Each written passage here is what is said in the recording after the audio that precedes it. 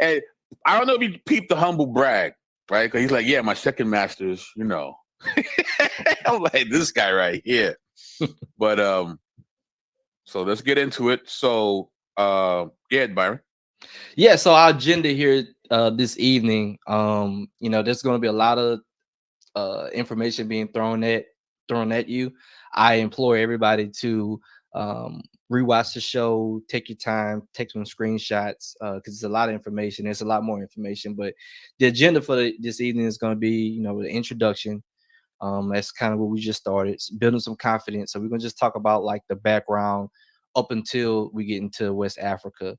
We want to engage the audience, of course, and we're gonna have some visual aids to kind of talk about um, the ideas towards the end about where areas are we particularly looking into, and then BK and I talk about some final tips and takeaways, like what does this mean moving forward within the UA community, or just people who just, you know, students of history.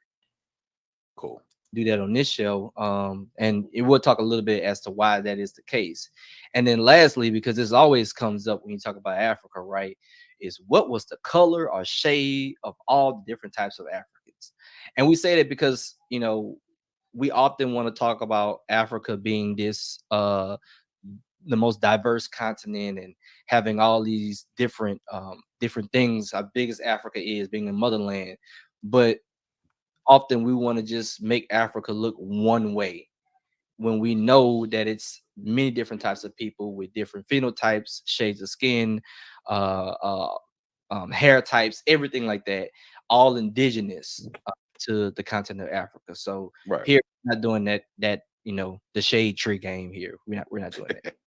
And if I could add to the list of what we are not stating, we are not stating that Jesus existed. We're not stating that. We're not stating that, you know, the inerrancy of scripture. We're not talking about that, right? We're not talking about whether or not African or African Americans should be Christians. We're not saying that either. Okay. And it's really important that you understand that, because what me and B are going to do afterwards, we're going to do a follow-up show. And that whole follow-up show is going to be dealing with people in the comment section who have a hard time listening. And if you say something that we did not say in this presentation, we're going to make you famous. Because for some reason, people have a hard time listening. So that the whole thing will be us just screenshotting your comment and saying, see, this person did not listen because this is what we're stating, and now they're stating something else. Bingo. All right. Bingo. So So what we are stating, right? Christianity existed in pre-colonial West Africa, right? So this is a modest claim that we're stating, is that we're not even stating something like prior to even European contact. At least we aren't, right? You may see some of our sources state otherwise, but this is what we're stating: pre-colonial, so pre-Portuguese, right? Um, it was significant enough to be documented by Arabs and Europeans. So we're not talking about how large or how small, but we're all saying that it's significant enough that Arab Muslims and then Europeans later noted on a significant enough scale that we still have evidence to this day that, hey, this existed. Um, we are saying that other Africans kept the narratives, their oral history. So if you are a pro-black or pro-African or just a student of history, you have to take oral histories of different peoples into consideration. You can't just throw it away because it wasn't written down in some type of way. Um, Artifacts, they're going to talk about artifacts that seem to coincide with the given data, and then we're going to talk about how Africans mission evangelize to other Africans. So basically what the Great Commission is telling us to do. right, right, right. So the gospel in West Africa. So the Gospel of West Africa, I want to talk about, as you see 4 or 5 different like bullet points here. There's a thing called the Nigerian knot. There's kingdoms. There's actual kingdoms talked about. Oral traditions. Prester John, that's going to be an interesting one when we get to there. And the archaeological accounts. So Just keep in mind, I even talk about just briefly the Nigerian knot real quick.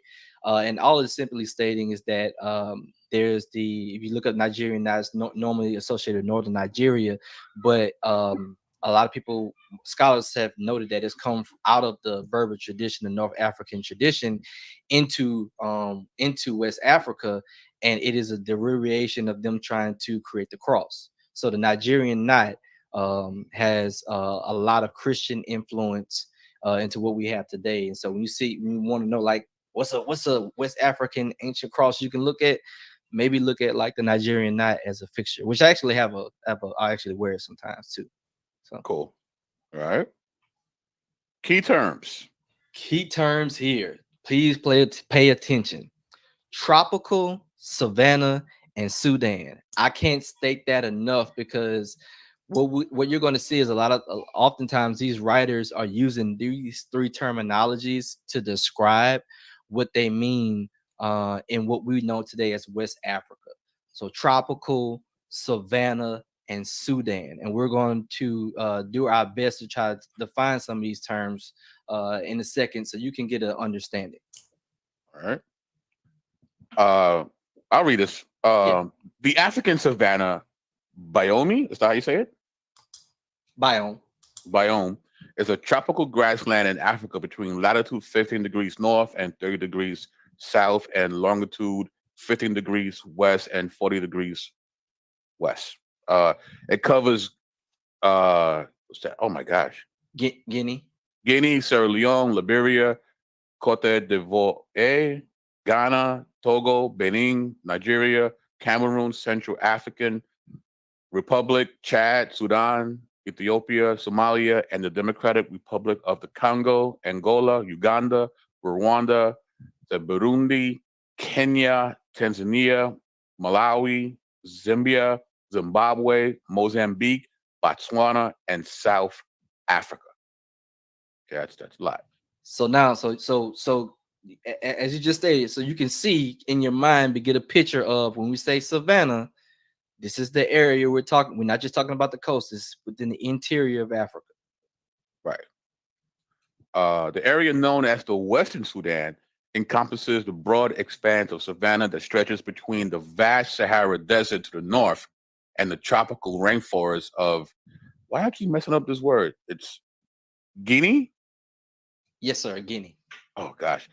Coast to the south. Its name comes from Balad al-Sudan, or land of blacks, the term used by the Arabic travelers, geographers, and historians who first wrote of the region's history.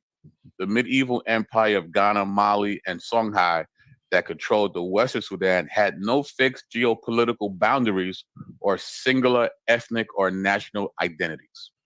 So that's important. That last statement is so you get an idea of like some of the empires that was going on at the time. But keep in mind, because some people may ask you, okay, so which African were they? Were they Yoruba? Were they Igbo? Were they Mandi? Were they there was no fixed national identity or singular one. There were all these different ethnic groups that made up these different kingdoms.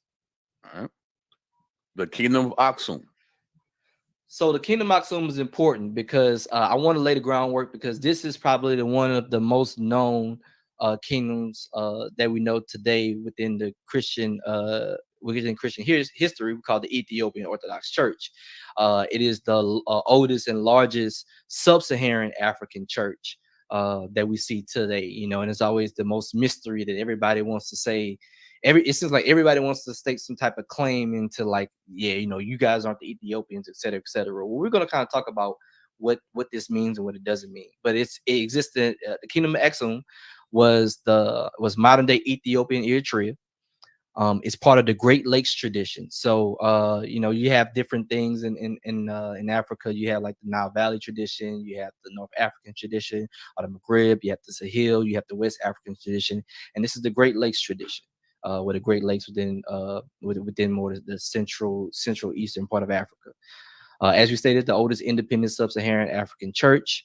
It was said that part of it was where the legend of Prester John was, and emphasis on legend because we'll talk about what that actually means. And this is some important points here. So Ethiopian reports of missions enter into the eastern side of Kingdom of Congo, and you see here at the bottom the source for that: Ethiopian Congo, a tale of two medieval kingdoms.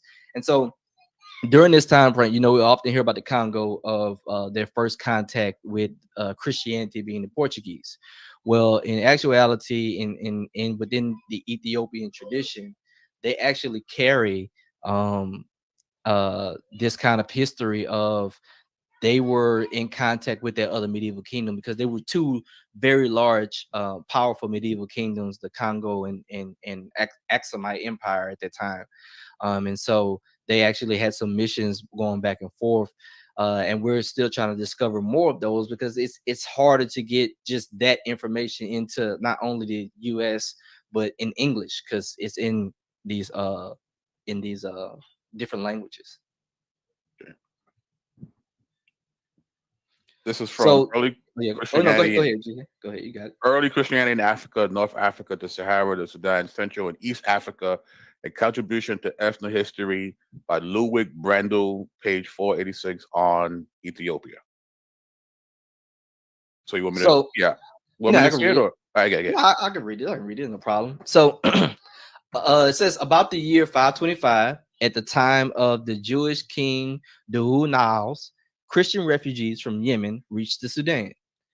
Nawas persecuted the Christians of his kingdom, and King Caleb of Ethiopia was asked by Emperor Justinian to attack the pro-Persian Nawas. Comas, a traveler to India, saw with his own eyes. I put the link in the chat. I've just for the record, you guys know me already. I don't be sitting down watching YouTube videos, so I've never watched this video. I heard it's pretty good. I'm watching it with an open mind. Because of course, I don't believe no Christian kingdom was in West Africa before colonialism. I do not believe that. Sub-Saharan Africa is a tricky word, because Ethiopia today of Kingdom of Aksum is below the Sahara. So that's kind of tricky. We can't say there was no Christian kingdom in Sub-Saharan Africa when there was Ethiopia.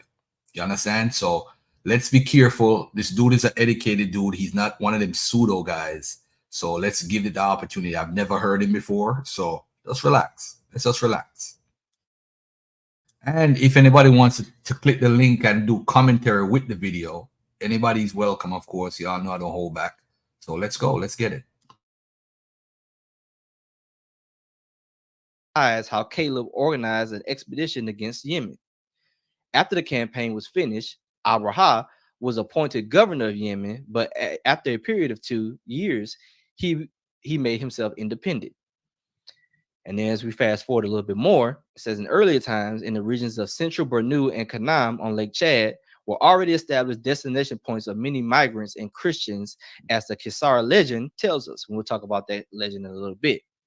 The Bornu tradition has it that the Oba Wadala were former Christians. The Wandala or Mandara came from the Fazan. The Beulah, who were under the first king, are said to have come from the Red Sea to Lake Fitri via the Kofada, who Christians as well. Today, the Beulah people live in northwest of Yola in Nigeria. So what is this segment saying? It's a large segment. I kind of broke it up. When you in the source material, you can read it for yourself. It's detailing not only the history of the Ethiopian tradition, but it also shows how even then there were evidences of people from the Aksumite Empire traveling westward into the Chadic, into the Niger Congo River Valley regions. So based off of their evidences, what they're saying is that even the Ethiopian tradition has evidence of traveling into what we would call West Africa today as Christians, as you can see. So I want to state this. This is not comprehensive. More work needs to be done. But hold on, before I hear his response, come on, man. Let's stop playing keyboard warrior. Let's jump on. We got to be very careful when we hear these traditions and oral traditions, right? Now, King Keturah, let's stick to the topic. Now, with that being said of Duas and what he did, and some people ran into the Sahel region, you know, that whole road that they take come from the east to the west or whatever. Okay. It's still, no, it wasn't shipwreck Assyrians. No. They got Christianity late. They got it around 4th century AD. What I'm trying to figure out, let's have the reasoning. I want to see, this is not a comprehensive more needs to be done, but it's enough data to show a solid conclusion. Christian influence in the northern savanna areas of tropical Africa is even older than Portuguese influence. It came from 3 sources: early North African Christianity, medieval Nubia, and European Christians who crossed the desert beginning in the 17th century. Okay, all right, let's listen to what he's saying. I'm all ears. But it is enough data for us to show a solid conclusion. So, and this comes directly from the book you see at the bottom, The Catholic Church in Tropical Africa, 1445 to 1850 by Joseph Kinney, and chapter 5 from the Gospel Across the Sahara and from Nubia. And this is important. Christian influence in the northern savanna areas of tropical Africa, as we stated before, is even older than Portuguese influence. So I want to say that again. Christian influence in the northern savanna of tropical Africa is even older than Portuguese influence. It came from 3 sources: early North African Christianity, 2 medieval Nubia, and then 3 European Christians who crossed the desert beginning in the 17th century. And the reason why we started with the Ethiopian context, because at the time of this book, some of the information about what was going on from Ethiopia into West Africa didn't exist. So more than likely, this book was to go and reprint again. They would include that information to say, hey, that bullet point 3 probably would move to bullet point 4, and the 3rd bullet point would be the Ethiopians as well. BK, anything you want to add or talk about with this? No, this is great. This is great. So here what do the experts have to say? So evidence of archaeology and Christian symbols in early North African Christianity penetrated the nomadic Berbers very extensively. This is coming from the same book we just referenced. Even if it's not always deeply and after the Muslim conquest, many of the Christians took refuge in the desert. As a result, Tasmashek's vocabulary still contains Christian terminology. For instance, the word for angel.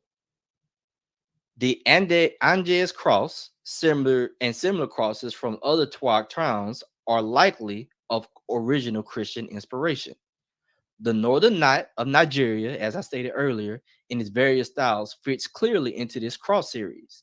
Its depiction on the floor of the ruin of St. Augustine's Cathedral in Hippo, which is in Algeria today, now removed to Pava, demonstrates this. And so if you get the book, they actually have a picture of that cathedral that existed in North Africa, and it's literally just like the North African knot. And actually, when I go back on the screen later, I'll show you. I actually have one that I just crosses on.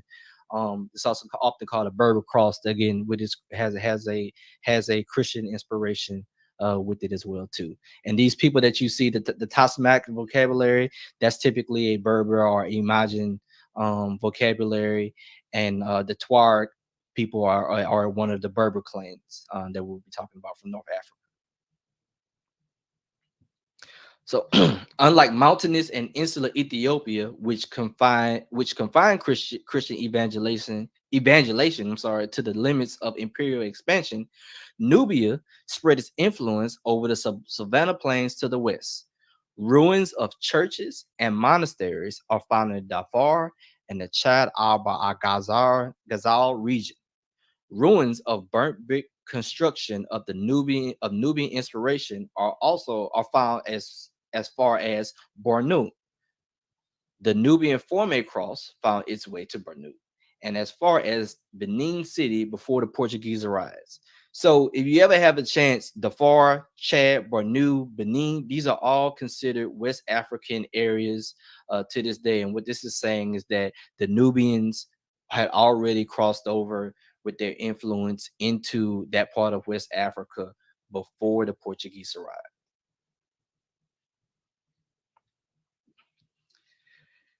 I'm probably gonna mispronounce this, but they'll be okay. Jaal de Barros, describing the are found in Darfur and the Chad Arba Ghazal region. Ruins of burnt brick construction of the Nubian inspiration are found as far as Bornu. The Nubian Forme cross found its way to Bornu, and as far as Benin City before the Portuguese arrived. So if you ever have a chance, Darfur, Chad, Bornu, Benin, these are all considered West African areas to this day. And what this is saying is that the Nubians had already crossed over with their influence into that part of West Africa before the Portuguese arrived.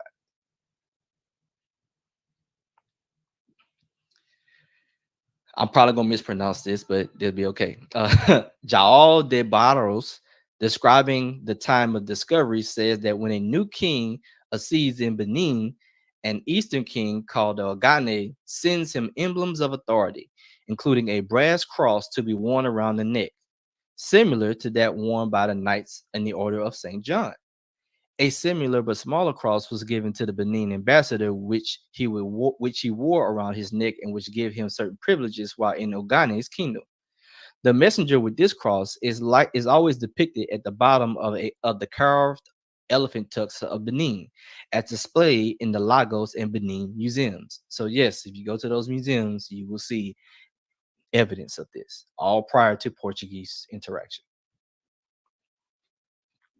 The connection between Nubia and Benin can be filled out by writers such as Leo Africanus, who's writing about his travels around 1512 to 1514, said that the Gagal people, somewhere in the Chad Darfur region, highlight here, practiced Christianity, and that the founder of the Mandara kingdom around the Mawari in Cameroon was a Christian.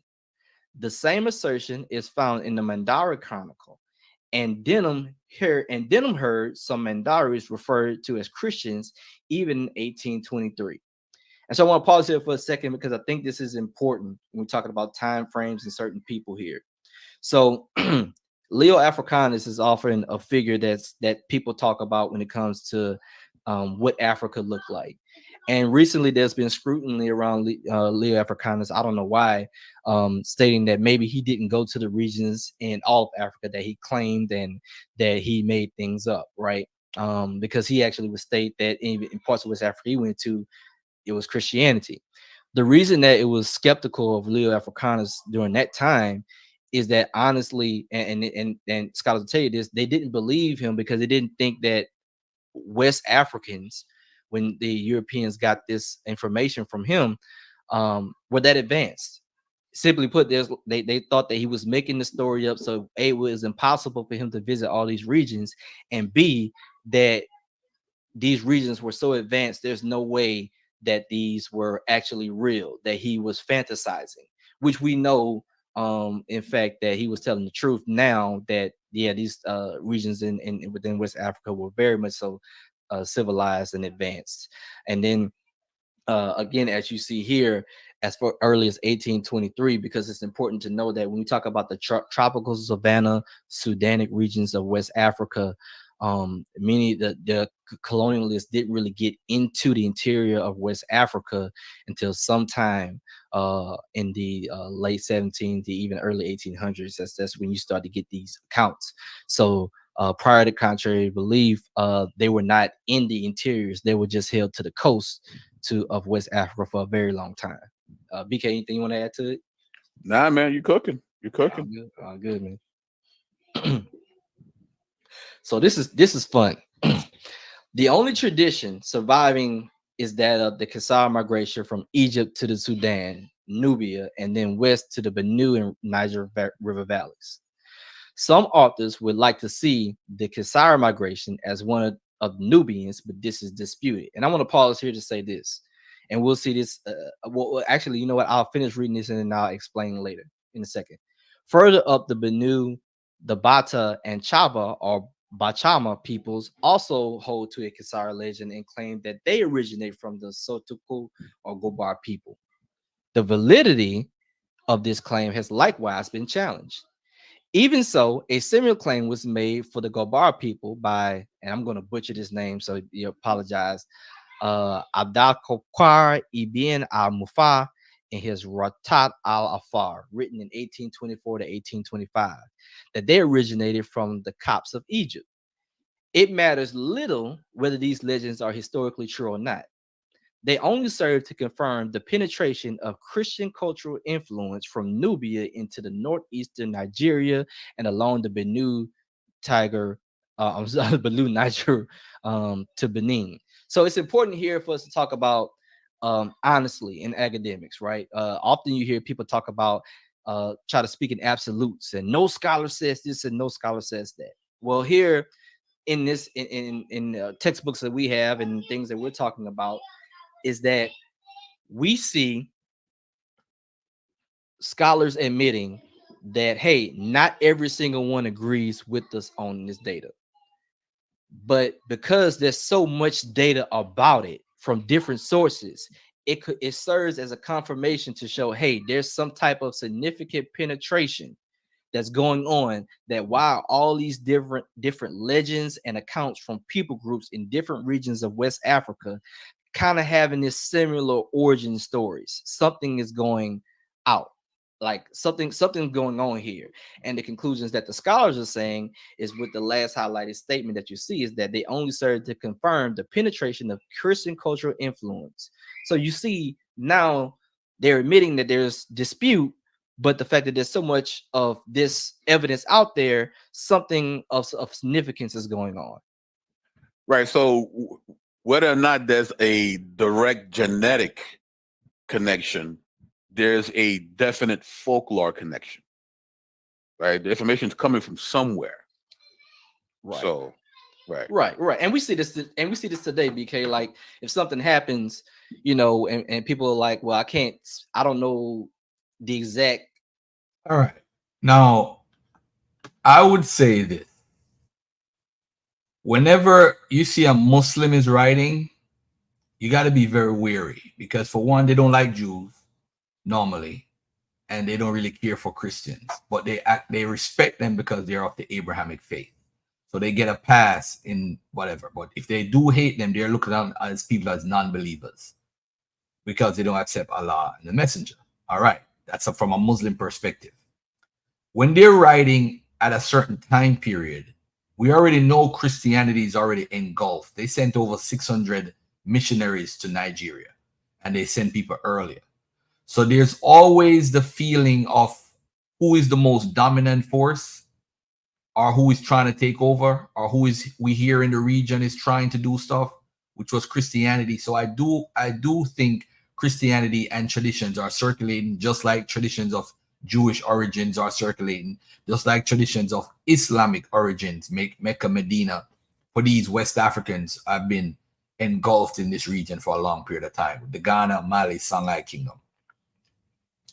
I do think there's a lady at Harvard that did a whole thing on this. I was supposed to do a presentation on it for the longest, for like 7 years now.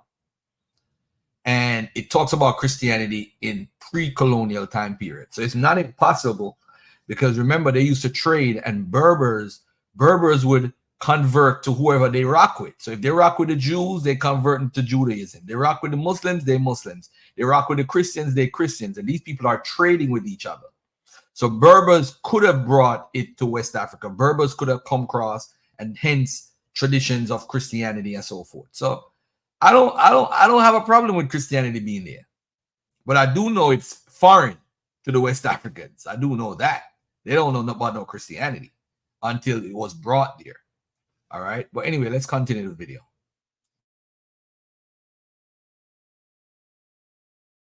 Reason or the exact statement of what has happened, but you have 10 to 12 people having similar accounts.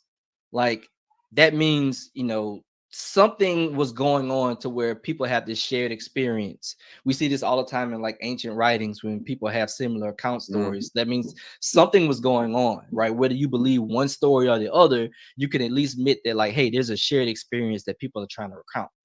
Right, right. So we've been hearing this word Coptic Nubia. So sometimes you may hear the term Nubia or Coptic Nubia or medieval Nubia, kind of talking in the same time frame. Medieval Nubia Christianity goes into like the late 1600s. It talks about it relishes around the Sudanic regions, which includes Chad, which is important because people often forget Chad, the Chadic region being part of the West African region as well too. And these people are descendants of ancient Kush. And so primarily when people talk about the Coptic influence, they're going to be talking about the Coptic influence through Nubia. When they talk about that side of this equation. And so people, as you see on the blue side, like Saint Anthony, for example, he's considered a Nubian. Moses the Black, for example, if you ever read about him, he's a Nubian. These are people of darker hue. And so I'll be remiss to say this is like, you know, people are wondering like in the Bible, well, where's Nubia? It's depicted as Cush, as you can see, ancient Kush.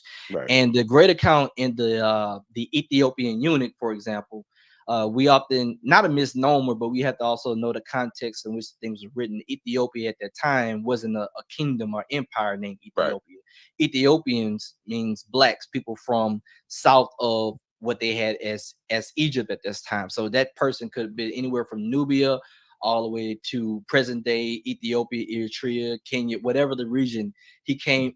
It's a reflection of showing what basically what skin tone he was, just burnt faced people. Right. But we know where he's from because of who he worked for, right? Because in the Book of Acts, it talks about Kendeke, right? And she's the queen mother, right? The equivalent of the Nesut, the pharaoh in Kemet. So, and we know that she resided in Moro, Nubia. So that gives us more clarity and also early attestation of a sub-Saharan African who is a Christian in the Bible. So, bingo. Mm-hmm. Let's see. So now we're going to talk a little bit about the North Africans. So North Africans, quick overview. They go from literally the area of North Africa through the Sahel region. So you have places like ancient Carthage or African Proconsular, Numidia, the two Mauritanias, which are in the Roman provinces. They were called the quote unquote Berber tribes, and some Punics as well too, because the Punics are descendants of the Phoenicians who settled in the Carthage region. It's important to note that they were not Roman by lineage. They were not Latin by ethnicity. They were not Roman Catholic, because Roman Catholic was not at that time was not a term used to describe a particular church. And it is important to note because these people did not live in a world where what we have today, where you put a, you know, quote unquote black church, white church. They're somewhat part of the Church of Rome. In fact, if I'm not mistaken, Pope Leo, one of the early Roman popes, was a Berber, was an African Berber. So you have evidence here, remembering that these metropolitan areas like Rome, Alexandria, Carthage, around the Mediterranean were not just one ethnicity. It served with a ton of ethnicities. So a big good equivalent today would be no different than like BK. You go into New York, you're going to see all types of people from different backgrounds in this metropolitan city. You're going to see the same thing in like places like Los Angeles, Chicago, where these people from all over the world and all over the country, these different backgrounds, all living here. So just to say that, hey, and that taking this for granted, but like they're saying BK is from New York City, right? And Donald Trump is from New York City. So ergo, BK and Donald Trump are the same ethnic group. And we are most definitely not. Right. So now we can kind of understand this aspect of it. And so they spoke, well, they say African Latin, sometimes called Africitas or African Romance, which is basically the Latin language with a North African tongue and long words too, similar to what we have today in like the Creole languages, where you know there's English and then there's Creole English or different variations of that. It's French, it's Creole French, Haitian French, and Spanish, the same thing. All these different, we see this to this day. So it's not something new. They spoke Punic as well, from Carthage, and then the different Berber languages, like we talked about before. So this is amazing quote. BK, would you like reading this one? Sure. In North Africa, the inhabitants along the coast were Christians, and furthermore, the Christian message had already penetrated Numidia. In the interior of the Atlas Mountains, there existed in the 3rd century 20 bishops. The faith was preached to the Getatilians and to the Mauritanians before the persecution of Emperor Decius took place. The Berber Kabyles were also Christians, and at the time of Augustine, Christianity reached as far as the forts of the edge of the Sahara limes, which stretched along the Atlas Range. Kabylie was a Greek town in the interior of Thracia. Today, it is called Galawitsa and is situated in the Tonja River. Perfect.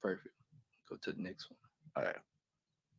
The Berber tribes of Libya and North Africa originally grouped themselves as Nasamons and Scilly in Crynesia and Tripolitania. Tall and slender figure, the Maxites, Musulani and Numidu, Katuri, and the Mori. It is not known how, but a small group of Mori came to live in Hausa country. The Berbers were nearly all Christians. Accordingly, the Christians of Barbary were at that time divided into 3 groups: the Catholics, the Donatists, and the Monophysites. So I want to explain this quote a little bit more, and I definitely understand BK. These words are like, it's crazy. Yeah. But essentially, these are different like Berber tribes, right? And so they would have different chiefdoms. There were different names. Oftentimes, you're going to hear terms like Numidia, Numidu, Mari, for example. And Mari is always a big one because I love it, because Mari is the root word which we later get more from. And so if people ever want to ask, like, who the Moors were, I guess according to this, the Moors were originally Christians before they were anything else.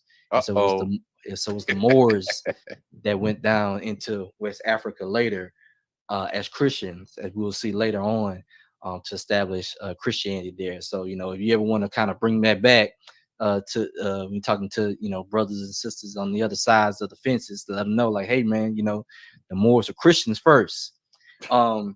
Boy. And at the bottom here, I wanted to talk about where it says the Catholics, the Donatists, and the Monophysites, right?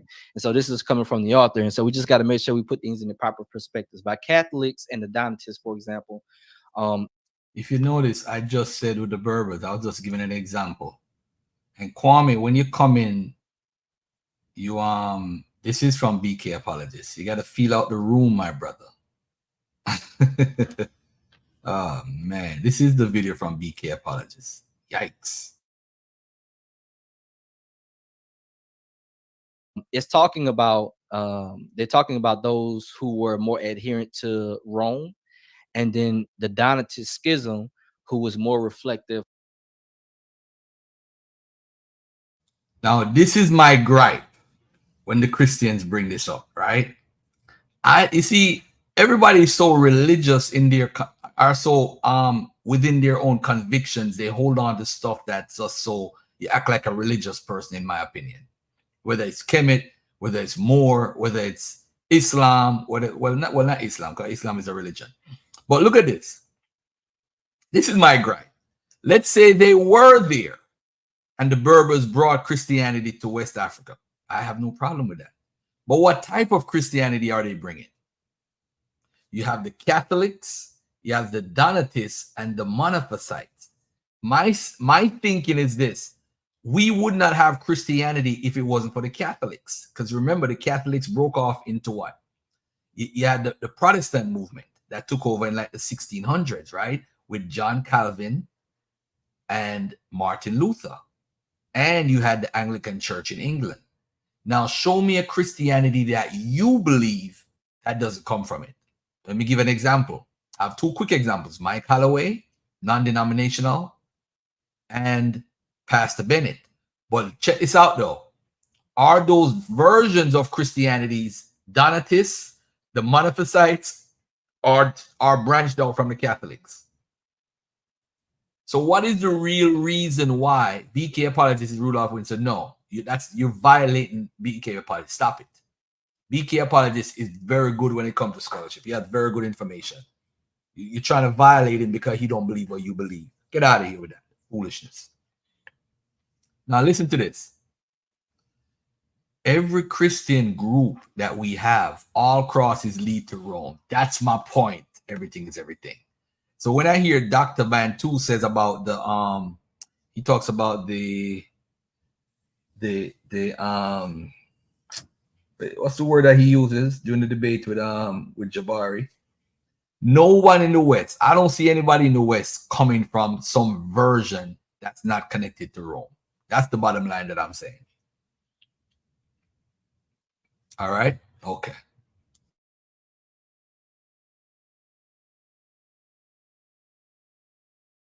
Of those who were in North Africa, particularly Numidia and Mauritanians, the Numidians and the Moors, and those groups theologically they believe the same thing.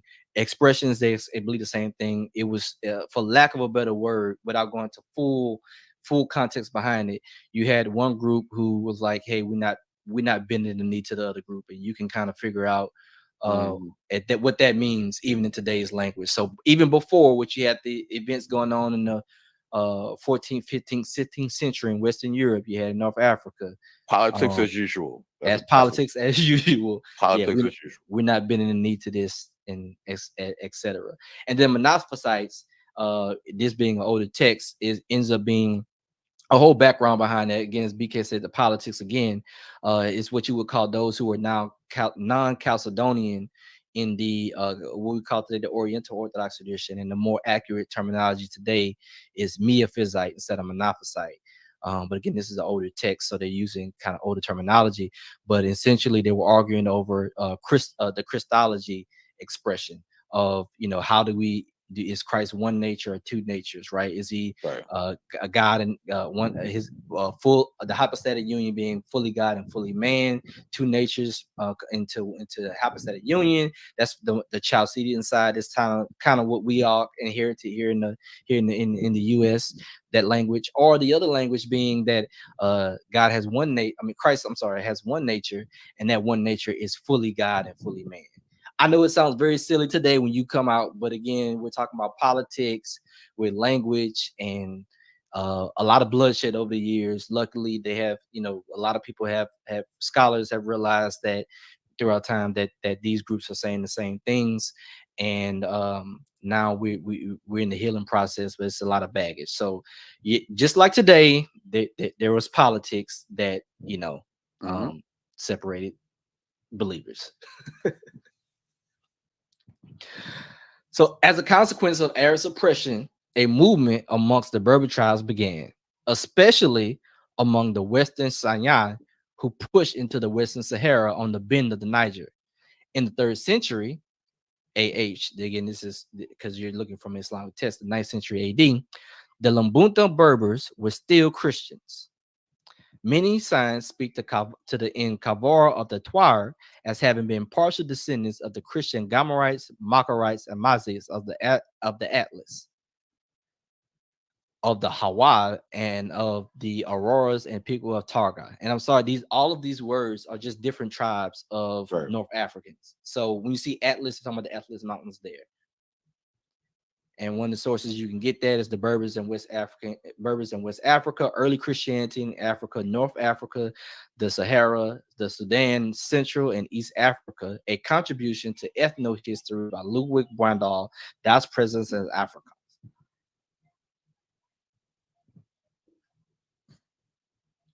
So, you know what, BK, if you don't mind, read this for Yeah. water.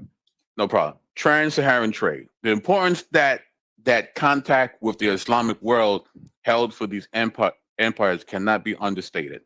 While extensive trading networks undoubtedly predated Arabic involvement, the development of trans-Saharan commerce in the 7th century by Arabs and Berbers intensified and expanded the trading networks that made the empires of the Western Sudan possible. The Savannah region is naturally hospitable to both agriculture and livestock breeding and is ideally situated for trade. An easily traversed region separating radically different environments, each possessing resources and products badly needed by the other, it is likely that the Savannah was an important trading arena long before the first camel caravans arrived from North Africa, 3rd to 4th century AD. So what this is saying, basically, is showing you the beginning of the train. One, that these routes already began, but the Arab suppression that ends up coming into West Africa and North Africa made people flee. And they fled into places that they knew long before the first, as they said, the 3rd, 4th century AD. Like these were known places to go. And we see this today, right? Like when people flee for whatever reason, it could be famine, it can be wartime, it can be stuff like that. They typically take the same routes that they always historically done. Like I live in Louisiana, for example, and we're in the middle of hurricane season. So when people want to evacuate for hurricane season, they typically take the same routes that they've always taken. They don't have to be kind of taught and told to go this way or that way. They know the roads, they know the back roads, they even know the places that they should go to avoid the storm for the most part. So just like here, when they have the oppression going on, they know where to go. Right.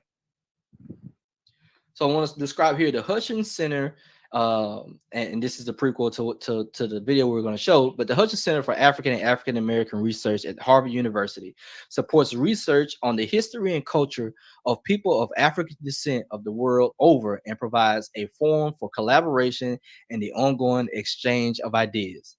It seeks to stimulate scholarly engagement in Africa and African American studies, both at Harvard and beyond, to increase public awareness and understanding of this vital field of study. As the preeminent research center in the field, the Hutchins Center sponsors visiting fellows, art exhibitions, publications, research projects, archives, readings, conferences, and new media initiatives that respond to and excite the interest in establishing and emerging channels of inquiry in African and African American research. Woo-hoo. All right, so you want to play the video now, or let me see the next slide real quick. Just want to make sure. All right, I'm not gonna play the whole video. What I'll do is I'll put the video in so y'all can watch the rest of it. But it was pretty, so far it's pretty good. It's pretty good. He has some good stuff. I screened ahead to look at whatever. I mean, it's not to me, it's not a big deal. It's not a big deal. And it's just like somebody claiming to be Jewish and there's traditions. Nobody's saying there's no Jews in West Africa or whatever. But these Christian Berbers, are they saying that the Berbers came on the slave ship? Are they saying that Christianity was in West Africa? Yeah, it's not a big deal. It's not a big deal. All right, so let me get to Afrika Bambaataa for a second. And recently, Afrika Bambaataa has been in the news because they're trying to do some museum stuff. Is it time to talk about Afrika Bambaataa and hip hop? So let's take a look at this article, and you guys tell me how you feel about it.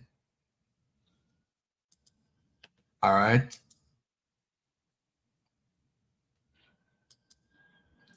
Peace and love. I see Mika in the building. Wagwan, Mika. I wasn't going to talk about this, but Mika texted me something. And I said, you know what? I'm bored. Let me talk about this. I'm not staying on long. I'll be on probably until 12 o'clock. I got a lot of work to do. But now is the time for hip hop.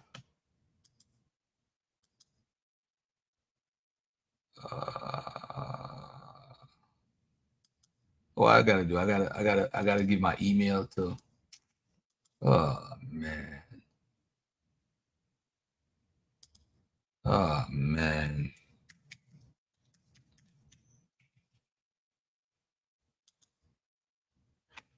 Hold on, family. 1 second. I know I had to register to play to read that interview. Ah.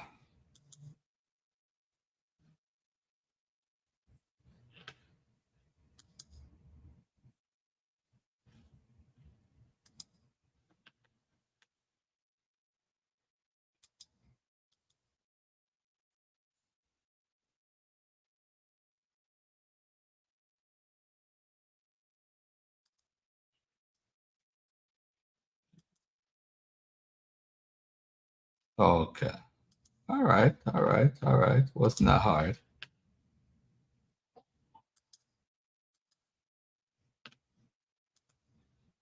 You think Ron Savage lied?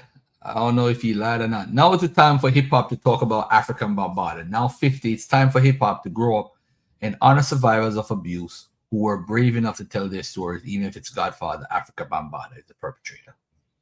This is Leila Wills out of Chicago. Big up to her. People may need to remember how hip hop pioneers and second generation legends moved as a community back in the day. They attended hip hop summits and discussed the denigration of women and girls in songs, the evils of the music industry, and how damaging negative portrayals of Black people in rap music would cause irreparable harm.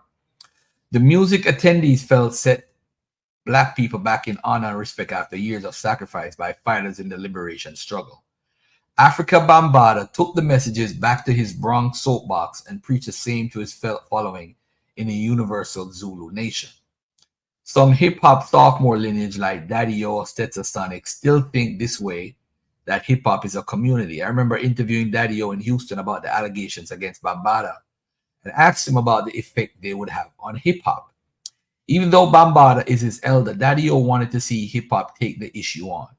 I don't know if it will have the kind of effect people might think it may have. Where it could really be negative is if we don't really deal with this. If we don't deal with this, he said. Let's say Bambataa goes off the grid and we never see him again. We still need to deal with this issue, and I would love to deal with this issue in hip hop. I just think that we need to. I think it can start us to deal.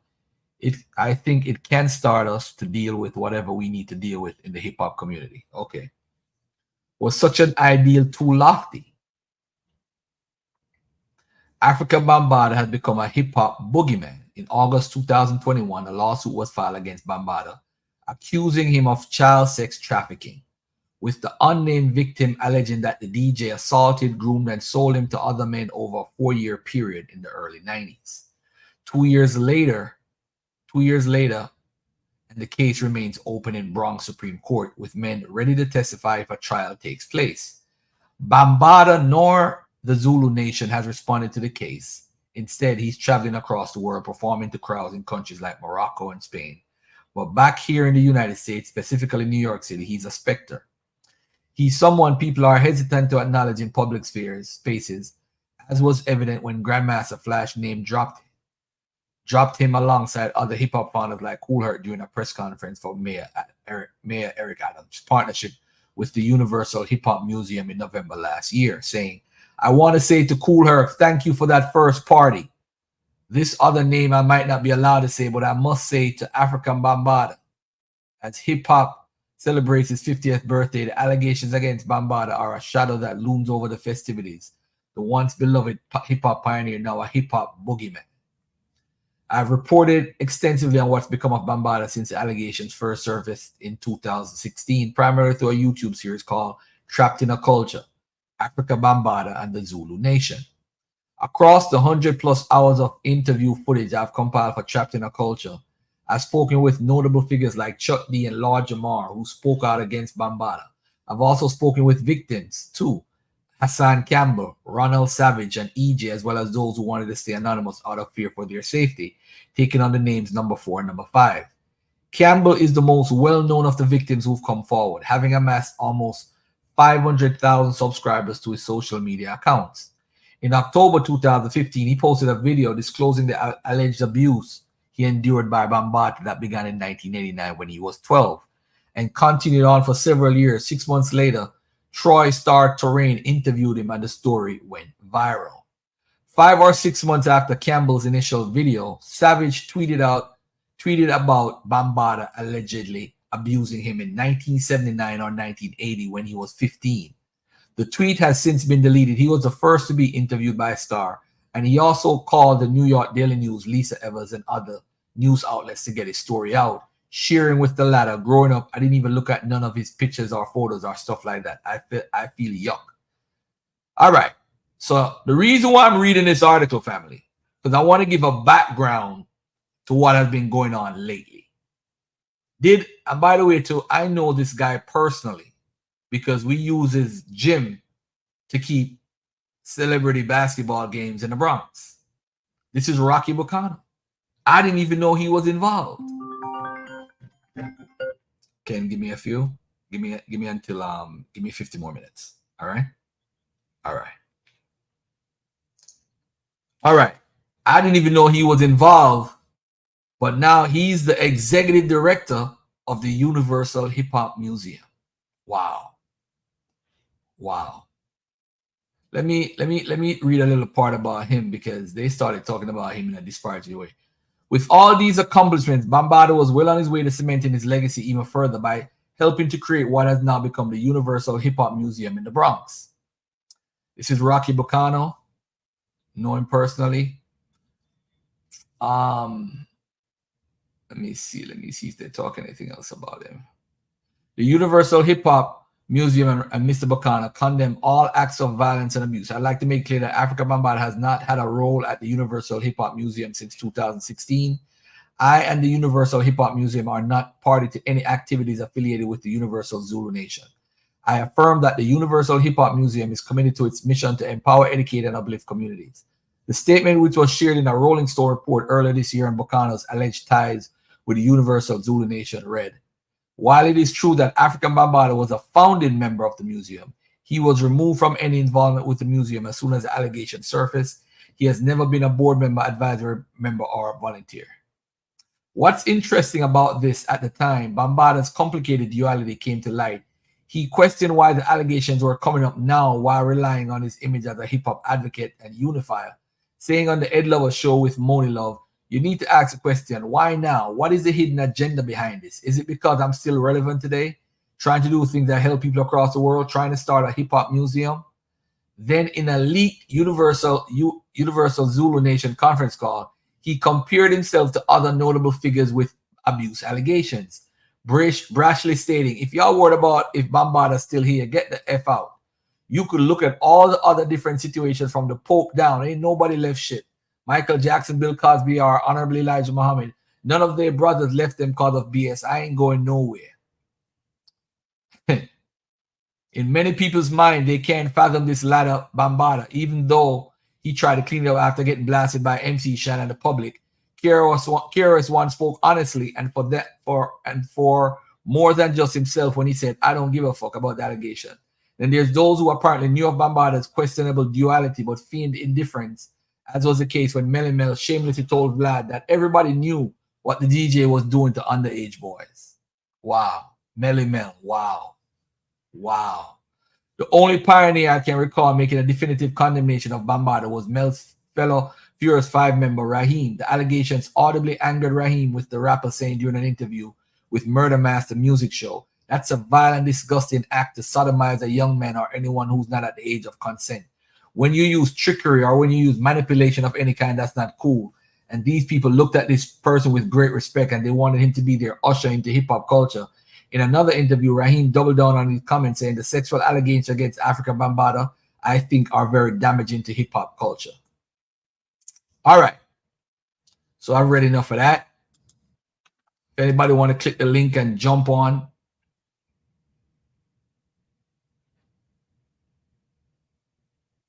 All right. Yes, Bambataa might be Jamaican. Sad to say. Oh, man, he's not ADOS. Don't start that. Bambataa is Jamaican. That's the L. I ain't even going to really leave that alone. All right. So now let me get to this video by the sister Leila Wills. Let me give a shout out to Leila, by the way, too, man. Shout out to her because she's been on this from day one. I don't really get caught up with a lot of this stuff, but she did a whole documentary series. Now look at Hassan Campbell. He came out with a video. Shout out to Hassan Campbell, by the way. Remote job. He said Ron Savage recanted his story because of the hip hop museum. I got a question, right?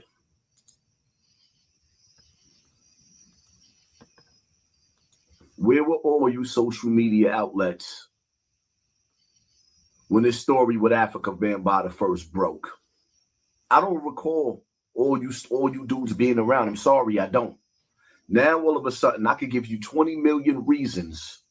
20 million reasons why all of a sudden everybody is speaking on the Afrika Bambaataa situation. Since when? Since when? I've been sitting up here fighting this fight for 8 years straight, 9 years. It started out, I came out in 2015. Ron Savage came out in 2016. 16, 17, 18, 19, 20, 21, 22, 23, 24. That's actually 9 years. It's been 9 years of me telling consistency of my story. And where was you other media platforms at? That was nowhere to be found. Now, all of a sudden, Ron Savage been backstepping. But all of a sudden now, y'all want to sit up there and y'all want to clear the air and clear Afrika Bambaataa's name. First and foremost, in the beginning, for years straight, Afrika Bambaataa lawyered up. The first thing he did was lawyer up. He ran to lawyers. Nobody was pursuing a case. I made it clear in the beginning. I was a street nigga. I was never, ever, ever, ever going to court. I made that shit clear.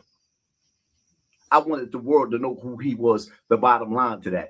Now, years later, after Ron Savage decided to be marching and crying all over the news and marching with the Child Victims Act, Leila Wills hooked me up with a lawyer. I didn't know the same lawyer was dealing with Ron Savage. So after Ron Savage sabotaged the story, the lawyer threw it out. So that was my opportunity of me going to court on Afrika Bambaataa. But let's take it way, way, way back. Afrika Bambaataa said these people are lying on him, right? Lying on him. Particularly Ron Savage. Both of them got on the news. Afrika Bambaataa made it clear that he didn't even know Ron Savage or never even met him. Out of nowhere comes Lord Jamal to the rescue. Shout out to Lord Jamal for being stand-up. Lord Jamal, let me ask you a question. How do you feel now that you put your life at risk and could have been going to war? Because you know back in the days, the Zulu Nation was the mighty Zulu Nation. You put yourself at risk for Ron Savage. And Lord Jamal, I would love to hear your response to this. You put yourself at risk for Ron Savage to turn around and backpedal on Afrika Bambaataa.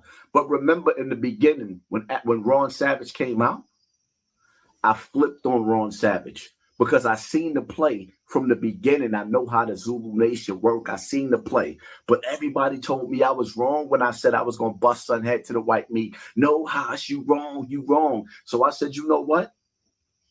All right, I'm going to listen to these people. I hooked up with Ron Savage and backed his story. This could have been our grandmother. That's right. Free.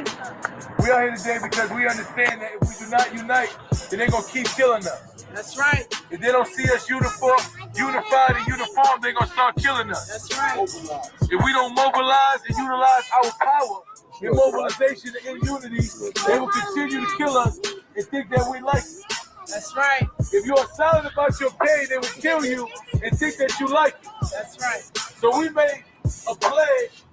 We made a decision. Now this is why I tell people, never, ever, ever, ever go against your gut feeling. When your gut is telling you something, don't listen to people. Because now 8-9 years later, Ron Savage is reunited and it feels so good. He's outside in the hood taking pictures with Afrika Bambaataa. Well, let me ask y'all something. Let me ask you a question, right? Let's get deep with this, right? To everybody that's watching, let me ask y'all a question. If a man accused you of what Ron Savage accused Afrika Bambaataa of doing, would y'all ever take a picture with him again? Who in their right mind would stand next to a man that destroyed the Zulu Nation?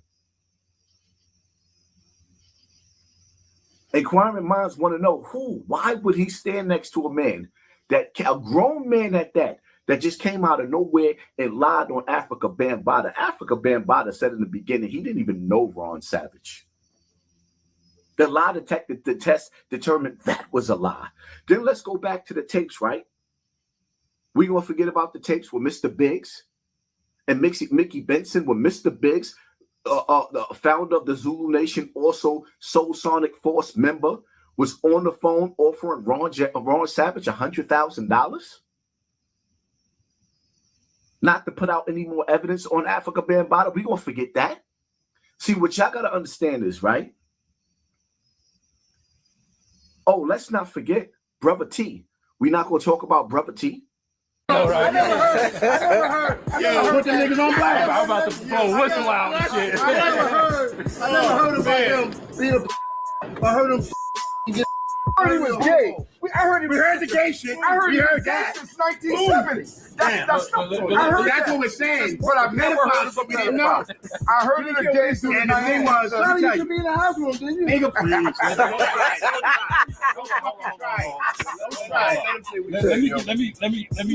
Let me make this clear for the 80s. All right, I was a young kid. My older brothers run the church. Nah, what happened in that room with Bam, man?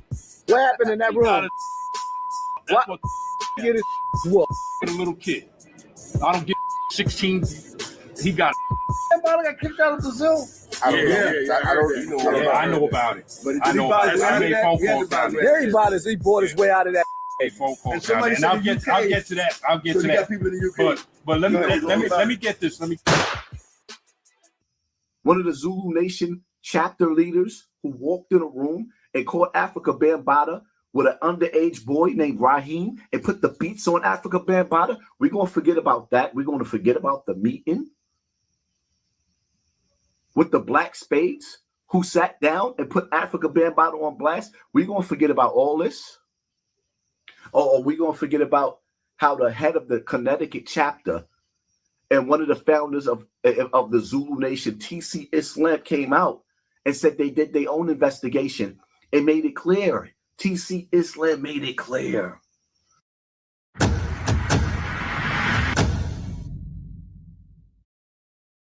Hold up, dude. You mean tell me you that much of a Bambaataa groupie boy fan that, yo, all the money is going in his name, your dues, everything, it goes to him, and y'all broke, sleeping on couches?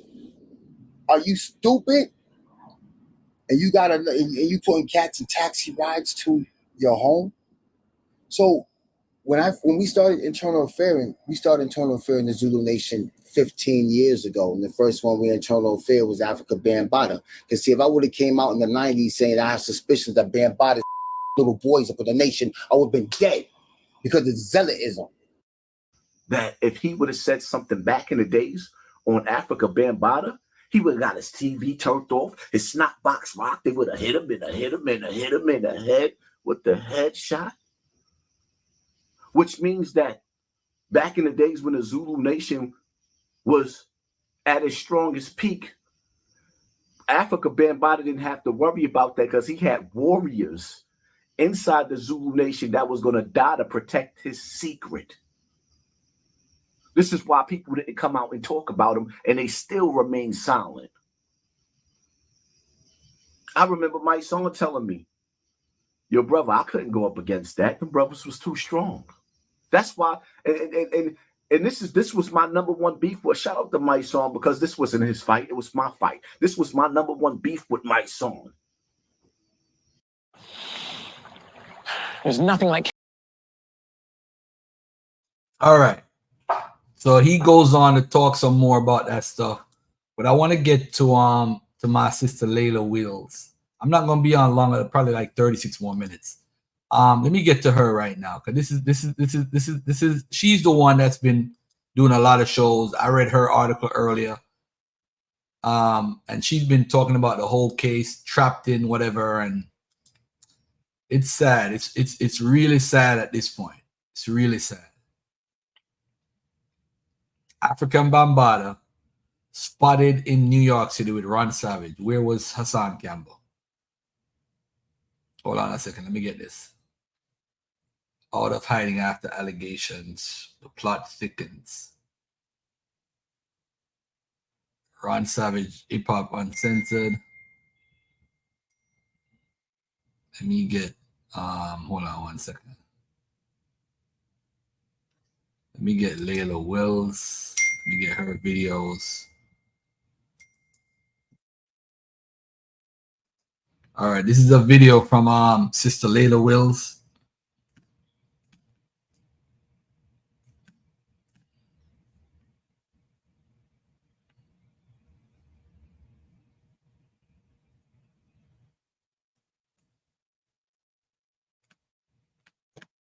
Hold on one second, family.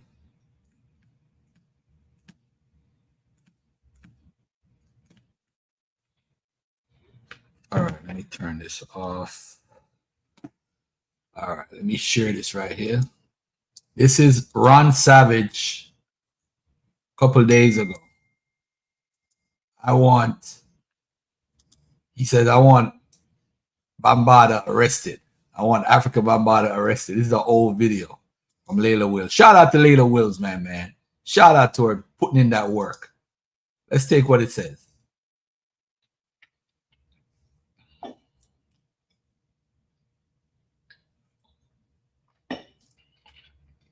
Let's take a listen. I don't know. They said I turned hip hop on top of its head. I say I let myself free.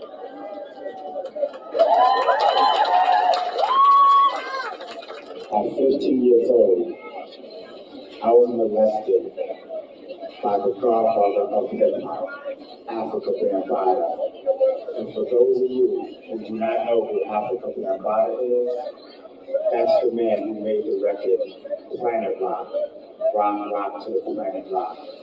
I said once the legislation passes, I'm going to take Bambaataa to court for monetary damages. Yes, man. Yeah, hold on. Let me get Bates in there. Hold on. Yeah, Bates. Yeah, he's on the phone now. Been good. Yo. I don't know, man, what you want to do, man, but man just called Muhammad, right? He said, yo, name your price, man.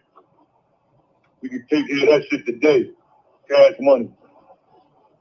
Oh, word? I was there when that phone call took place. When it came in the first time to Bambataa, it was in Chicago. He was surrounded by the Zulus that love him.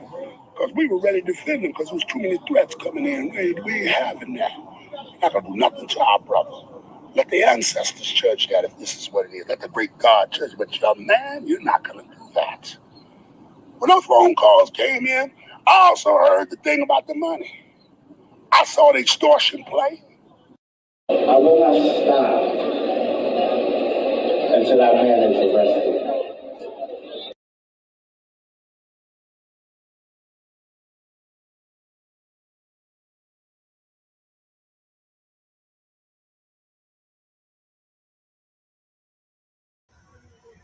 I'm gonna let the people know that I was asked to retract my story. And I was told what to say in my retraction. I'll be damned if I retract anything. That's right. That's right, brother. Stand your ground, brother. If it wasn't for me and Poppy, people would not be coming out against the force. Right. But don't get me wrong. Not everybody in the Zulu Nation knew. Exactly, yes. But then there's a lot of people that did.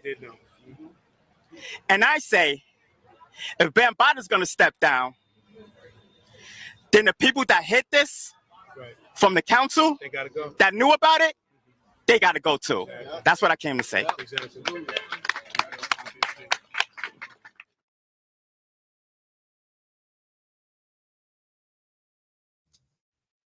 So that's your man, Ron Savage, taking pictures.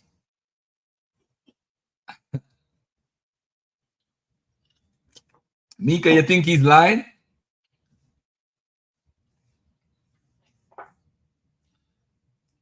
When we hear all the Dr. York stories, we hear the Polight stories. And for those who hold on one second, let me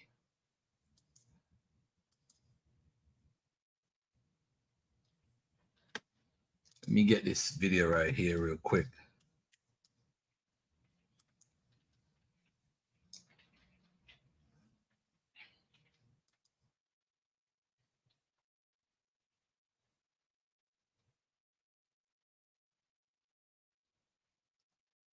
Hold on one second, family.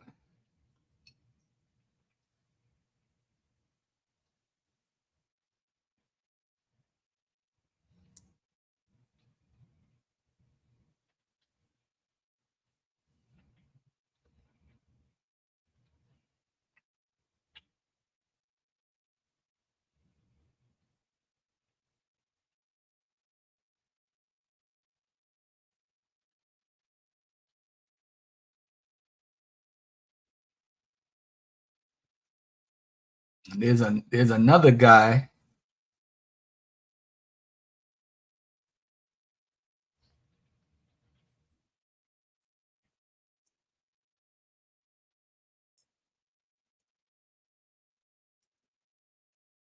Where I said, and what you see on your screen is from Shaka's live, in which he was there to expose me. And it seemed like a waste of time, but I do want to address it because honestly, I'll take your point. Let's have a word battle, shall we? What Shaka Amos's issue was that I said, you see it quoted at the top of the screen. Also, please catch in the corner that he put BS on my binoculars. And in between Angie and Snatch, really little, he put the liar. I'm sorry. It made me laugh though. So what I said was he, Shaka, showed every salacious message Kelly ever sent him. What he called me out on was that how do I know that that's every message? Why would I presume that that's every message? Well, in that word battle, I'll give that round to him. Now, let me clarify and give some context to this. He's absolutely right. I do not know every email that he has in his possession from Kelsey. I was specifically talking about the emails that he showed in his two-part expose. However, I shouldn't have even said that because I know that there are more emails, and I know that because I've been in possession of Shaka's emails. I've just been kind of waiting for the court case to go along, and there's a lot of information. That's what investigations are about, that you gather. And you guys, we're building trust here back and forth, right? So you count on the fact that I have at least verified it, and then you can also challenge me and teach me as well. So yes, Shaka, you're right. I should not have said that you showed every salacious email Kelsey ever sent you.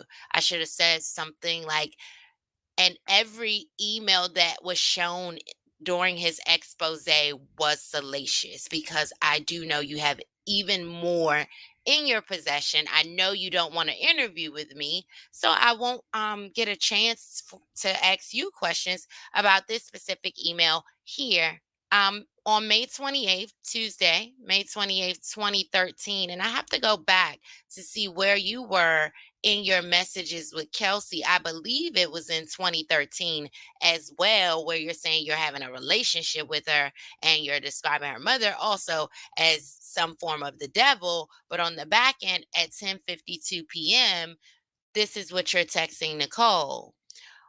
A 1,000-foot wall of ego and false pride erected between us, you and me. As the architects of that wall, only we can dismantle it. It will never crumble on its own. I think that wall is ugly and should be torn down to let some light shine in, to let a breeze blow where it so desperately wants to blow, even if it means a little more hurt, a little more anger, and a little more resentment. At least eventually, the ugly wall will be gone. Life is too short and unpredictable to pretend. I don't want to pretend that I don't miss you, that I don't cherish you, that I don't love you. Those things have never stopped for one moment. I let you embarrass me a few months back. I wanted to ask you about that situation. When I said what I said, I shouldn't have, because I meant it then just as I do now, and most likely always will. There's not a day that goes by that I wish I didn't, but it is what it is. If you feel like it's imperative that you one-up me by not responding, okay, sure, no problem. Or if you prefer to respond by belittling and ridiculing what I've said as you did prior, then hey, do you, whatever floats your boat. I'm an expert on the past, and the one thing I know about it is that it can't be changed. However, it's best used as a resource from which to draw strength in the present, even unto the future, whatever future we choose to entertain or design for ourselves. Funny thing about love is all the hurt and the pain can't erase it. That's why it's called love. I showed you my selfish side. You showed me yours. That's Southern for yours. Smile, laugh out loud. We let others worm their way in, some who should have never been able to under any circumstances, and others who perhaps may have been inevitable. But in the end, it's you and I that's left with an ugly wall to contend with where we're concerned. If you wish to leave it up and let it be part of the landscape of our lives, then go right ahead. Perhaps it's better fit than actually dealing/confronting all the hurt and pain we dished out to one another. Perhaps you're with someone and our wall serves its purpose where that's concerned as well. If so, I respect that. Nevertheless, pretense doesn't suit me well. So I've said my piece, and I genuinely wish you well, as I always have. Just know that I miss you. And with that, I have good days and bad days, just as I expect you do, though you'd never admit it. With that, I will leave you on your side of the wall. And should you choose to let it erected, may it. To leave it erected, may it. And what or whomever you encounter on that side bring you all the happiness I never could. P.S. You may do with this I'm sure I said that wrong. Whatever you like. Forward it to whomever you wish or delete it. Matters not to me. One thing, however, is for certain. I'll not be helmet, elbow pads, and all. So I'll say my farewell here and now. When ish got bad between us, it was gut-wrenchingly bad. But when it was good, it was real good. As an idealist, that's the part I'll keep. You may keep whatever part you wish to, or discard it all for that matter, as suits you. Volumes more I could post, but no more. That's it. Blessings of thousands lifetimes to you all in this one. Me. I said what I said in my video. I feel how I feel about why Sonetta reacted the way that he did and how that situation played out in its entirety. And that is my opinion. And I do think it is a well-processed opinion, because it is so funny that your interview with Sonetta stayed up for it was a whole day before you guys did the second video, where it was actually just Sonetta by himself taking calls. And then later, maybe an hour after that, you get on. So I still stand on how I feel. When it comes to the House of Consciousness, something's fishy. I try to use restraint in my descriptions, but something is fishy. I do want to come back and talk about Brother Polight and all of the new scams that he has going on. I can't keep up at this point.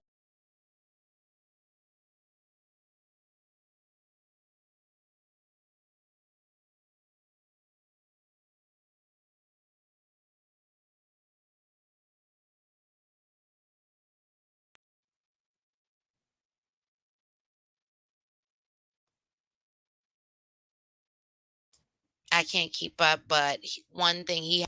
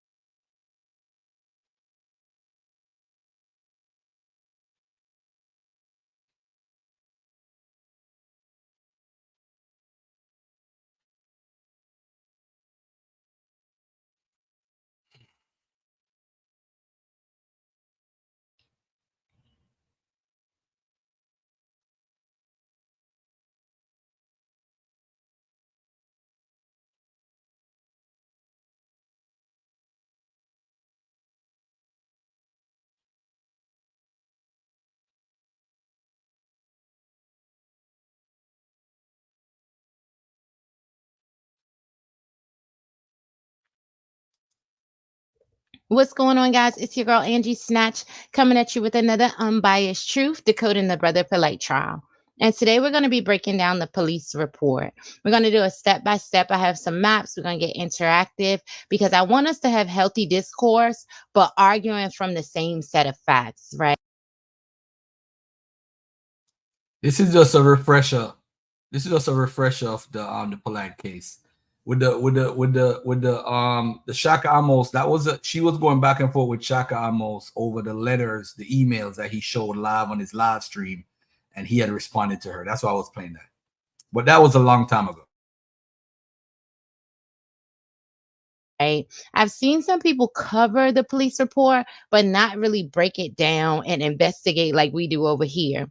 But before I get started, I want to say thank you so much to all my new subscribers and welcome. And then a special thank you to all the men, the brothers, the fathers, the uncles, the godfathers, the mentors, the kings, and the emperors in our community that do the great work, that have not been shy about voicing their opinions on a situation like this. I know that you brothers are nothing like the monster that I cover over here, and he is not representative of the Black man that I know. So I wanted to get that out the way. But let's get into this police report. So what we're going to do here today, we're going to start from February 27th, when the first allegations were made, to August 17th, when we all found out about it. So then that'll be our ground level foundational piece. So then when we argue, we're arguing the same point. All right. So I want to start with page 1. Page 1 is not really that important to me, but there is such a fun fact in this page. If you look at permanent address, you see 6220 West 3rd Street, Los Angeles, California. So I looked that up. That is the Palazzo Apartments, which is in the same courtyard as the La Brea Apartments.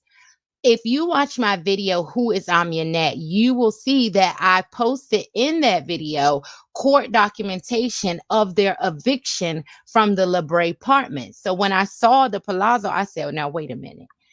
Did this man go rent an apartment next door to the building that he was just evicted from? If he did, he a bad mamma jamma. He is a bad mamma jamma. But while I'm here, actually, let me answer a question that I saw. Someone asked a question about him being served, and if he doesn't have a permanent address, how can he be served? By me looking through the case, something that I noticed with it was that there was never a docket entry of warrant served, because that's usually entered as a separate docket, because sometimes it's any police officer or anybody that serves that person, and then they have to then, because you're not technically served until it's filed with the court. So from me looking at this, he turned himself in. Now, how could that happen? We do have to recognize his celebrity. And if he was compliant with officers, had an attorney, or just was answering the phone and showing up every time, they would give him this courtesy while the investigation was going on. Now, let's get into page 2. What stands out for me in page 2, and you guys can screenshot this and read it yourself, because I'm not going to read page 2. It kind of gives a backstory of like who they are, and I did videos on Linda, so I don't need to go there. What stood out to me in page 2 was in bold the actual date, location, and time of the incident. I think people missed this. It is saying that the incident occurred on the 27th day of February 2021 at 2:00 a.m. because usually on these type of documentations, they're using military time. So when they say 2, we can say 2 a.m. Okay. So at 2:00 a.m. at 1100 West Avenue, number 13, room number 13, Miami Beach, Florida. Remember that address because it's going to be important. I'm going to show you why. 1100 West Avenue, Miami Beach, Florida. So when we move on to page 3 gets a little more into the actual allegations that are happening. So I'm going to do an overview. You can screenshot this and read this. So long story short, what is alleged here is that Polight asked his girlfriend at the time, Linda Arocho, could he take her daughter with him to an after party at Club 11, and also to talk to her because they were having some discord. Linda agrees. We can have a conversation later about how you guys feel about her agreeing to something like that. I think that's a fair conversation to have, since it's saying that the incident occurred at midnight is when he asked, could he take her out? So I think that's a fair conversation. But let's get through the timeline first before we have that debate. So she allows her daughter to go with him. She gets ready. At some point, she gets worried. She's calling him. Where is my daughter?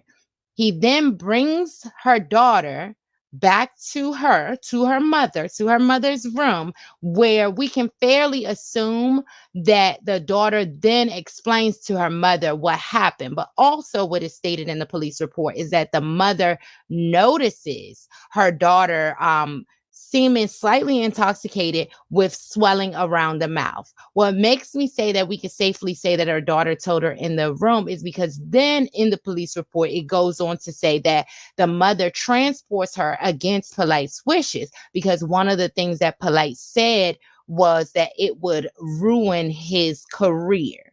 That was what he was said to her, but against his wishes, she transported him. Now, this is the part that stood out to me. Second paragraph. Defendant Noack then took victim TS to her mother's hotel, Fontainebleau, 4441 Collins Avenue. So what that means is the incident took place in a totally different hotel. So when we talk about hotel cameras or things like that, there's 2 hotels that will have cameras. The 1100 West Avenue, where I showed you on page 2, it said that the incident occurred, is the Mondrian Hotel. TS, who is the victim, and Linda were staying at the Fontainebleau Hotel, 14 minutes north up the beach from Polight and more on the South Beach side, because the Mondrian is not on that Collins Avenue, Loomis Park side. To give you a little bit better bearings, the Mondrian is actually on the side. When you drive in the South Beach, anybody that has driven in the South Beach, and you have to drive in the South Beach, I mean, you can't fly. I don't know, because I only fly in Fort Lauderdale. When you drive in the South Beach, you drive across a long bridge. as you're coming across that bridge, you see yachts and they're not hotels, they're actually condos. You see a lot of waterfront property. The Mondrian is on that side of South Beach, but from the Fontainebleau, where the mother is notified against Polight's wishes, she transports her daughter 10 minutes to Mount Sinai Medical Center. They go to Mount Sinai Medical Center, and while at Mount Sinai Medical Center, the daughter reports a sexual battery. Once the daughter and her mother report sexual battery, she is then transported to the Roxy Bolton Rape Treatment Center, which is about 25 minutes away outside of South Beach. Actually, closer to Club 11, believe it or not, because Club 11 is nearer into Miami, not South Beach. You have to go back across the bridge to go to Club 11. So she's transported to Roxy Bolton Treatment Center. At Roxy Bolton Treatment Center is where they take the DNA samples. This is all on February 27th. So let's do a quick recap. So on Thursday, February 27th, the alleged incident occurred between 12 a.m. and 2 a.m. The victim is then transported to Mount Sinai Hospital, where a report is made of sexual battery. From Mount Sinai Treatment Center, she is then transported to Bolton Rape Treatment Center, which is located in Jackson Memorial Hospital. So the DNA samples are taken February 27th. Now let's move forward. On Tuesday, May 4th, 2021, the lab results are completed. The lab results confirm 6 semen stains. We don't have an assailant yet because they do not have that DNA evidence yet. They only have the DNA from the victim. So they're just confirming, yes, that there are semen stains on the victim's clothes because she gave all that to the Roxy Bolton Treatment Center. Those stains were then identified to be located on her shirt and scarf. Now, on Tuesday, June 8th, a month later, Polight is served with a warrant for DNA, not a warrant for arrest. There's different types of warrants. You got bench warrants. You got, a bench warrant. They don't pick you up until they catch you. An arrest warrant, they coming to look for you. He got a warrant for his DNA. So he's served with a warrant for his DNA. A DNA swab is taken by the Miami-Dade Forensic Lab. That is on June 8th. I hope you guys are following me. So then we fast forward on August 10th, the DNA match is confirmed. Confirmed meaning that the 6 semen stains that they found on the victim and confirmed on May 4th now have a DNA confirmed match to Brother Polight. The semen stains matched Brother Polight. The DNA was a match. Monday, August 16th, 2021, Polight is arrested. And I put Miami Police Department because I know on the arrest record. I know, were you on the train? Go ahead. Keep on, I'll pause the video. Go ahead. He said, Warlord, God Allah. Oh, no, yo, this nigga be trolling lately, man. Robbo, what's up? Let me finish playing this part of the video. And then, you want to say something, or you just want to be on here for a little bit? You up, bro? It says arrested, and it has the Miami Beach address. To me, that says that they did not pick him up, that they called him, and that he turned himself in. How we can even conclude that is because the bond was also posted on that same day. So he got his affairs together. He turned himself in. He was booked at the Miami Beach Police Department, meaning they detained him there. They didn't go to any other resident, any other location. Now, this was on August 16th. Remember, None of us knew this at the time. And then the next day, all hell broke loose and Polite business became on Front Street. I mean, it was like,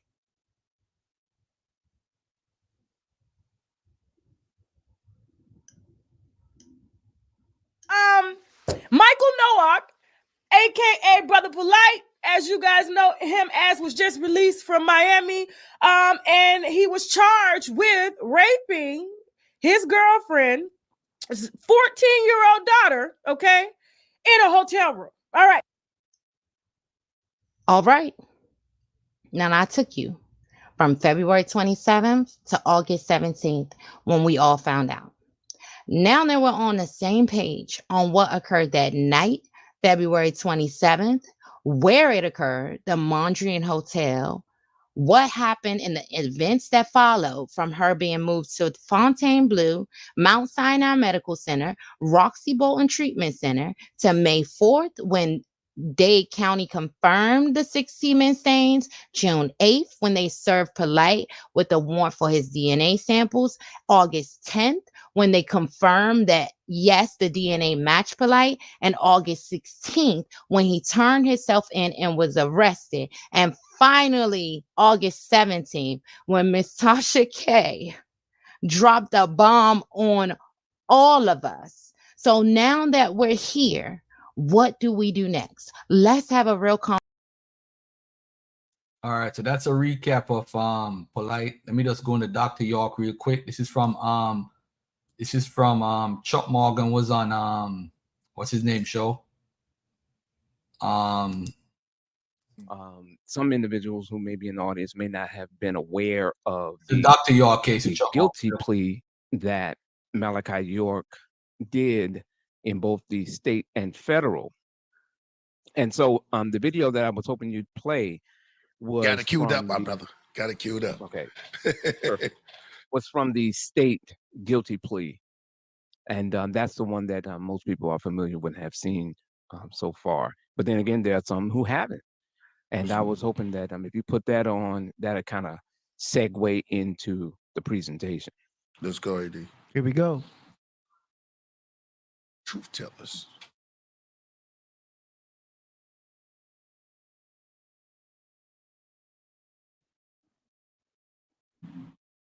Malachi York pleads guilty and accepts a jail sentence for the sexual abuse of children. He says he is not forced to plead guilty. January 3. Let's go. Mr. York, are you now under the influence of any alcohol, drugs, or narcotics? You understand you are charged with 40 counts of aggravated child molestation that you could receive a maximum sentence of 30 years in confinement for each count, that you're charged with 34 counts of child molestation, that you could receive a maximum sentence of 20 years in confinement for each count, that you're charged with 1 count of sexual exploitation of children, and you could receive a maximum sentence of 20 years in confinement, and you're charged with 2 counts. Let me say something about this though. By the way, too, if I was Dr. York, I would have pleaded guilty if I was in this situation. You know why? Because he was supposed to be out in 20 years. Because they were supposed to run concurrently, the Fed case and the state case. So by pleading guilty, he would have been out by 2023, which was last year. So the lawyer said, make that decision because that you would have been out. You see, you got to coincide this now with what happened with Polite.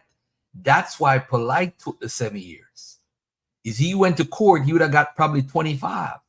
Because Florida ain't playing with them child molesters right now. Shout out to Florida and the governor for making that new law down there. They ain't playing with them child molesters.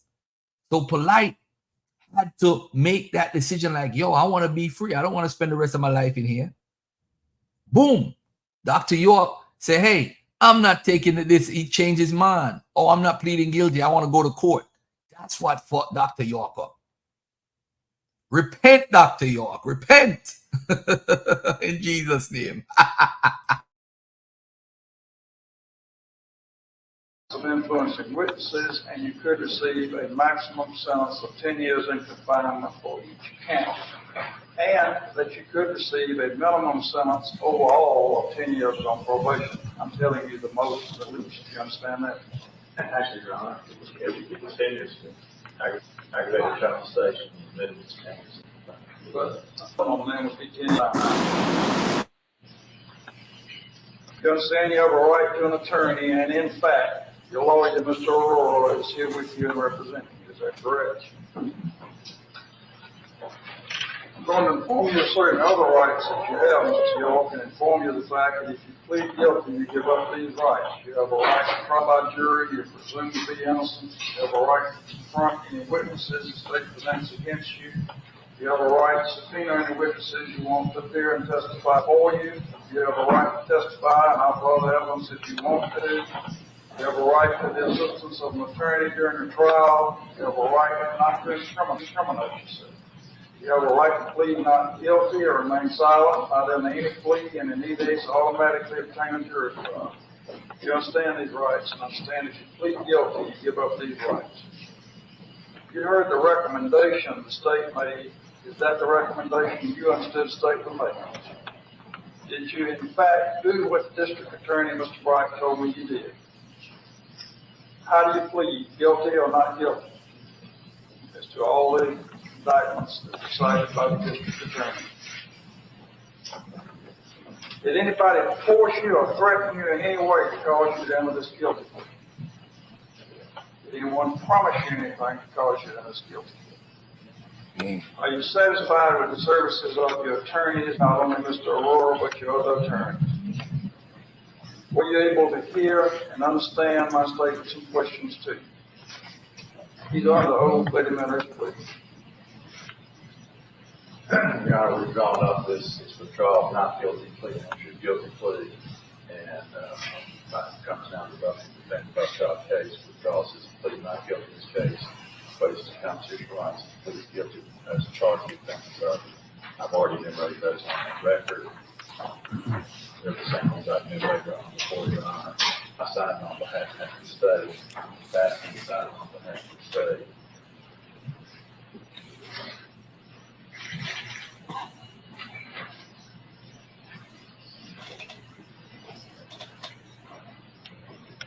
Hold on, guys. Don't unmute yet. Don't unmute.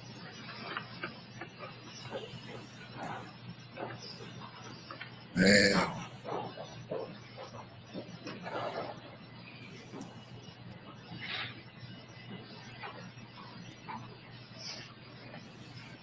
Clear on it?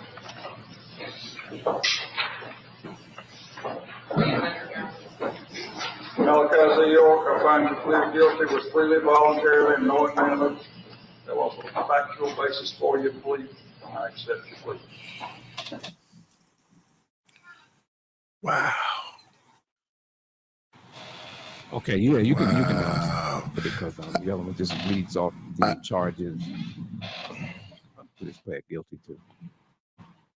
I have people in the audience in the chat room said they've never seen it before. Is that right? Yeah. I accept your plea.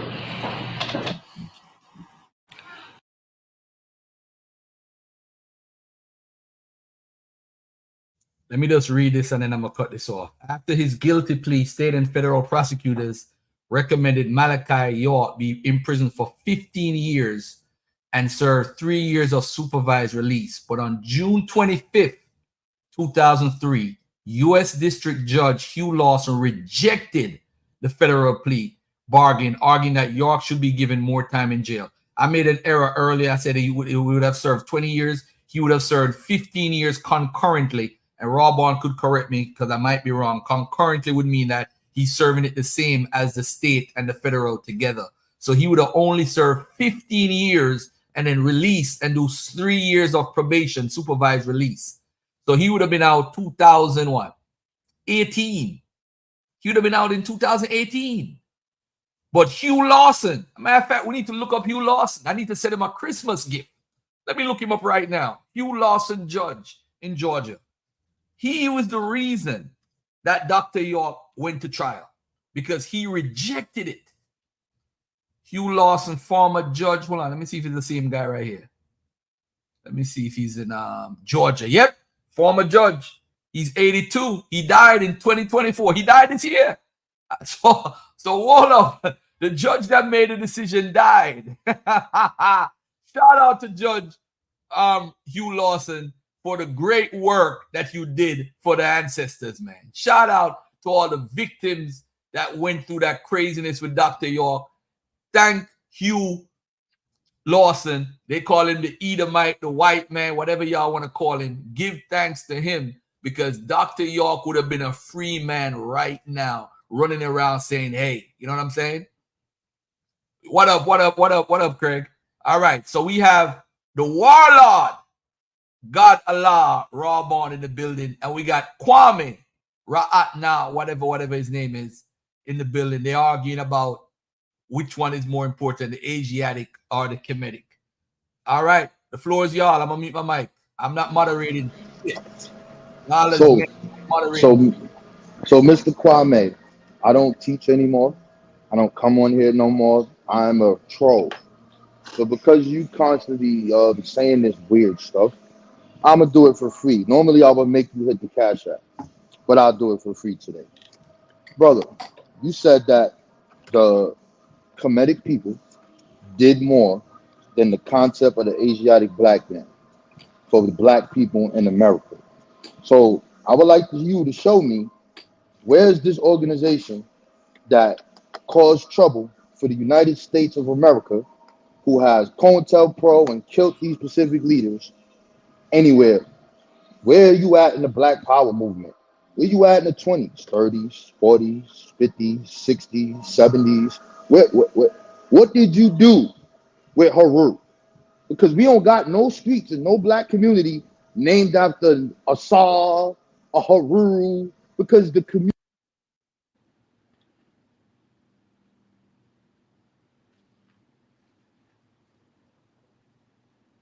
I think you went out. Oh, Ju Ali Way. You got Malcolm X Boulevard. You got the Asiatic black man etched in stone. What Are you do saying you Marcus have? Garvey is an Asiatic black man? No, Marcus Garvey is not an Asiatic black man, but he is responsible for Islam coming into the black community. Well, I said the 20s, and Marcus Garvey is a Catholic, so why you bring him up?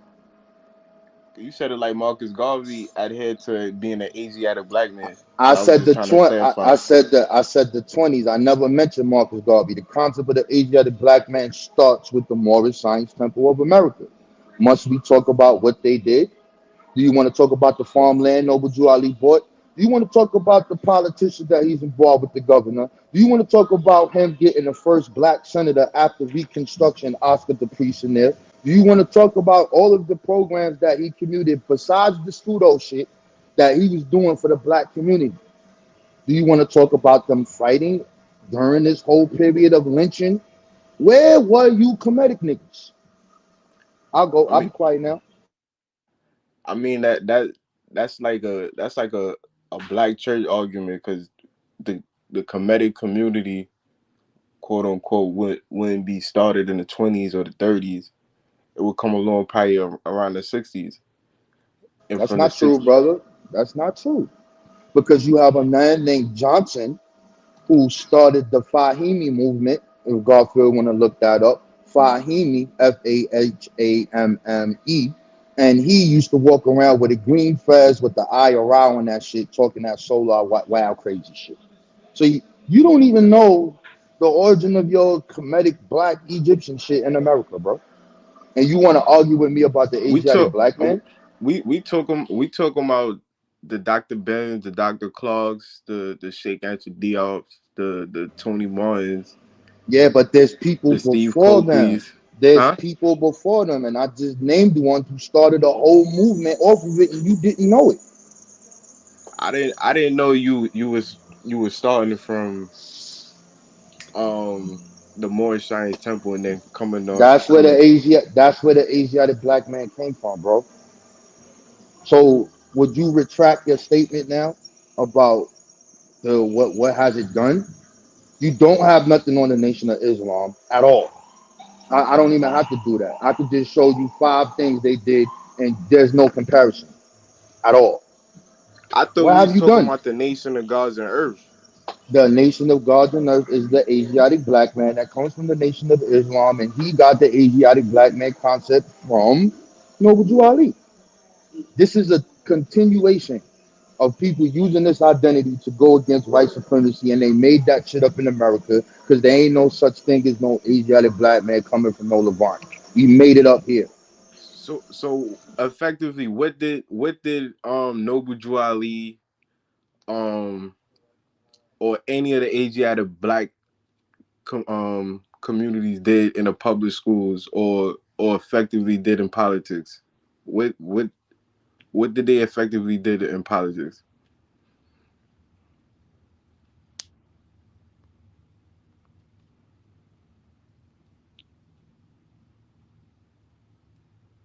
Oh, hello. Do you Yeah, know I named it and you didn't? You wasn't listening. Do you know who Oscar the Priest is? no, I'm not familiar. So Oscar the Priest is one of the first senators that got put into office because of Noble Drew Ali.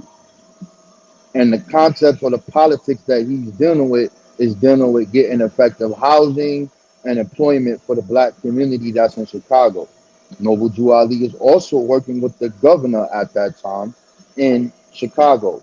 What are they doing while they're in Chicago? Those people are building businesses. It's not just the stuff that you think about of, oh, they selling this Morris oil and all of these things. They had an orphanage, bro, and the females, they don't get big them up, but the black women are the ones who built that. So they have an orphanage for black people in the community. You don't have to be a part of that. So that's one. That's politics in that part. When you talk about the school system, when you're talking about that, we cried about independent schools. You cried today now about independent schools. Elijah Muhammad put that forward. When we look at the newspapers, they're not just in there talking about Yaku, Shabazz. They're telling you the books that they coming out of there with. You see the police with them. They describe it. They got calculus, trigonometry, readings, and all these things of that nature. So he created 42 of these Pacific said universities, and the teaching method that he uses, they copy it today. So that's two. What else you want? So That's your politics. so effectively, you could say the Asiatic. You could say Dr. York did the same thing too. No, Dr. York is a kind of special case. No, he never did none of that. He was a scam artist. He was a slum lord. Everything that he did was robbing them black women, making them get their food stamps and all that other shit. Had them all living that heat. We don't have that with those programs. We have something about them going bankrupt or not running the business effectively, but we don't have them robbing the people or stealing their money and not Well, doing what Dr. they said York they was going to do. he effectively started a thriving community. I'm not aware of an Asiatic black community. Well, I don't know about none of that. I don't know about that. He started the Islam and all that other shit. He was talking that, and then he was saying Elijah Muhammad and I'm talking brought about of aliens Tamaray. and shit. That's Egyptian shit. That's your people, nigga. So you gotta hold him down. He's the one who put you Egyptian niggas on the map. When you listen to our culture and hip hop from Prodigy and all them other dudes, when you thinking about Kemet, that shit come from him, bro. He's the one who put that in the culture on the map, in our culture. He did that. Sorry. So back to the Asiatic black man. You talked about.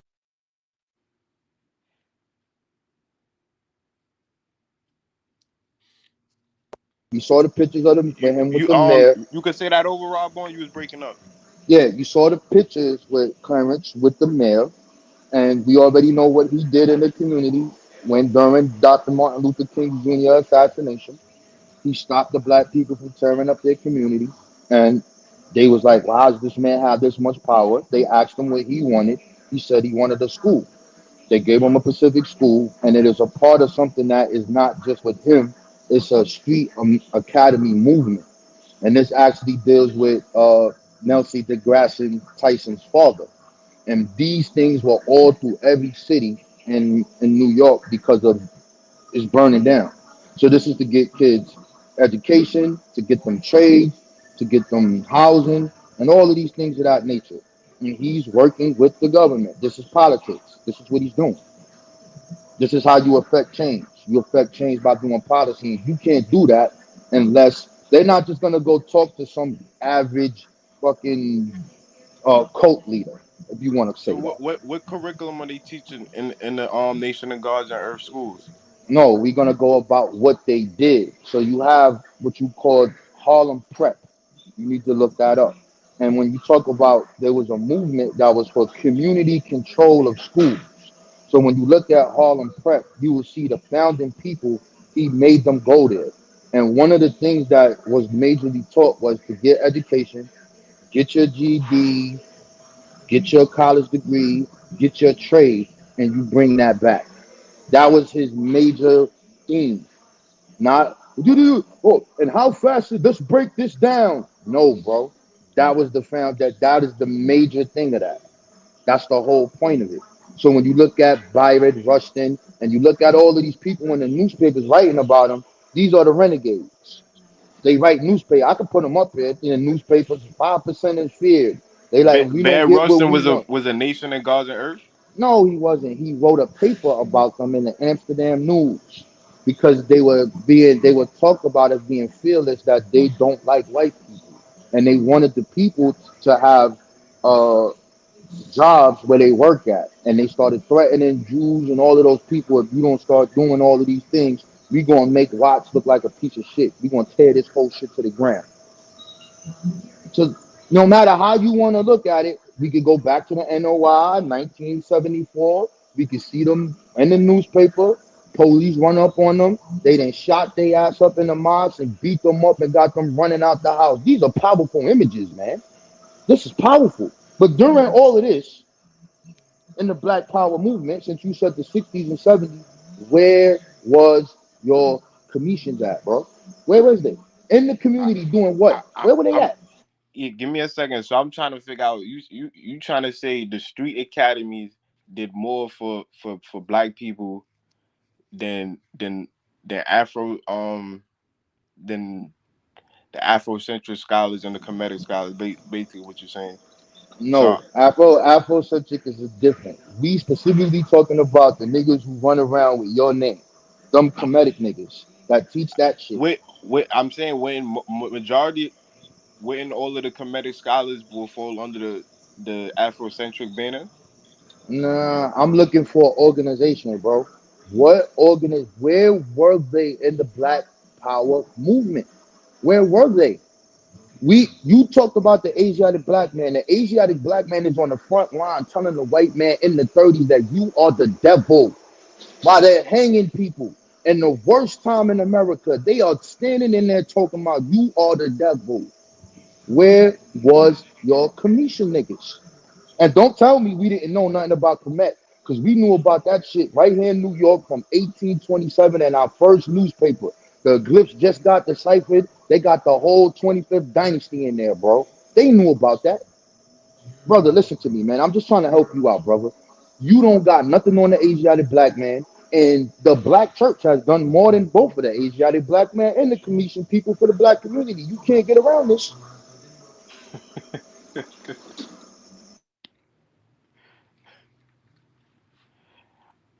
I mean, you making some good points. What they did, you making some good points. What they did.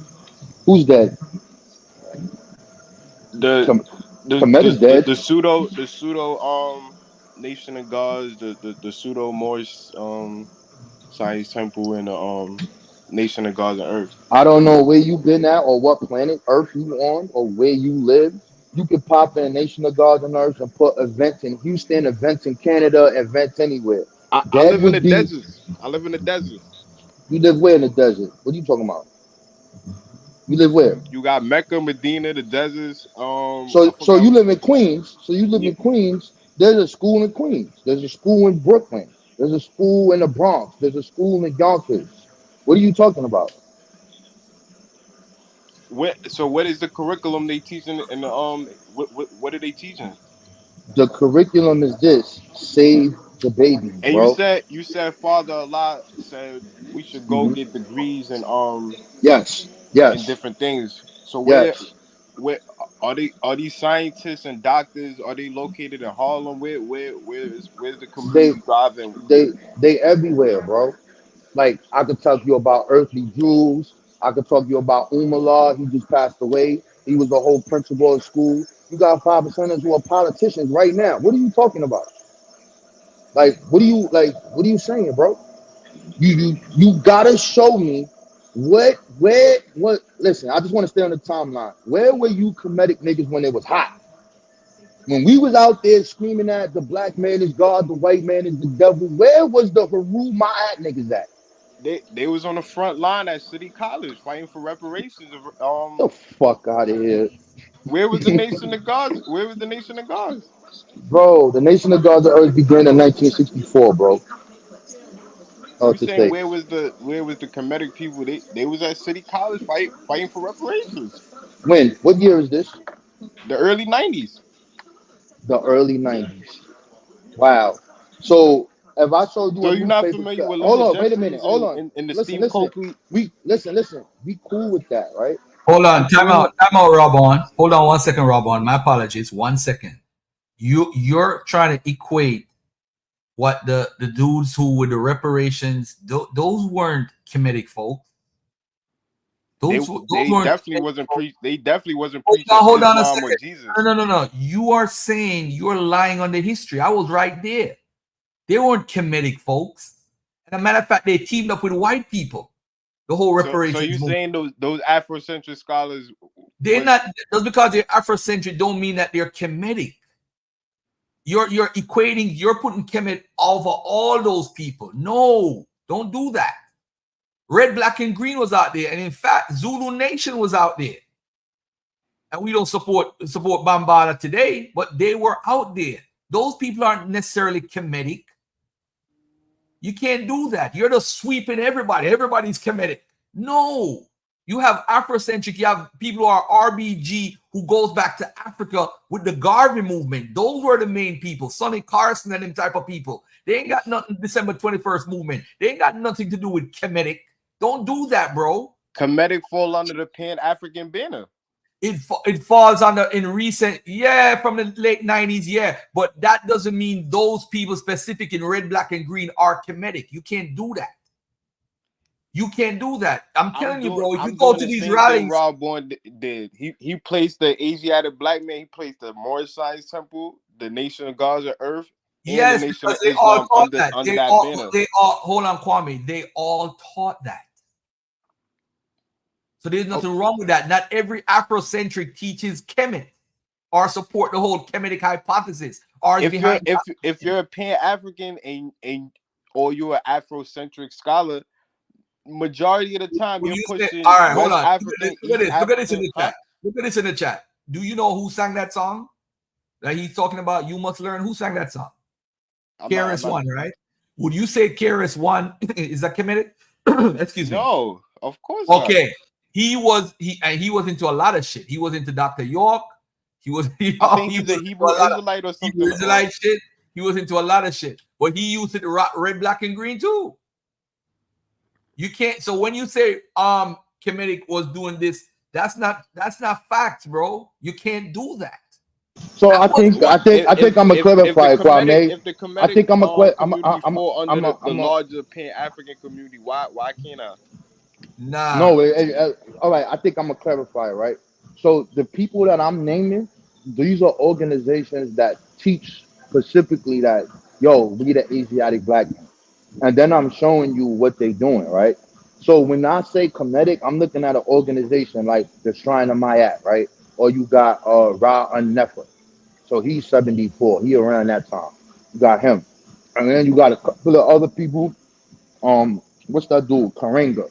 So like I can't believe I gotta teach you this. This is fucked up. And you represent, so you got Karenga in their black community conferences. They got the Ankh in the background, but he's not specifically, he doesn't have this spiritual system. He doesn't say that. They just represent it because it's a part of Africa. But Karenga, but I don't mean to cut you off.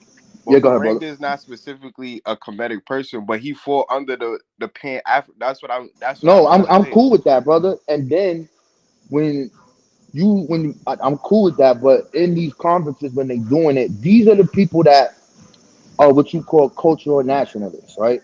These are the people that Huey P. Newton had a problem with. The Kemetic people were there. I just wanted you to say it. You didn't want to. They were there, but they were incense burners. That's what they were. They would study Kemet. They would be around. They would talk about it. They would get women. Same way all the other groups did. You know, Noble Ali did it. They all did it. They all start with women. You look at what's his name? Frank Matthews or Rabbi Matthews. All his followers were women at first. That's how it goes, son. You get the woman that dudes to follow. Tupac told you that. But anyway, son, he had an unk in the back of that joint.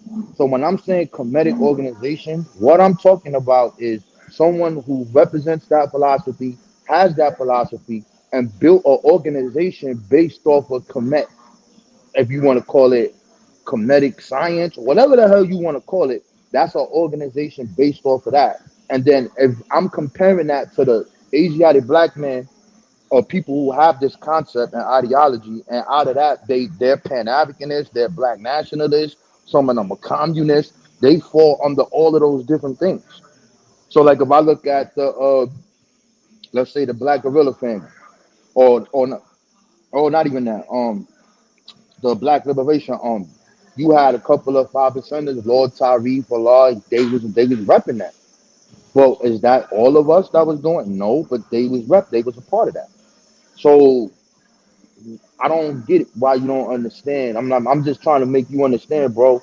There was no Kemetic organization or no one pushing this shit doing nothing. And when we did see them, they was there. They was the cultural nothing wrong with that. That's fine. I just had to get at you, son, because you try to put that against the Asiatic black man, and you ain't got no wins with that, bro. You got How? no I wins. agree with you. You see what the brother just wrote in the chat, Patah Anu? I can't see. Hold on, let me look now. Patah, he lumped Kemet and Pan-Africanism as one thing. Pan-Africanism word Kemet. He's a Pan-African word Nawapian. Kemet. He's talking about Dr. York. That's what he's talking about. He's not talking about in general. He's talking about Dr. York. We don't care about Nawapians. That's what they did. We don't care about it. But he's making a valid point when What? he Nah. says That's a Kemet is a branch of Pan-Africanism. Nah, brother. If we Like gonna so if all right, son, check it out. If you want to do that, then you would put yourself in another bag. You know why you in the bag? Because Pan-Africanism was developed by black Christians in America, bro. that's cool, but we're talking about the Marcus Garvey down from Marcus Garvey was a Catholic. He's a What are you Christian. talking about? He's not an Asiatic black. He wasn't pushing No, Asiatic he's black. not I'm not saying he wasn't, but he wasn't pushing the Kemetic shit. We took him. All right. That's cool. Yeah, Dr. Man was a Jew. Just yield, man. Just yield to the point, man. Come on, Yo, black man. listen, brother, you could do your 3-day fast, and I'll give you your attribute. You know what I'm saying? Get rid of that funny shit that you got in your name, bro. And I'll give you a nice attribute, give you your supreme math and your alphabet, brother, and then you good, son. Hold on, 1 second. So Garfield, so we go. Okay, we know Sheikh Anta Diop was a Muslim. That don't discredit what he did for the community. Who was a Muslim? Sheikh Anta Diop. Sheikh Anta Diop was a Muslim. Yes, he was. Yeah. That would never discredit him. Why would it?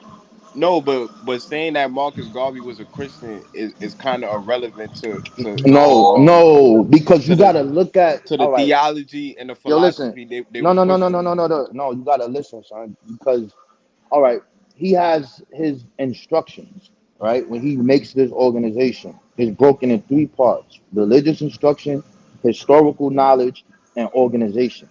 The first section is religious section, and it's questions and answers. Those are catechisms. And we can see how Noble Ali start to use the catechism, like 1 to 36, and 1 in this, and then it's a continuation. In that whole religious thing, he's talking this God shit, he's talking Solomon, all of that. That's the basis of that. However, he didn't have a problem with the people that's in the community doing the work. This is why he let Josiah Ford in there. Josiah Ford said he was an Asiatic black. He said that shit too. And he brought more people back to Africa than Marcus Garvey did. But there's nuance with that because he was stopped. However, they wasn't pushing no Kemetic religion, no Kemetic nothing, bro. Where is your Kemetic niggas at, bro?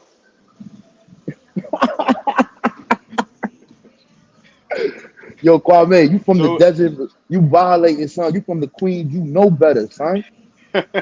You know better, son. I used to be a god.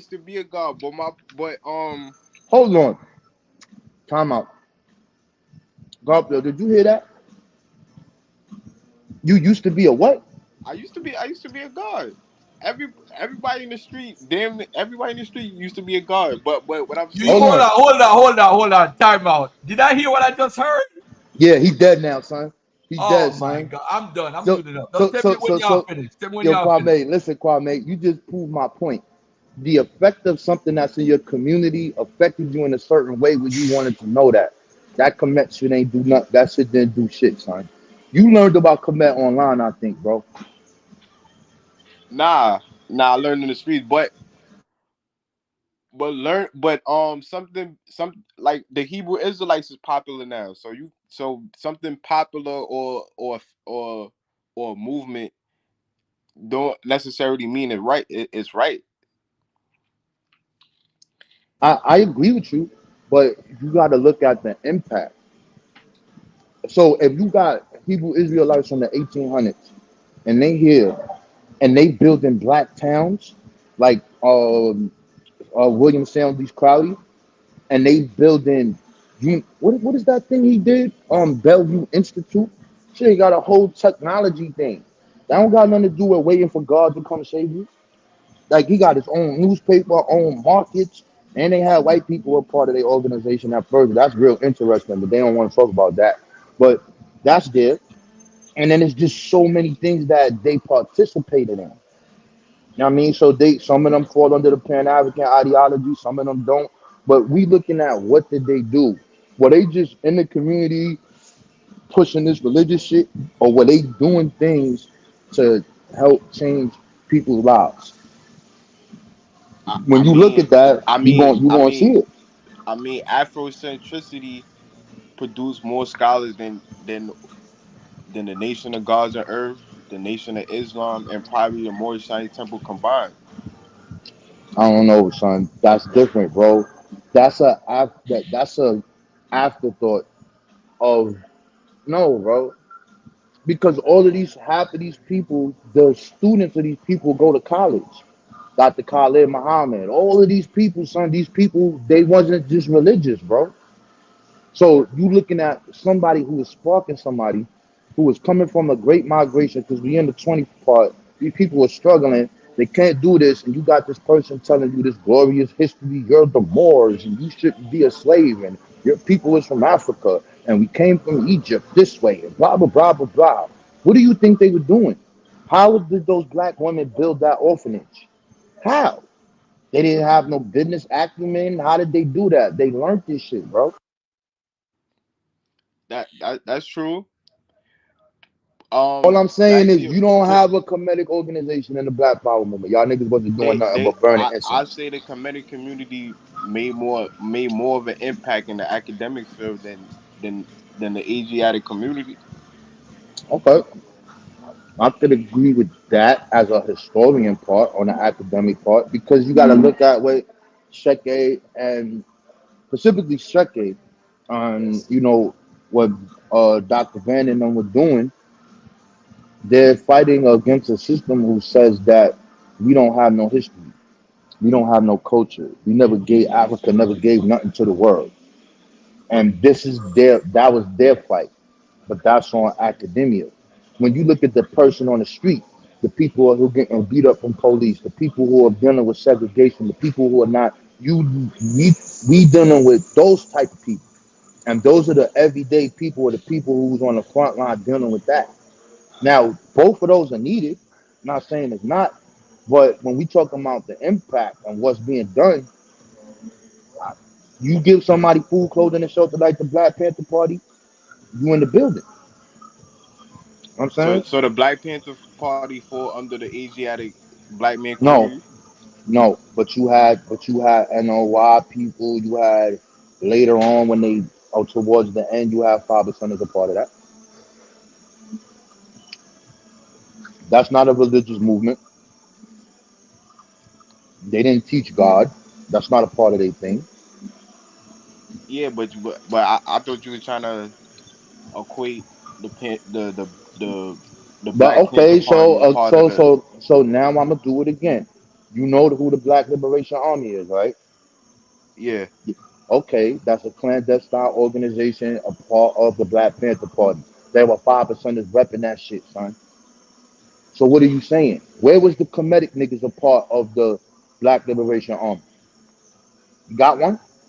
Huh? Hello?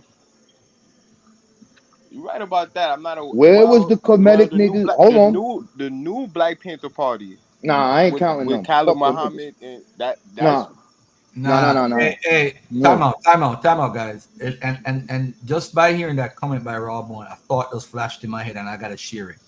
You know, sometimes I hear the Hebrew Israelites say that the Kemetic community was created to counteract the Bible. It really does seem like that's the reality of it. It's all about Kemet and where the Bible come from. Think about it. What have they done? They have done nothing, bro. Nothing. So Tony, Of so substance. Anthony The Kemetic Browder, community, except talk about the Bible come from Kemet. Think so about it Anthony for a second before you respond. Think about it for a second. What have they really done? produce scholars, produce What archaeologists. scholars? What scholars? So the scholars I named, those are not scholars? What scholars are you naming? I wasn't listening. Sheikh Anta Diop. So Sheikh Anta Diop was Kemetic. He was a Muslim. By faith, I'm talking about the philosophy he was arguing for. He was He wasn't arguing because he of wasn't whatever, but he arguing for wasn't black no people Kemet go. invented all that shit. He wasn't that type of guy though. He never No, said but Kemet invented he wasn't Christianity and all arguing. that. He wasn't Stupidness. arguing for us to pray to Mecca or bow That's 5 his times a faith. day. That's his personal faith. I'm saying he was not So fighting. you're saying that he's a Kemetic scholar. That's what you're saying. Yes. Okay. Well, you know what? I don't think he's a Kemetic scholar in that sense. But are you saying that? So I would say Dr. Ben would be in line with the whole Kemet nonsense. I would say that, but I wouldn't say that Sheikh Anta Diop was a scientist. He wasn't necessarily. He was just basically trying to give blackness its praise of people being black. That's what he was promoting. But he wasn't no Kemet guy like that going around saying Kemet did everything. He was a Yes, scientist. but he wasn't fighting for us to read the Quran or read the Bible or learn about Abraham. He was fighting for us to learn about. No. You know what though? I could point out where he talked about the people from Egypt come from the guy in the Bible and in the Quran. He used to say that they come from those set of people. Yeah, so his religion. Hold on, Kwame. His religion does play a role in his belief system and how he researches, because he said that the people from Kemet that went into Kemet come from Joktan, Joktan. That's a religious thing. So he did have religious stuff in his research. Remember that. That's in civilization or barbarism or whatever. Or the other one with the burgundy cover.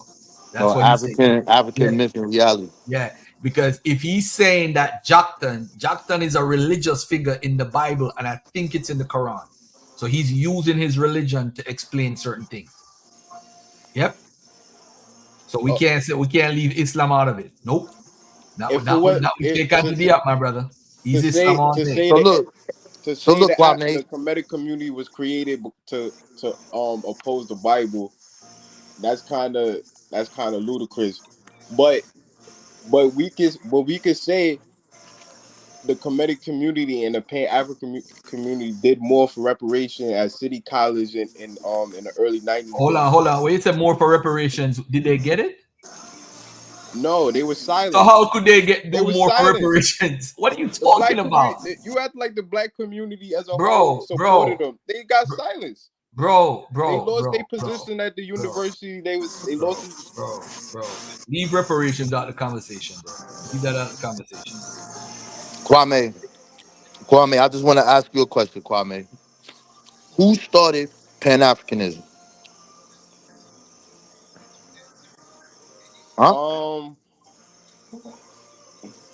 that's kind of tough because we can see it during the slave. I would say that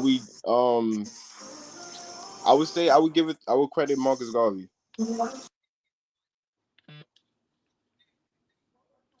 You really doing that, son? I know you. Tell me you trolling right now. You Nah, I'm trolling, being right? serious. You trolling. Tell me On you an trolling, international level, I would have to give it to Marcus Garvey. brother. Okay, the name Pan Africanism comes from where? I think Sylvester Pan is Williams Greek. had the I first think one. Pan is Greek. It came earlier from the blind No, end. no, no. We gonna let him. We gonna see where he at, Okay, man. okay. We gonna bring him up. So, Garfield said it. That's Henry Sylvester Williams. This is before Marcus Garvey, right? So you got that figure. So now you got the people from the 1700s who actually do the movement, and that's Paul Cuffey. So this is This is bro. Yeah, This is I'm familiar with Paul Cuffey. I'm familiar with Paul right. Cuffey. So when you're talking about that, this idea of when you start looking at, you'll say classical black nationalism, it was based off of the Bible, believe it or not. It's based off of that.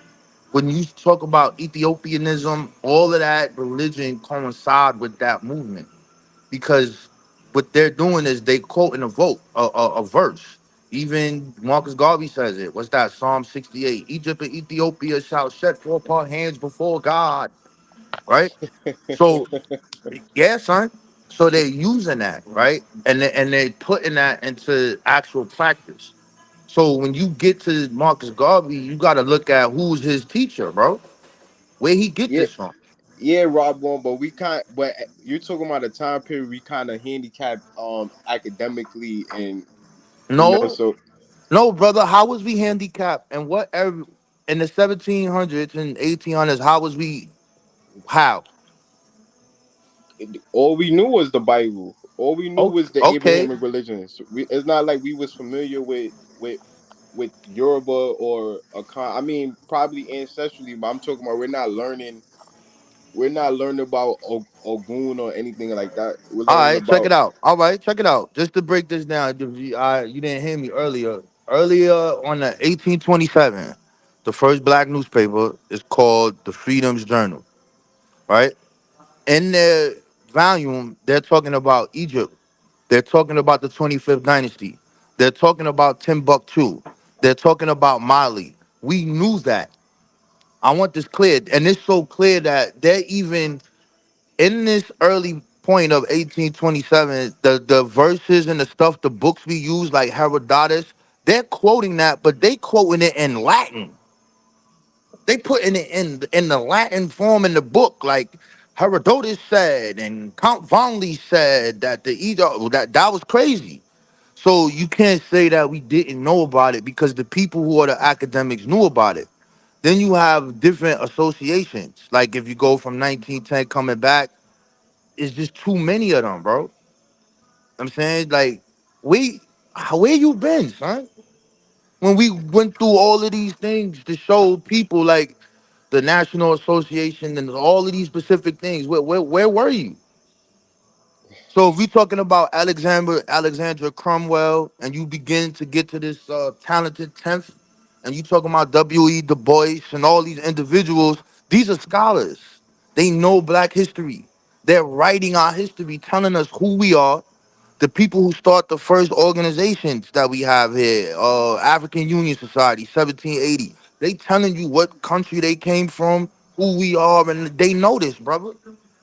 Now, did they accept the Bible? Yeah, but that's a whole long story, bro, about that, son. Why they did it? Because I mean, originally, if you accept Jesus, you free.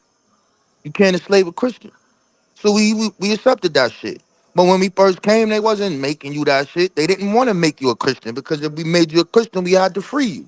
So now they had to do something different and pick verses and all that other. But that's another story. All I'm saying to you is this, brother. The scholars, we had them, brother, all the way down. And if you starting with Henry Clark, he's like one of the best people that tells this chronological story of who we are and the organizations that's in the community. He talks about the communists. He talks about that. But what I was at was Marcus Garvey's teachers, right? So you got Duce Ali, the man with the fez, coming Yeah. straight from Egypt, first black person to write that, right? Whatever. But the real person that does it is Hubert Harrison. That dude came over here to pull a Booker T. Washington to go get some money from the white man and go back to Jamaica. He did not want to stay here. The people wasn't trying to hear him. He talked too fast, and I don't think nobody could understand him.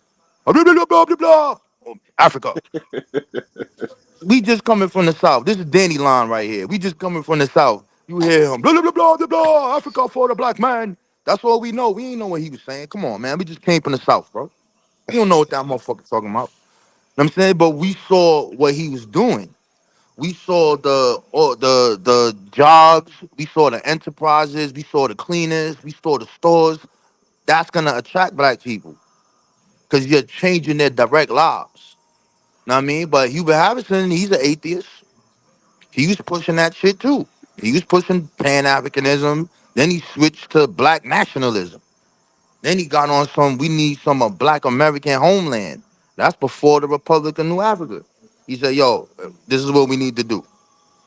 So Hubert was the first ADOS. I mean, I don't know. That's a good no. Because then you have what's his name? What's the first person with the patent? What's his name again? Oh man. He slipped my mind. But there's a thing that he wrote and he was talking about we are Americans. I'm saying that we have been separated from Africa for so long that we basically developed the cultural traits of America. And that to call us African would be the same thing as a European or us calling a white man a European, as far as being from English, French, and these things of that nature. But the difference is we were brought here. They voluntarily came here. All right. But that's another story. But he was talking about that. They had these conversations. We tell you to look at the Negro color conventions. Look at what we was writing. You know what I'm saying? You had a couple of and because of the Bible is how we get attached to the Egypt thing, bro. They So told you that we was the curse of Ham. That's what they said. Black people are cursed, supposed to be slave. Ham is the African. And if Egypt is there, how you gonna say black people are slaves? So they use that to fight against white supremacy. They use it in all their writings. They use it about Egypt and how we gonna overcome and all that. They've been talking about this, bro. so They so said you we saying that you saying that the Asiatic black man teaching was more effective than than what you're talking about right now? no, because the Asiatic black man concept will come from the Abrahamic faith. So when you look at all of these organizations, you're gonna see a key opponent in here. All of these people are Freemasons, bro. All of them. And when you get to that, you got something going on in America where people are trying to pattern their life off of the East. It's called Orientalism. And when you see that, you have the European doing it first. They want to be Arab and they're fascinated with the wise men from the East. So when you start seeing these organizations pop up and they're looking to the East because where in the Bible is it pointing you to? It ain't pointing you to West Africa, it's pointing you to the Levant. It's pointing you to Ham. So when you start looking at them people writing the history, the Europeans believed that Bible. They thought that shit was history. And black scholars at the point, they was like, okay, this is a part of history. This is how man came about. But They didn't want to deal with evolution. would you agree if you're into the Abrahamic religions, you necessarily don't want to be equated with Ham because Ham is the cursed one. Ham is Ham is the No, one that no, Ham is not the cursed one. The Bible says it's Canaan and his sons. That was a lie. So they switched it to that. You know what I'm saying? And that's dealing with the Arabs. That's dealing with I'm the I'm Muslims. Well, I'm talking Actually, about the Midrash. I'm talking about the Midrash, the Talmud, and those writings. okay, yeah, okay, you're right. So if you're dealing with that, Genesis, Robert 36, 37, Ham is cursed. He got a long penis and all that other shit. If you want to say that's a curse, that's true. They Yes, did that. and the Talmud is basically a commentary on the Torah, correct? No, Or no, no? that's no. It's rabbis making up shit that the Torah don't say. I mean, the Nowhere in rabbis the would be the authority on the Bible. no, you can't be authority on the book. Nowhere in the Bible does it say Ham is cursed. Nowhere on it does it talk about us like they do in the Midrash, saying that we was on the boat and we had sex with a dog and all that, and then our sin became black. That's true, but just like the Quran, and you have the Hadiths where would give a better explanation on the Quranic verse. The No, Hadith, the because Imam will they be the authority on the Quran because those the no average people would no have to go to the Imam for explanation you on you're, the you're Quran. you're right. You're right to a certain extent, but when you talking about this curse of him and all of that, that the Arabs took it from the Jews. You right, the Babylonians and all that other shit. They started to implement that. Yeah, They did so that. what But I'm No, but saying, hold right? on, no, If you look at no, the no, if no. you The look at cave the of Syriac treasures came Christians and before the that. That's where they huh? got it from. The cave of treasures. That's where they got it from.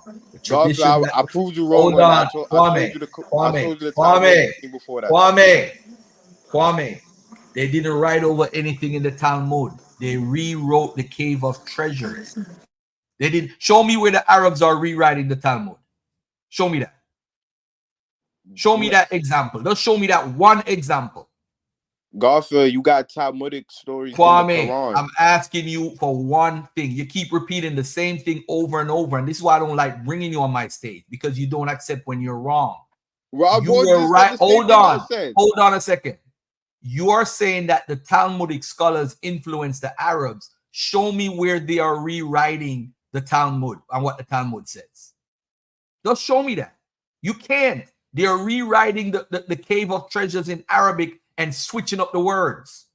They're the ones that made Cush the son of Canaan, because that's not in the Bible, and the Talmud don't say that.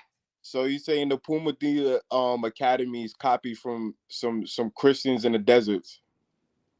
I'm not saying the Pumbia Academy copied from anything. I'm telling you that the Arabs copied from the cave of treasures. The cave of treasures comes from the Syrian Christians, right? The ones Okay. in the desert. Yes, it does. Yes, it does. So yes, you're saying some wealthy Jews in No, Pumadia, I'm not Sura. saying no wealthy. You're not even listening.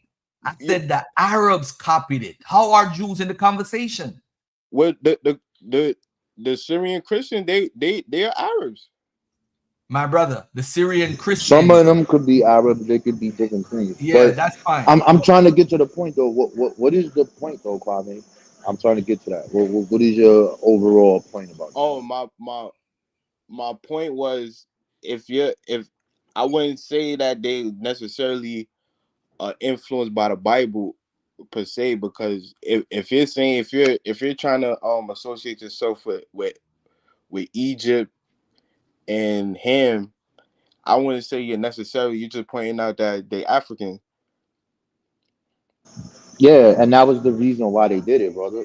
Because the European here in the West was using this for their excuse of slavery, brother. So if you saying that Ham is a curse and you supposed to be enslaved and you teaching all your preachers this, black people are taught this. So once they read the book, they're like, the Bible don't say this. Where'd you get this from? But even if you do say that, they'd be like, yeah, we want to accept Ham because Ham is a part of Egypt and Egypt is the founders of civilization based off of Herodotus and all the rest of them. This is what they were saying. So that was their challenge to the European based off of that faith. So at that specific point, that is the historical framework for black and white people. You know what I'm saying? But when you look at the people from the East, bro, all of that stuff is going no Bible, no Asiatic black man, bro. Listen to this. No Bible, no Asiatic black man. No Bible, no Pan-African movement. Are you listening to me? Without the Bible, the thing that you just talked about, Egypt and the Afro set, none of that won't be there. You have to praise Jesus now today, brother, live. Because if it wasn't for those Jesus followers, brother, you would not have your RBG flag. And by the way, your Catholic friend, Marcus Garvey, uh, he was a great old Christian. He loved Jesus. Don't make me pull up the catechism and give it to Garfield and tell him to read that. Don't make me do it. You're So, gonna get upset. Rob Warren, are you saying that Herodotus' writings was replete in the black community? Because you saying like No, it wasn't replete in the black community. No, I'm saying that if you got the first newspaper that black people were writing in, and they have this in here, and they're describing the whole 25th dynasty, and they're quoting directly this. So you got to look at the leaders were mostly educated people. These are the educated class. These are the problem of America because these free Negroes know what the fuck is going on. These free Negroes are reading, and those are the people who are informing the people of what's going on. And then they come to the people to say, what should we do? What approach should we take to solve our problem? And every time they write and everything they say, at the end of everything they say, Jesus' name is coming at the end of that shit, bro. Or some Bible verse. I don't care if it's Jeremiah, anything that deals with upliftment, they attaching themselves to that. So you can see how like Hebrew Israelite comes into existence. It comes from the black church. That's where they came from. So then after this, you see those people, Frank Cherry and I'm calling the white man the devil and doing all this other stuff. Then who come after that saying nobody was saying that? There was a Bible nigga saying that. Oh, the white man is a curse. Right here in the Bible, it says it. Giza, blah, blah, blah, blah, blah, blah, blah. You see how this all of this shit comes from the Bible, son? So no Pan-Africanism, no black nationalism. There go your man, Martin Delaney. And he's telling you in Freemasonry, he got a whole books on the shit. You can't tell me he don't know his tribe. He know his African tribe. That nigga said, I'm from the Gola, nigga. Gola. He nah, knows his tribe, all that. And he's a full-blown Christian. And when he talks about Freemasonry, he'll tell you the problem of Euclid 47. Yeah, nigga, this shit comes from Egypt. The children of Ham, the African niggas. Yeah. I So the agree. origin of Egyptomania is that goddamn Bible. So you are a creation of the Bible, brother. You need I to bear agree with witness to that Bible. I agree with you. I agree with you that the Pan African community was probably started to oppose the Bible, just like the No, I never Abrahamic. said that. I never said that. I said that Pan-African movement was started using the Bible verses to uplift the people and challenge white supremacy. I never said Pan-Africanism came about to do anything with religion because it's not about religion. It's an ideology that talks about the diaspora and wherever we are. You could be a communist, you could be an atheist, you could be a Quaker such as Cuffy and all the rest. Them niggas was all different denominations. You hear Malcolm X come out and tell you it doesn't matter what you are for black man. You could be a Christian. You could be this. You could be that. Them niggas said that in 1787 when they made the African society, free society. Them niggas said we got multiple denominations amongst us. We wanted to make a religious organization to help our people, but we can't get along with that. So we decided to not make this thing about religion and a Pacific organization that's directly dealing with the upliftment of black people. There you have it. This your Pan-Africanism right there. The black churches, the Jesus lovers, nigga. The Hold AME on. niggas. Hold on. Let me reply real No quick. commission niggas in sight. You got No a point. Haru, nigga. No I Saw. I agree. I agree Them that niggas was on the boat, Rob on. Get out of here. They was on the boat. Get out of here. hold on. I agree. I agree that the Pan African community and the Kemetic community probably started to probably largely through the Bible to oppose it. No different than the Asiatics and the Levant use Amenhotep and different Egyptian texts and oppose the Egyptians. It's the same recycling. But I can say the Pan African community and the Kemetic community led to more black people going back to Africa and studying African tradition. nobody's reading the Bible and being interested into Yoruba, Ifa, Voodoo, or any of those traditions. But the Pan-African in the Kemetic community has led more people back to the Khan tradition, the Ashanti tradition, to the Wolof tradition, to most of these traditions. So yes, they use the Bible and they seen if the Africans are cursed, and we know that that led them to study in Egypt, the Kush Empire and the different empires in the East and the West, the Mali, the Dogons, and the different empires. So yes, Yo, they use the bro, Bible. And hold on. You doing that thing that Garfield said earlier. You mixing up the Pan-African movement with Commission. So here's the question. Show me the Kemetic organization in the back of Africa movement. Name the organization represented by your aunt and Haruru, and because you said that the Kemetic niggas did more. Don't equate that with that because it's not there. Where is the Kemetic organization that sent people back to Africa? Where's you that? have to include, because everybody in the Kemetic community are Pan-Africans. No, bro, that's not the question, fam. You just like, bro, if you talking about the church and I'm going against the Bible believers sent more people back to Africa. I just showed you Josiah Ford sent more people back to Africa than your man Marcus Garvey, bro. He went over there with that Ethiopian shit, son. Went over there writing Frank Matthews. He's the nigga who ordained these niggas, man. He ordained the founder of the fucking One West and all that. He did that. He's writing back from the Ethiopia. And then what happened when we went over there? They caught the Pan-African nightmare. They went over there with his organization.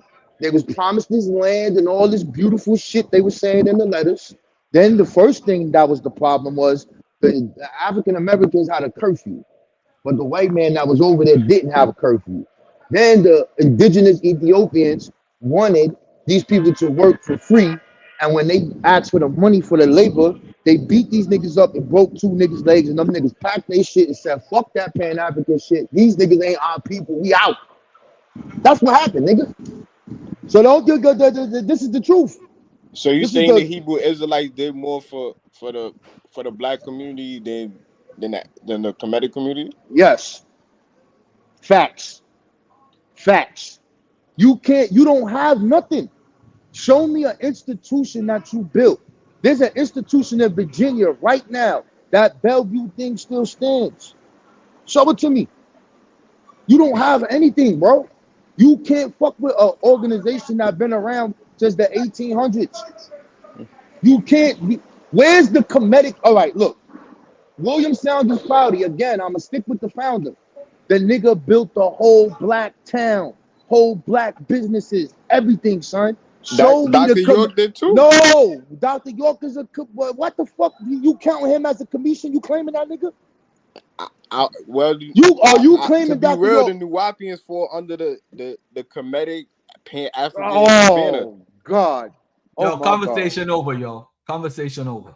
I've heard enough of this dude. That's Kwame, crazy. brother, yo, what happened to you? You from Queens? Yo, you making Queens look bad, my nigga. Damn.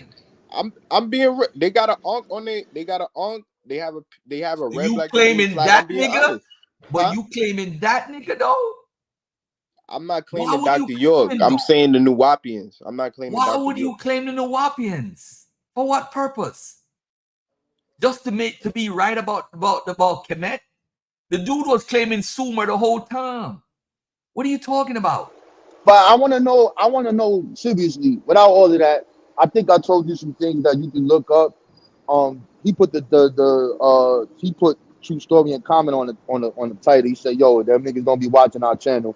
I guess you didn't see this shit. I think you should go back, pop in Pan-African, and you can see all of this shit that we talking about. I don't gotta show it again, but what is your philosophy? What is it? Do you follow something? Do you read things? Do you do daily affirmations? Like, how does this work when you say you Kemetic? What does that mean? I wouldn't say I'm specifically Kemetic because I'm a Pan-African. So I'm into Ifa, Yoruba, Ashanti, Dogon. When you say you're into it, you were initiated or you just studying it in general? Yeah, I'm not initiated in all them traditions, but I study them just like I study Moreau. Okay, so you Hem- just saying so I see your philosophy. So you just saying Kemet is a part of Africa and you including it in the Pan-African ideology, and that's where you at with it. yeah, So you don't follow the spiritual system of Kemet. no, not necessarily. Do you have a spiritual system? Like a god, I hear no. You don't believe in God? I believe in a higher power, but I would say I'm more agnostic than probably So you agnostic. Hey, brother, that. there's not a hold on. Let's we what see this is the difference here, man. So over here in the African American community, we found out real quick. They don't believe in that Bible God. They don't believe in that Allah shit because they breaking every goddamn rule in that book. And we agreed that ain't no fucking God. I want to know, based off of just that alone, how the fuck did you go from not believing in God to believing in some mystery God somewhere? Because if you're dealing with all the traditions you named, Kemet, Ifa, all of them believe in God, son. There ain't no African thing you can try to metaphysical your way out of that shit all you want. All of them believe in the creator. So it's either you down with that program or you gonna come back home to the African American created the black man is God. Which one is it gonna be tonight? Which one is it gonna be tonight, man? Which one? Which one you gonna take? Which I one would you gonna say take, man? I would say I don't specifically believe in a God, but if my people believe into a specific God, then that's cool. I have no problem with that. But me specifically, I probably um I probably quote myself as being agnostic. I believe there's a higher power. I wouldn't say a specific God, but some So type of force, some type of what is a force, higher power? Some type of force. Okay, some so type some of type of force, force some type of that force in created you. nature. All right. Okay, so all of them people, you said the Akan, the Dogon, all of them believe in a creator God. Are you going to be down with the Africans on the continent, or you going to rep this Black American creative shit right here, the Black man's God? Which one? You gotta. There ain't no agnostic, ain't no in between this. You got to pick one, brother. Which one you gonna take? Because we already saw with the motherfucking Akan gods and the Abosums, niggas was screaming Old Alami on that boat, nigga. They were screaming for Allah, Jesus, ain't none of that shit saved them. We came to the agreement that the only people that's gonna save us is us. Ain't no higher power. So which one are you gonna take? Are you gonna take this philosophy here? Or you gonna be back in some pragmatic mystery God shit? Which one is it? I I mean, if you look at Haiti, they God probably worked. Hey yo, son, no, he didn't. I'm done, bro. Son, those were military trained people, bro. Those were military trained people, son. Yeah, they did their ceremony. Yes, they Was it did a Tucson? Then ceremony. Tucson said the bullets can't hit him, right? Yeah, I hear that shit. A bullet hit anybody, they gonna die. If you look at Jamaica, what's her name? Queen Nanny says she catches bullets with her butt, bro. You think that's true, nigga? They put painting on themselves and be like, I'm invincible. Hey, if it works psychology and you're going to use it, fine. But at the end of the day, here is the ultimate truth, brother. The only thing that's going to change our condition is people. And you can have the Pan-African ideology, I think is good. You can have whatever ideology it is. The only thing that's going to change our condition is people. Ain't no mystery God in the sky, bro. No, but I think Pan Africanism is the best that we got to offer right now. Say what? Say I what? say no, but I say Pan Africanism is the best we got to offer Oh, right hell now. no. That's peace, brother. All right. I'm saying, you see, my truth is Golf, are you gonna attractive. say the Listen. Bible? Hold on, Kwame. Ever since I've been talking to you, because I was sitting there eating, I got sisters coming up to me. Yo, that's powerful. I never heard that before. This pop. Son, what is you talking about? I need an answer to this question, brother. Are you going to accept the black man created religion in America? Or are you going to accept the mystery God? Which one is it? We have tried this. You said you was a 5%er before, right? It said we Yeah. have tried this mystery God for food, clothing, and shelter, and received nothing but hard times, hunger, naked, and put out of doors. This is what the lessons teach you. If you don't take, you can throw the Yaku in the garbage, you can throw Travis, all that in the trash. That right there, son, is the ultimate truth. Ain't nothing fucking with that. I don't care if it's Ephah, Khan, God, none of that shit. Now, I need an answer from you. You can't say agnostic, brother. Are you gonna accept the Black American Negro way of life? Or you going You can't say agnostic, yo. How you gonna say that? Yo, Kwame, just give me an answer, bro. Or just say you plead Don't the let fifth. him bully you, Kwame. Don't let this nigga bully you. Kwame, you can say you plead the fifth, bro. And then I'll leave you alone. Yo, look what Shotgun posts. Look at the screen. You're off on.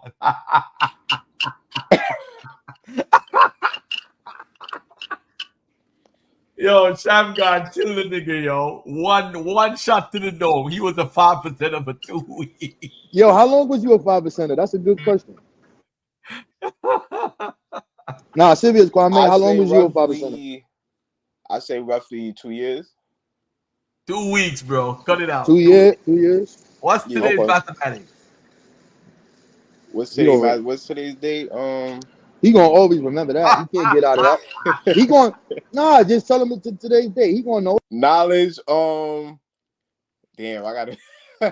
Yo, 2 weeks, yo. Ain't no Nah. Today. Nah, we gonna tell him the date. Today's the 18th. What's today's math? Today's knowledge. August 18, 2024, brother. Hold on, knowledge, wisdom. Damn. You got Mika laughing. Knowledge. I think knowledge, equality. Hey, yo, son. And yo, now whoever that brother was in the chat, Sam God King, I think he was right. Yo, bro, I could stop being a 5% and never open that shit again, son. And here's the. I don't know if this happened. It had to happen to you. When I first heard this, it was from a 15-year-old, and I didn't believe in God anyway because of the shit that I was going through. No way there could be no fucking God. No way for me to be going through all of this shit, and I'm a kid. You know, there's no way there's a God. It don't exist. So you didn't have to convince me with that. But when I got that shit,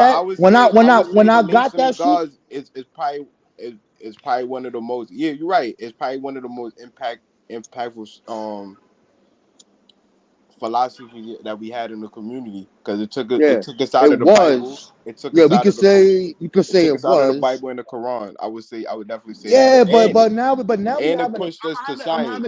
Hold on. I just want to make. What lessons did you get up to? I learned all the lessons. The 360. I learned most of the lessons. I don't know all of them off the top. Whoa, no, you don't gotta know all of them. What you mean 360? Where did you get that from?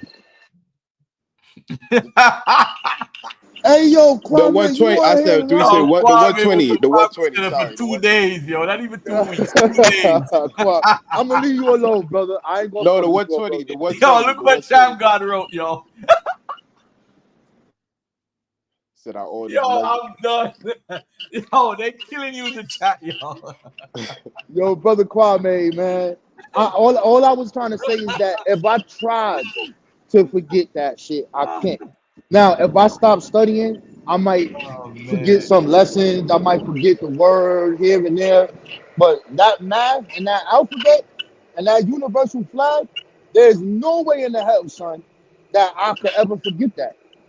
Because that shit, I was like, yo, this is crazy. You could apply this to life. You could apply this shit. This shit was like amazing to me. I was like, oh, this shit is awesome. This is the greatest shit ever. And then I'm listening to these kids. They sound like pimps. They talking all fast and smooth. Motherfucker breaking all types. I'm like, whoa. So what he did was, you got the average hood nigga studying science, bro. That's what it led to. Yeah. That's what it led to, because you starting to be like, okay, how far is the moon from the earth and how far are the planets away? And you're like, okay, how do you answer that now? How you prove that? You gotta do the mathematical calculation. You want to know how fast, but that was interesting. So that helped me in school. You gave me physical. What's that shit they give you in grade school? Physical science. I was crazy with that shit. Oh, the atom. Yeah, let me get that. Proton, neutrons, electrons, ionic bonds. I'm breaking that shit down. All the atomic. No, I knew the whole periodic table. You told me that the black man was God and mathematics is our language, nigga. I'm going crazy as a little nigga. Give me this shit. This is my information. You stole this shit. Give it to me.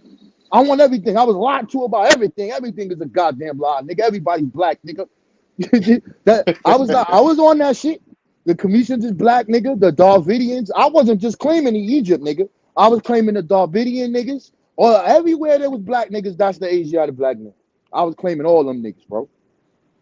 But that's Pan-Africanism, right? You claiming all black. Listen. The white man 6,000 years. Oh yeah. Well, I mean, he's not far off. Nah. The white man today, they tell you past 10,000 years, nigga, them niggas ain't on the planet. They not here. So he on the right path. Are they a genetic mutation? Facts. They didn't come out the ground, nigga. You a mutation that came from us, nigga. Facts. Is there these two major genes in our body that's responsible for white skin? You could say 3, but 2 major ones. Fact. You're not that far away. Yeah, them niggas came from us. The question is, did it happen the way he said? No. They ain't get no fucking 59,000 followers and go to some island and I don't know how he made that shit up, bro. That shit crazy. You think Father-in-law read Francis Cress Weldon work? Nah. Was that book out? Nah, it wasn't out yet. No, I don't think it was out yet. Do you think Francis Cress Weldon was probably influenced by Father-in-law then? I don't know. Hold on, say that again, bro. What's your question? I said, do you think Francis Cress Weldon was influenced by Father-in-law and the whole? No. That's not from him. Yeah, she was fascinated with the phallus, bro. So let's be clear about this. Everything in that book is the gun is a phallus, the fucking nightstick is a phallus, the Egyptian oblique is a phallus. Everything black gotta be the penis, bro. Sorry. I don't know what type of shit she was on, bro. I'm not lying, son. That's what her book is. Yep. Am I lying? Am I making that shit up? Basketball is about sex. Yep. Yeah, she was infatuated with it. She got some points to the color confrontation theory, though. There's some things in there that's true. But then, did Michael Bradley book come out first, the Iceman and Heritage, or after? I think it came out before. So I would say, if that's true, I think that would come from there, and I think it would come from Sheke, because he was talking about the climate responsible for changing skin color and shit like that. You know what I'm saying? So I don't know, bro. But I would agree that the father's lesson definitely led to a lot of people researching more into science and more into that. Hey, by the way, Francis Cress Weldon was a staunch Christian, by the way. FYI. Oh man, she was a Christian. Before she died, she was declaring all that shit. Yep. Nah, we gotta ask true story in that. I don't believe you. Danny, was Francis Cress Weldon a Christian? Yes, she was. I've heard that, but we haven't seen no proof that she declared herself. She said it. She said it in what's her name's? That girl that used to be down with she's still down with the dude what's this dude? Sister Renee. She did an interview with Sister Renee like 5 days before she died. Yeah, she's a Christian. And she declared herself that her Lord and Savior. She's a Christian, bro. Most of these Pan-African folks you're talking about was Christian in private, bro. Because if you listen to her talk about white supremacy, you wouldn't think that she's a Christian. The way how she talk, the way how she writes, I should say. I mean, she wrote a book called The ISIS Papers, so not a. Oh, so now she committed. Yo, you know what caught me off guard with that book, son? Yo, the first Egyptian book I read was Stolen Legacy. Shout out to the Rastafari. Your Jamaican man gave me that shit, bro. He fucked my head up. He gave me that book, and guess what other book he gave me, Garfield? Take a guess, Garfield. Marcus Garvey? No, he gave me Muada Ashby, fucking Egyptian Yoga Philosophy 1. I'm reading this shit. I was like, oh, this is the black man code. All this shit come from Egypt. That's why I got that shit from, son. I went to the yard with that shit, and I was like, yo, God, you see, you gotta do the knowledge. They like, do the knowledge to what? Yo, son, everything you see is energy, God. They be like, okay, what's your point? Everything is protons, neutrons, and electrons. It's like, word, yeah. Okay, what's your point? The things that make things different is the way they vibrate. If we look at it through a particle accelerator, therefore everything is one. He said everything is one. That white man that just kicked this nigga in his ass, nigga, is he one with us? Shut the fuck up. Get out of here with that bullshit. Yo, them niggas ran me out of there, son. They said, don't you come over here with that shit no more. Get the fuck out of here with that shit. I started meditating and all that, bro. But I saw the ISIS papers and I thought it was some Egyptian shit. So I grabbed that shit. I said, yo, where's ISIS in this book, bro? Why is these Egyptian glyphs on the front of this book? Where the fuck is ISIS at? That shit don't got nothing to do with Egypt, Kwame. She catfishing, my nigga. She catfished me to read that shit, bro. Why she didn't put Mary? She should have. If she was a declared Christian, she should have put Mary and the angels on the cover. Yo, son, she catfished me, bro. I got catfished by yo, son. That I swear I was so hyped. I was like, I'm about to learn more about Egypt. This stolen legacy shit was awesome. These niggas, Aristotle, all these niggas stole this shit from Egypt, nigga. Yeah, son, this is the shit right here. I was all hyped and shit like a little kid, bro. Like that shit that shit empowers you, though. It make you feel good, man. What are you? Would you say that her work was pseudo? That's a hard one, son. It's a behavior. I don't. Spoken. What do you call that book? I don't know what to call it. I don't know. Should we call it pseudo? Is it a scientific work, or is it her personal opinion based over her studies? I don't know what you call it. I don't know. Nelly Fuller was the guy that taught her a lot of this stuff. So I mean, when you hear Nelly Fuller, you hear her. So I mean, man. Garfield, would you call Frances Cress Weldon pseudo? I don't know. I'm not gonna call her pseudo. I actually like her. What parts of her work do you disagree with? I disagree with every. Nah, let me stop. I don't know. I read this like 1994, bro. 1997, I should say. 1997. I don't know. I think she had a theory, the whole melanin stuff. So I mean, at the end of the day, some of that stuff is kind of off the wall. But I mean, she just trying to create a whole mindset. Think about it from Nelly Fuller's perspective, how he spoke. You know, I don't know. I don't know if I'd call it. What's that other book that has that Yorugo? You read that before, Garfield? What's it? What's it called? Yorugo. What they call white people Yorugo and all that stuff. That book there. So that kind of deals with it a little up to date past that. I get it. You know what I'm saying? So I don't know if I want to call it pseudo or not, because it's a theory explaining why these motherfuckers is so suicidal and maniacal. You know what I'm saying? Like, why these niggas want to kill everything. Step, crush, kill. So, like, I get it. It's coming out of the culture that we live in. I understand it, but I don't know. That phallus shit, though, son, she was going too far with that shit, bro. She was going too far with that shit. She said the revolver is the black penis. I said, God damn, right? What the fuck?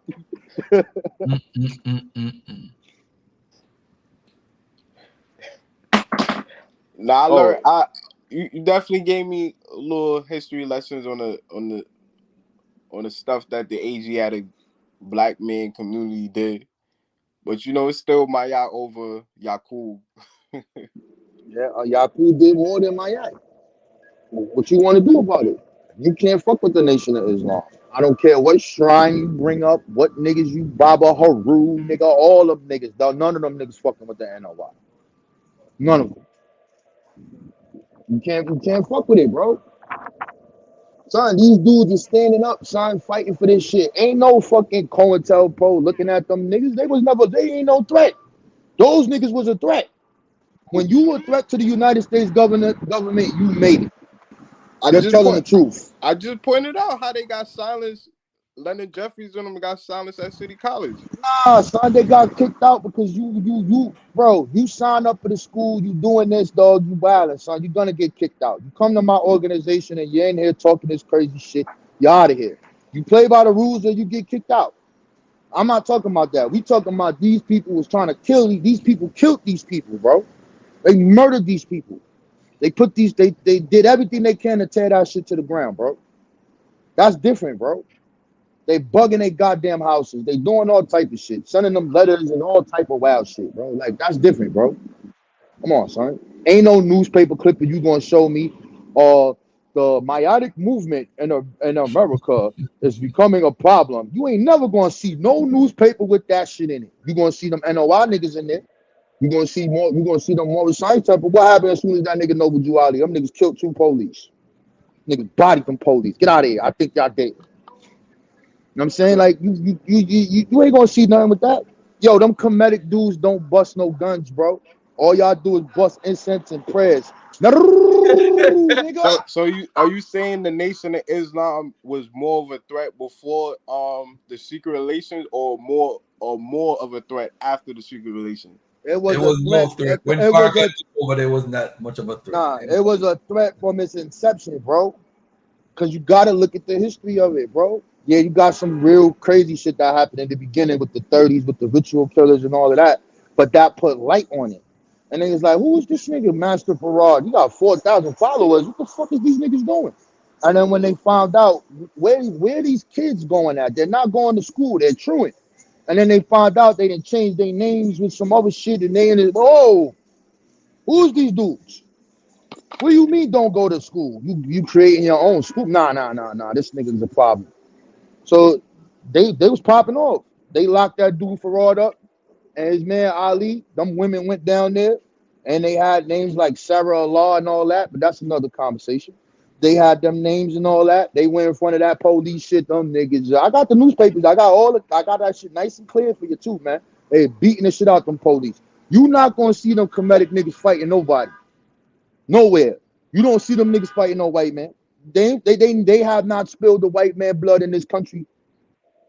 The commissions have not spilled the white man blood in the form of revolution when it was going down. So what about the dude in Texas? The dude Micah Johnson? Yeah. Get out of here, man. Yeah, they started the whole black identity extremist shit because they're not a part of a religion that they could control their minds. But nobody claimed him though. Who's claiming him? I mean, which group is claiming him? He watched a couple of videos. He took a picture with Professor Griff. Professor Griff ran far from that nigga as quickly as possible. I don't know him. I just took a picture. Yeah, so where the commission? Why the commission ain't stand by his side? You know about what commission nigga still by him? Ron Neffa nigga? Who still by him? What wasn't Leonard Jeffries supporting him? I don't know about that. I don't know about that either. And Leonard Jeffries supporting him means what though? Exactly. At 80-something years old. What does that mean? And Leonard Jeffries don't have a comedic. No. Leonard Jeffries doesn't have a comedic organization, bro. Stop it. He don't teach that shit, bro. Get out of here. He talks black history. And Egypt is a part of African history, so we can all talk about it. Yeah, so that's what I'm saying. You can't really divulge the Pan-African community from the you the just said community. This is what started this. You said my aunt over everything, my aunt over Asia, all that. I'm telling you, you comedic niggas ain't spilled no white man blood in the time of war. Where were you at? I'm telling you where you was at. I showed you. You was around. You was the niggas that Huey P. Newton called culture nationalists. You the niggas that you see in the movie where the niggas shoot. You got niggas got guns and shit with no bullets in it. That's them niggas. Dashiki wearing ass niggas. Yeah. That's them niggas. That's what Micah had on. He had on a dashiki. Hey, man, get out of here, man. Get out of here, man. He's a military nigga going rogue, bro. So, in the spirit of Black August, this is Black August. You know that. What do you know about this month, brother Kwame? I didn't even know this month was called Black Month, brother. So this is Black August, and I'm not gonna go through all the things that happened or that. Turner, all these different things happen. Republic of New Africa happened, but it becomes this month because of a Pacific individual, George Jackson. Do you know who George Jackson was, brother? Yeah, I know what George Jackson was. Okay, so you know about the BGF, and you know about the prison movement, Yeah, and you know about these specific things, but the Black August movement goes back further than this. It and they goes taught back. Swahili. Okay, I don't got a problem with that. They wasn't teaching no meta netta, nigga. Ain't none of them niggas was teaching meta netta. None of them niggas was teaching meta netta, nigga. Y'all, that's some new shit. But anyway, let's go back. So now you got, Jamaica, you got the revolt in there that freed the people. I mean, that's Garfield Peoples and over there. They went over there, they went ham. And that shit spread all the way through America. Where you have black people in America going to the Caribbean. And then we began to have these Pacific marches during August. And these marches help something to show our presence here, that we ain't going nowhere, and despite what you do, we gonna fight for what we want. And we decided to stay here. We ain't going to Africa. We ain't going to Haiti. We ain't going nowhere. We tried all that shit. That shit don't work. We staying right here. This is so. If we gonna stay here, we What gonna don't fight. work? If going to Africa didn't work, going to Haiti didn't work, going to these places did not work for multiple different reasons. So they decided to stay here, and they stood here, and they stood their ground. Now during that ground time that they here, they building these communities. They're doing everything they possibly can, holding that goddamn Bible in their hand, and they busting their gun. But back to the Black August, those people began to build militias, and these black militias would march during this month of August. And the white man used to get mad. Who these niggas think they free walking around here? They would heckle them and throw shit at them, and they would fight their ass back. Fuck out of here, nigga. Black power, nigga. We in the building. They niggas wasn't shouting out no Haru, nigga. None of them niggas was over here. So you got this, you got 2000s, bro. Y'all here in the 2000s. What y'all got? You're here now. We've been getting scammed by everybody with a motherfucking commission name. That's what you got. Nah, I would say that the Pan-African Kemetic community is a marginalized community as a whole in America. It's a marginalized community. We've been getting scammed by the commissions, my nigga. You niggas teaching niggas, making niggas pay to learn some dead ass language that can't do shit for you. You can't go to no country, nowhere, and use that shit to commit no commerce, nigga. Fuck out of here with that shit. You need to come home, son. Stop this shit. Your name is Kwame. You did the right thing by picking that name first. You need to call yourself Kwame God Allah. Come back home. Garfield, tell him. So what about the white people that teach Latin and Greek and Hebrew and all that? Those are dead. Well, I would say Greek not a dead language, but Latin is a dead language. Not necessarily. It's not really. Wait, where's that shit spoken at? Or it's written in formats, but yeah. But nigga, metaneta ain't used for nothing. Stop it. There's no commerce. There's nothing in that. Now, what I will give it credit for, what it did help me do, is when I'm studying this technology and the form of the way you had to look at determinatives and all that those concepts align with learning certain elements in technology. That helped me do that because it made me like be able to understand certain things better, especially dealing with IPs and subnetting and things of that nature. That helped me with that. That I could say that. Other than that shit dead, nigga. So metadata ain't help you learn other African languages? I don't want to know other African language. I'm from America. I speak the language of the colonized, nigga. I speak English. This is the language of commerce. I can't make no money unless I'm scamming you niggas and learn that shit and teach that shit and make you pay me to learn that shit.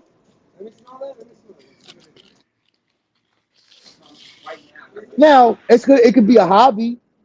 It's a good thing to learn. It's an African language. Don't get it twisted. We kind of want people doing that. because you want to know what it says versus what the European says. So you kind of need that. So I'm not going to knock it 100%, but bro, that shit dead, son. You can't do nothing with that. So you know the meta Kwame? Nah, but to me respond to a true story. Yeah, the meta have actually helped a lot of people be more interested into African languages. Oh shit, we got a chat monster in the back. Hold on. I don't think the people that Hold on. subscribe to the Hold Bible on. or Quran is interested Hold in on. Wolof language or Yeah, you right. Yeah. You're gonna have some that is and some that's not. But we got somebody in the chat. His name is Ryan Pride. So what better solution do you have? Well, go to our channel. It's called New Black Knowledge. The brother just took the video down, sadly, but I'll give you a premise of the video. You talk about STEM, you talk about comedic science. There's no comedic science that's going to save your ass. We showed you the 10 most popular jobs that's going to be hiring people into 2034. It went from healthcare to cybersecurity to IT and showed all black organizations all across the United States that you could get involved with and do it. That's my motherfucking solution. Give the people the information, get your ass in school, learn some shit, and do that. That's the solution. We the only solution. There ain't no solution. And you talking about I sound like a street corner preacher. Why don't you hit the link and get up in here? I'm gonna show you a 5 years. You got a five. I'm a nice 5% for your ass, boy. Come up in here. I got something for your boy. I got something for your Lion Pride, boy. Wait, y'all lying? Y'all lying? Are you a part of that 90s Jamaican gang, nigga, with them Jamaicans who saying that they were lions? You one of them niggas? Come hit the link. I don't know who you are, brother. Come hit the link, my you.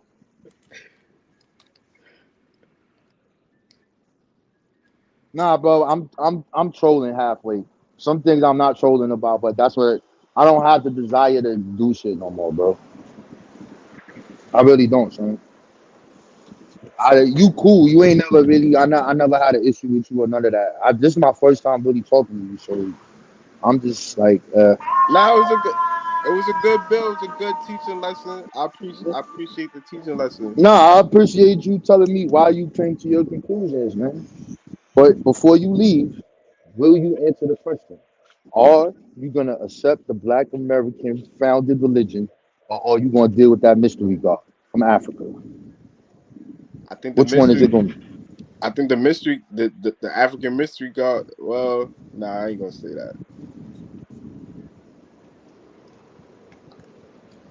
Come on, brother. Can I just get that answer? Do you want that mystery god from Africa, or do you like the Black American solution? Which one? If I'm being real, I probably have to say I'll probably lean more to the black man is God. I'll probably lean Yeah, more to you that. don't even gotta say the Black man is God at that point. Just understanding the point of, bro, ain't that shit is not real, bro. I don't care who's teaching it. I don't care if it's a part of the culture. I respect it. This is what they all did.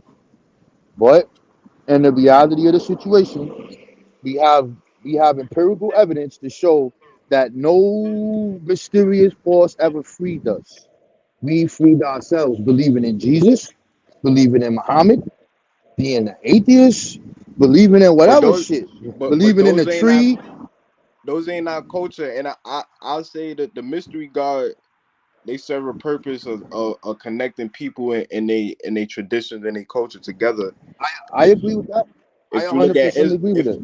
if you look at Islam, most of the Arab world was split between Christianity and Judaism, and probably the Persian religion and probably some prehistoric, but Islam as a whole tied the whole Arab peninsula together. It gave Listen, them a bro, language, it gave them a I feel god, you, it gave them bro. a Brother, culture. listen, I agree with you, brother. I don't have an issue with it, and that's how they unite and do commerce. Yeah. So I would say that the mystery god do serve a purpose. It do serve a purpose. No, I agree with you. It's a cultural connector. I And agree with and you. and and and it gave the Arab a chance for an empire. Before that, they was they was vassals to Byzantine and the Persians, and before that the Sassanids and the Greeks and all the different major I agree with you. That's empires. the power. That's the power of the Abrahamic faith, bro. Make up some Huh? shit. That's the power of the Abrahamic faith. Make up some shit. Make up some fake ass ancestors. Embellish some stories, and you build about that. And that's it. Now the difference with the Africans is that shit is our stuff is not proselytizing things. Where this is the only God and you gotta believe in this. They ain't never do none of that. To my knowledge. Somebody could correct me if I'm wrong. But from my studies, I never saw that. What you do see is that they start by praising things that serve them. So this is why everywhere you go, water is a deity, the sun is a form of the deity. These are things that sustain them. So they make festivals around the things that actually support them. So I get that. So now on the Abrahamic faith side, they did the same thing. This is the thing that's gonna unite them, make them stop fighting amongst each other, and we gonna unite on this banner.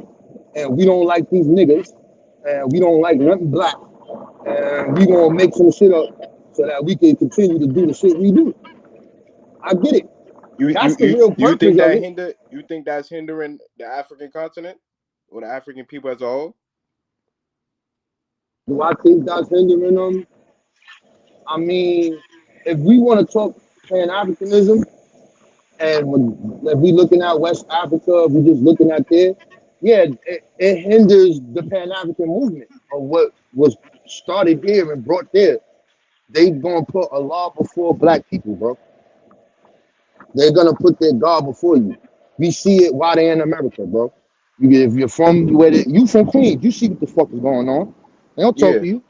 They don't fuck with you. They build their little mosques. They get their little money. They ride their little bikes. They living in them cribs.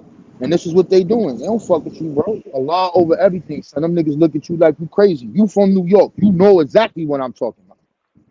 But Nah, that's over a there fact. on the continent, I don't have an answer for that. I just think that what you said, the Abrahamic faith hinders Pan-Africanism. For whatever reason, the way I don't know why they think that shit the way they think, but that shit can never work with that shit, bro. It would never work over there. It just won't work. So you do see like that thing that happened almost a year ago or maybe 6 months ago with the 14 West African nations that got together to kick the French out. Yeah. You know what I'm saying? I'm Burkina expecting Faso, I think Mali, yeah, Niger, it's like Chad. 14 of them, right? So you could call it that. We call it that. We are putting our ideas on something that they're doing. They're not calling that Pan-Africanism. They're not saying that we using this ideology to do this. They're not saying that. To us, the actions is Pan-Africanism. To them, Right. this is a group of people who've been colonizing them, the French Francophone countries and all this shit. And they fucking with them with the money and all this shit they gotta pay back, which I don't know how it's possible. And they want to get these people out of here.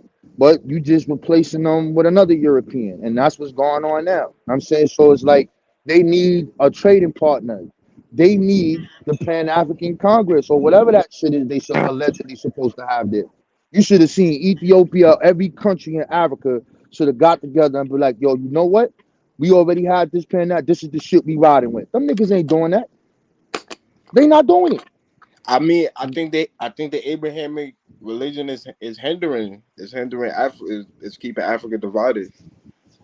I don't know, bro. They divided for a bunch of different reasons, bro. The colonization of them is different than us. Matter of fact, I wouldn't even put it on the Abrahamic religion. I think Africa as a whole is always going to be behind due to the tribalism. Since Africa never had like a African's tradition, not really conquering like the I say like the Asiatic traditions are how they they conquer people and stuff, or the European Eurasia as a whole. Yeah, I don't know, bro. I ain't got no answer to that. I just think that the shit is crazy. And then we just gotta keep it a buck. Some of them motherfuckers are greedy, bro. What you said? Some of them are greedy people, bro. They just want the money. They don't give a fuck about their people. They give a fuck about what you said, they tribe. And that political party that represents that tribe. Now, some people will say those are puppets. I don't know, bro.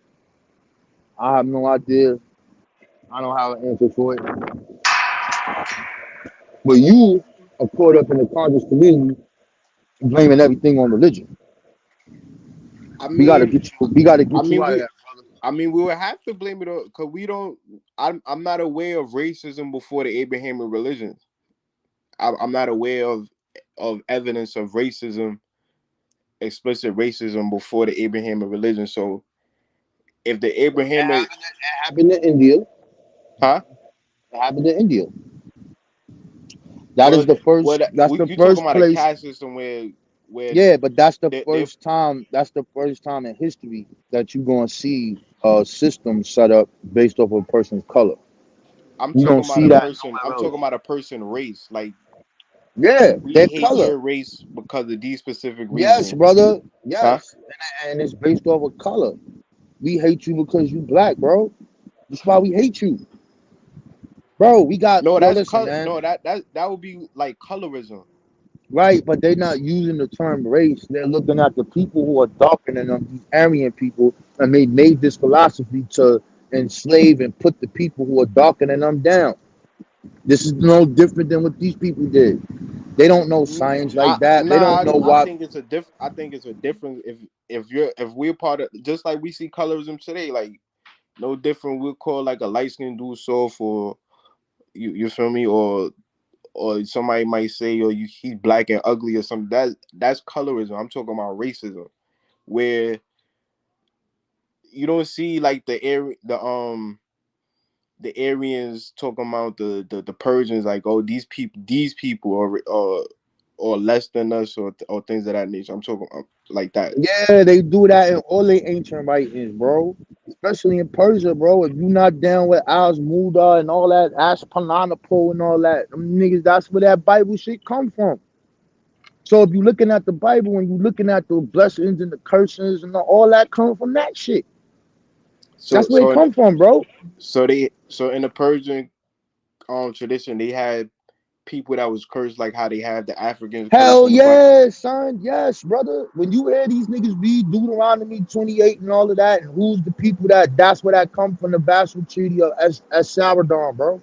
All that shit is in there. You gotta be down with the God Ashurbanipal, nigga. All the Hebrew niggas did was change the name to Yahweh. That's all they did. They took that shit and added it to their shit. This is how all religions are formed. None of this shit is new, bro. They all borrow from each other and use it to fit their community. That's just the natural order of evolution of religion, bro. None of that shit is new, bro. I mean, but I don't know, bro. None of it is new. This is new to me. I never knew the Persians Yeah. had like a racist had something similar to like we Yeah, see in Genesis. it's sort of like this, right? So these people who follow this God, this is the God of the universe, this is that. Any other group of people who is against this shit and all of that, and you got some different tradition, when you say racist, that's how it was then. If you not riding with this right here, and you don't follow this shit, this is what's going to happen to you. We're going to enslave you. Your children are going to be enslaved. You're going to be taken to far lands and all this other wild shit. So who is the people who would not be following that? The people who are not that nationality or not of that race, bro. That's how they did that shit. I'm talking about something like this.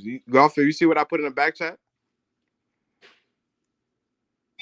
Hold on, brother. I got you.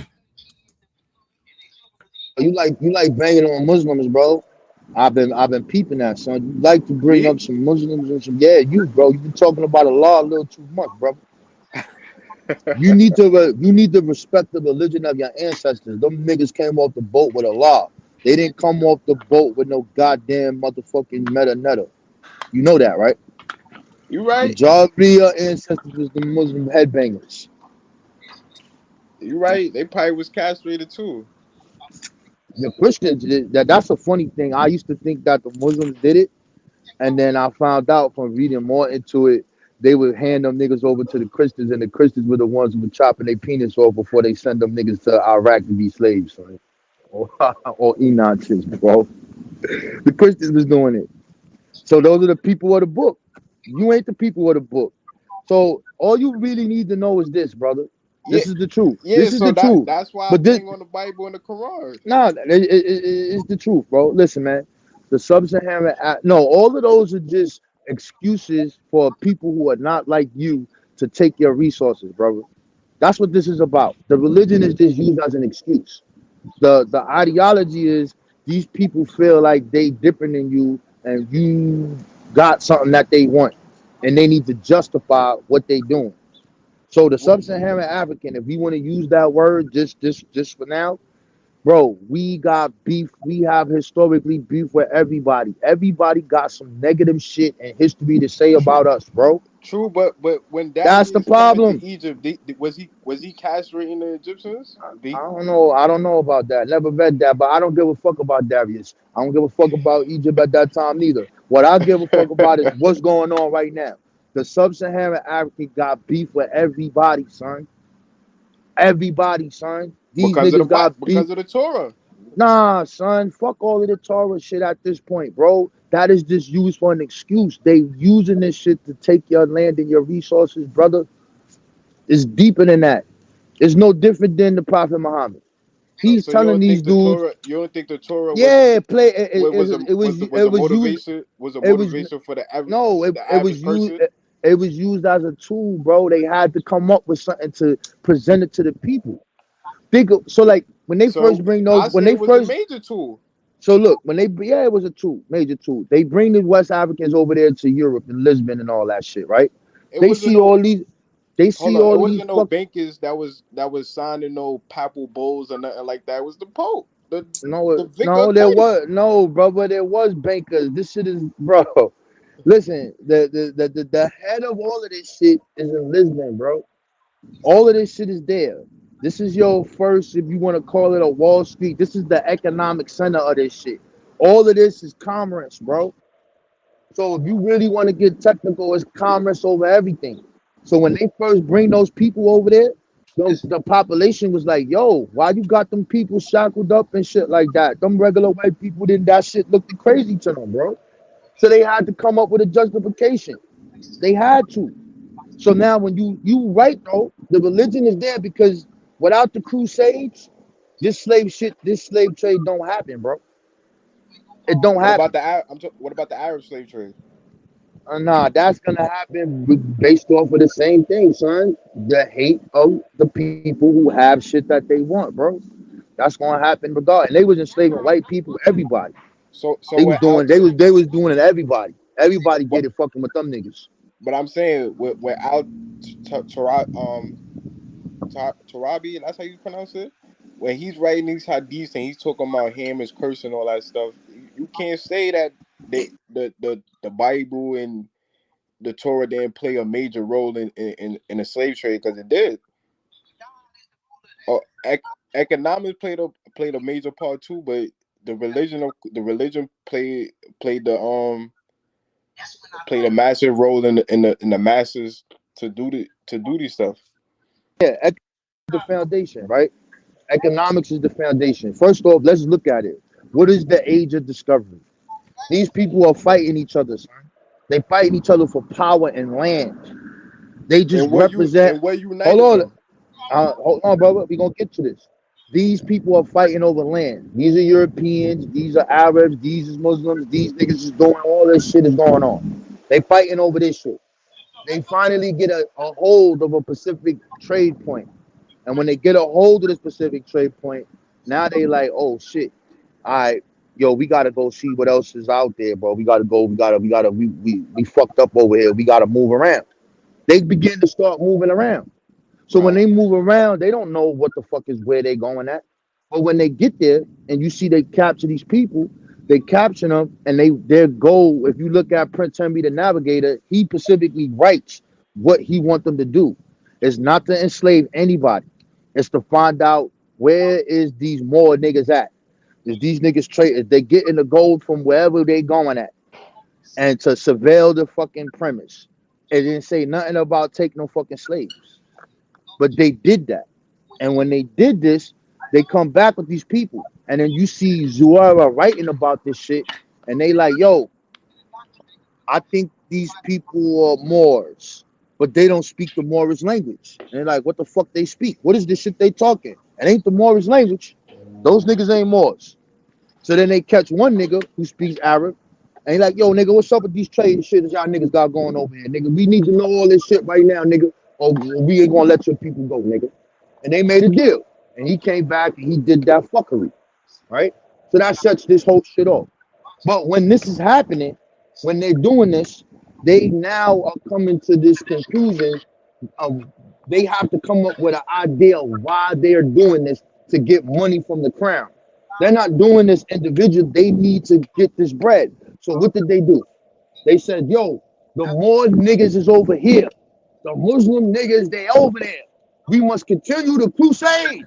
We must rule in the sign of the cross and kill the niggas. This is what they did.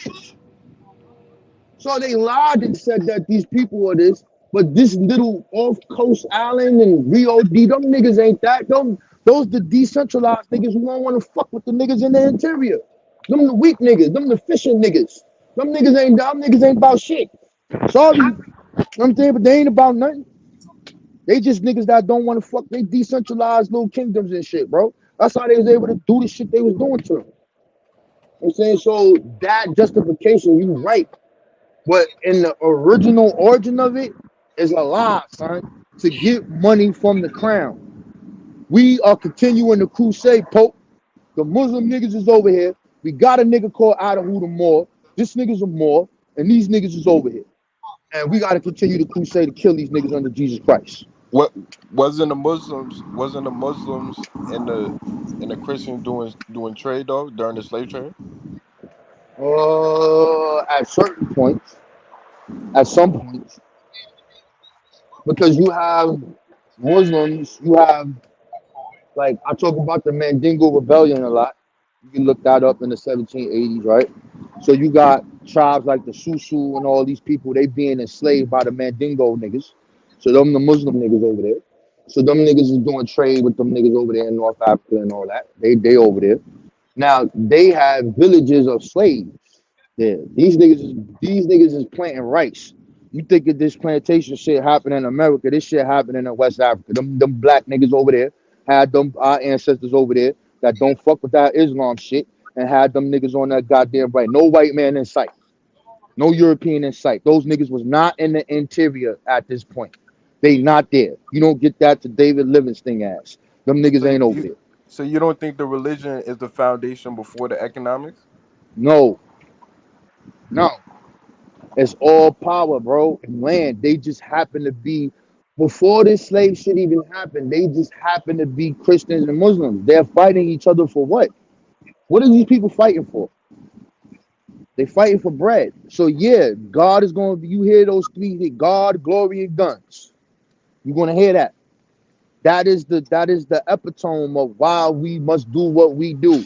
We must come together under our God. But the idea is control.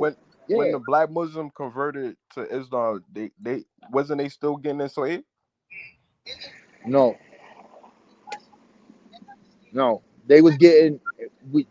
You have it happen in more. You have it happening in Morocco. What about Timbuktu? No, you don't have that there. So the Arabs wasn't raiding Timbuktu for No. They dealing with the African Muslims to do that. That's how that's happening. You know what I'm saying? So Timbuktu was in an Islamic empire. Yes, it's Islamic, but you can't enslave a Muslim. Part of a Muslim empire. You can't enslave a Muslim. So now when you look at al-Bukhari, not the Hadith nigga, but when you look at this nigga over here in Morocco in the 1700s and all that, he violated the pillars. He said, yo, he had them African niggas a part of his military, and he enslaved all the fucking niggas who was African who were Muslim, bro. And then you have other Muslims who write against it, but then you had those niggas that specifically doing that. They're enslaving Muslims. According to their So laws, they're not supposed to do that. so when they castrating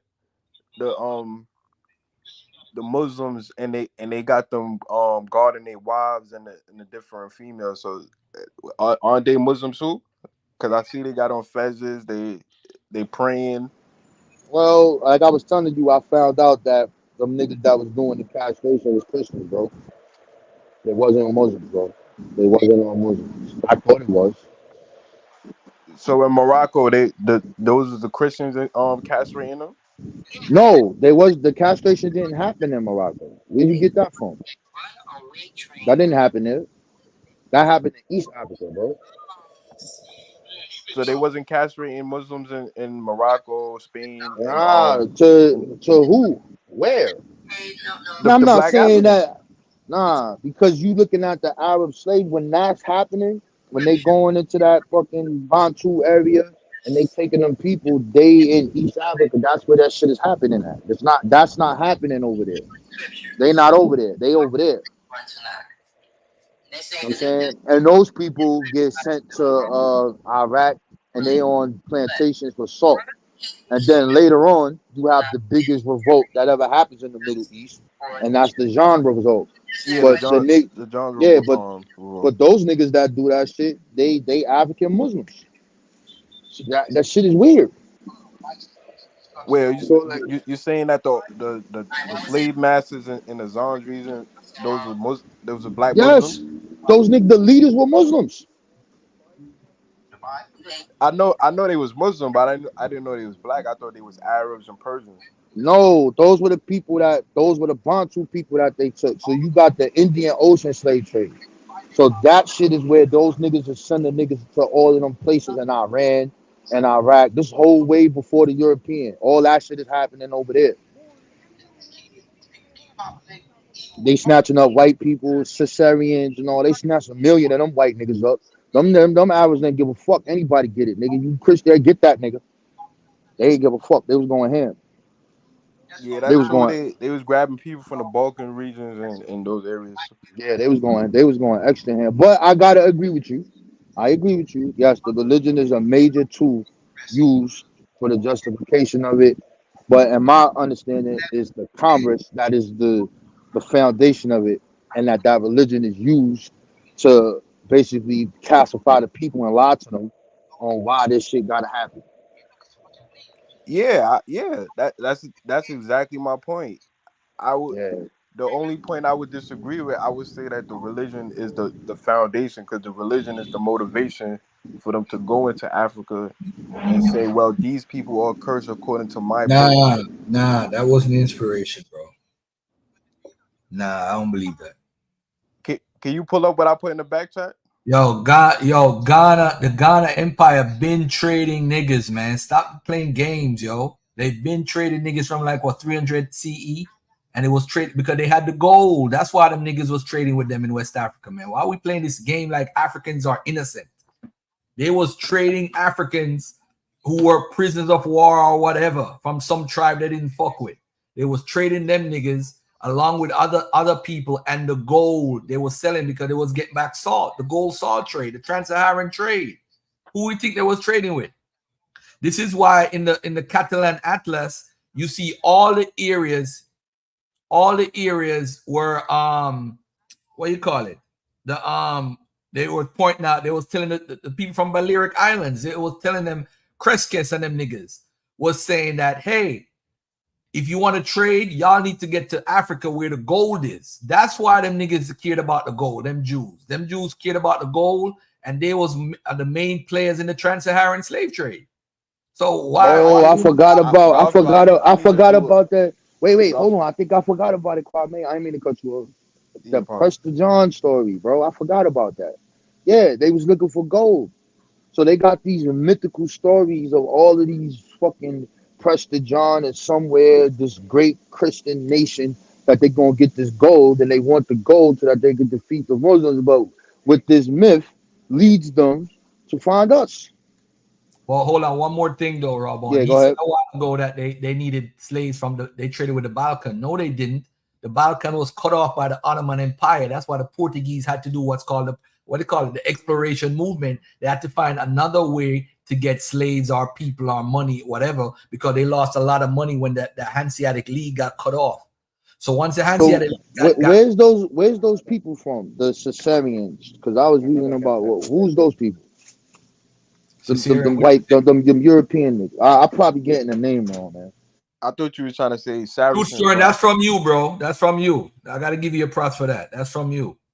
And I mean, while I still got the thought in my head, Golf, I must give you props because you was probably one of the first people to say, wherever there's money at, wherever there's commerce at, you're gonna find a Jew there. Wherever you see a body of water, and that led me to discover about the Guyana and the Suriname and all that stuff. So I must give you credit on that. Yeah, but let me also add that when it comes to commerce, this is why when people hear traditions of Jews in West Africa, it shouldn't be crazy, because some of them Berbers or whatever that they were using. Because remember, the Jews necessarily didn't have this strong permission from the Muslims to go below the Sahara Desert. They would stop in fucking northwest Mauritania and stop right there at Awadas or one of them spots, and then they would send the Berbers, and the Berbers had to convert to Judaism because they didn't trust nobody that didn't follow their religion. So they had to send whatever money or whatever monetary value that they had. They would send it with them Berber folks who were Berber Jews, and then they would come back and whatever, and then some of them would come to Timbuktu themselves. But as far as the Balkans, nah, they ain't no, that shit was cut off by the fucking Ottoman, man. Don't let me, and I don't want to say Ottoman because Sabio might hear that and jump on the panel. I really don't want to hear about no Ottoman Empire right now. So, Garfield, how you disagree with Tony Martin and them? Because I remember you said, I disagree with Tony Martin. I remember we had a discussion on what topic? On the slave trade topic. What about the slave trade? I remember we had a discussion and I brought up Tony Martin, and you said Tony Martin supported the whole thing that the Nation of Islam put out about the secret relationship between blacks and Jews. And I think everybody knows Jews played a major role. I don't care what nobody says. They played a major role. One, because they was the ones that started the whole Luso African class when they were sleeping with a black woman. Then they had to create a whole law because black women weren't Jews. So they had to create a law to make them converted into Judaism, so that whatever kids they have would be considered Jews. So those Jews now are like the middlemen. They were like the inside track. So they were the ultimate middlemen between the slave trader and the African tribes who were trying to move them to get goods and services, whether it's they're getting guns, whether they're getting there was some trade that they did with the Jews that were protected in Senegambia, them two small communities. But if you controlling the commerce and the insurance companies and the rum trade and the sugar cane plantations and all that, you can't disagree with Tony Martin because that's damn near the slave trade. They didn't control anything. Watch it.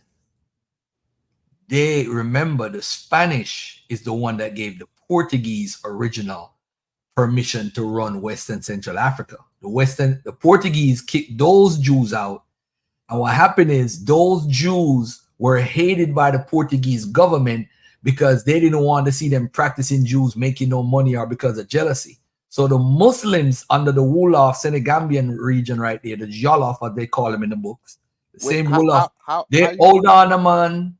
The Muslims now had them under protected status. This is what's so fucked up. So when we see Portuguese, you got to separate the Portuguese Jews from the actual Portuguese people. Because remember, they are Roman Catholics. They don't fuck with Jews. They just kicked them out of the country and wanted to convert them. So when they see the Jews playing a role there, they got mad. So they went to the Senegambians and said, yo, what the fuck's going on here? They said, nah, them niggas is on a protected status. You can't touch them. how if they're the money lenders in the Jewish ghettos in Europe and all that, you can't. They was the money lenders. They was the But that don't mean point that they didn't want them to convert. Huh? That don't mean they didn't want them to convert. That But don't mean they did if not you want them giving to them the- convert. if you Bro, giving what them was the the Inquisition about? What was the Inquisition about?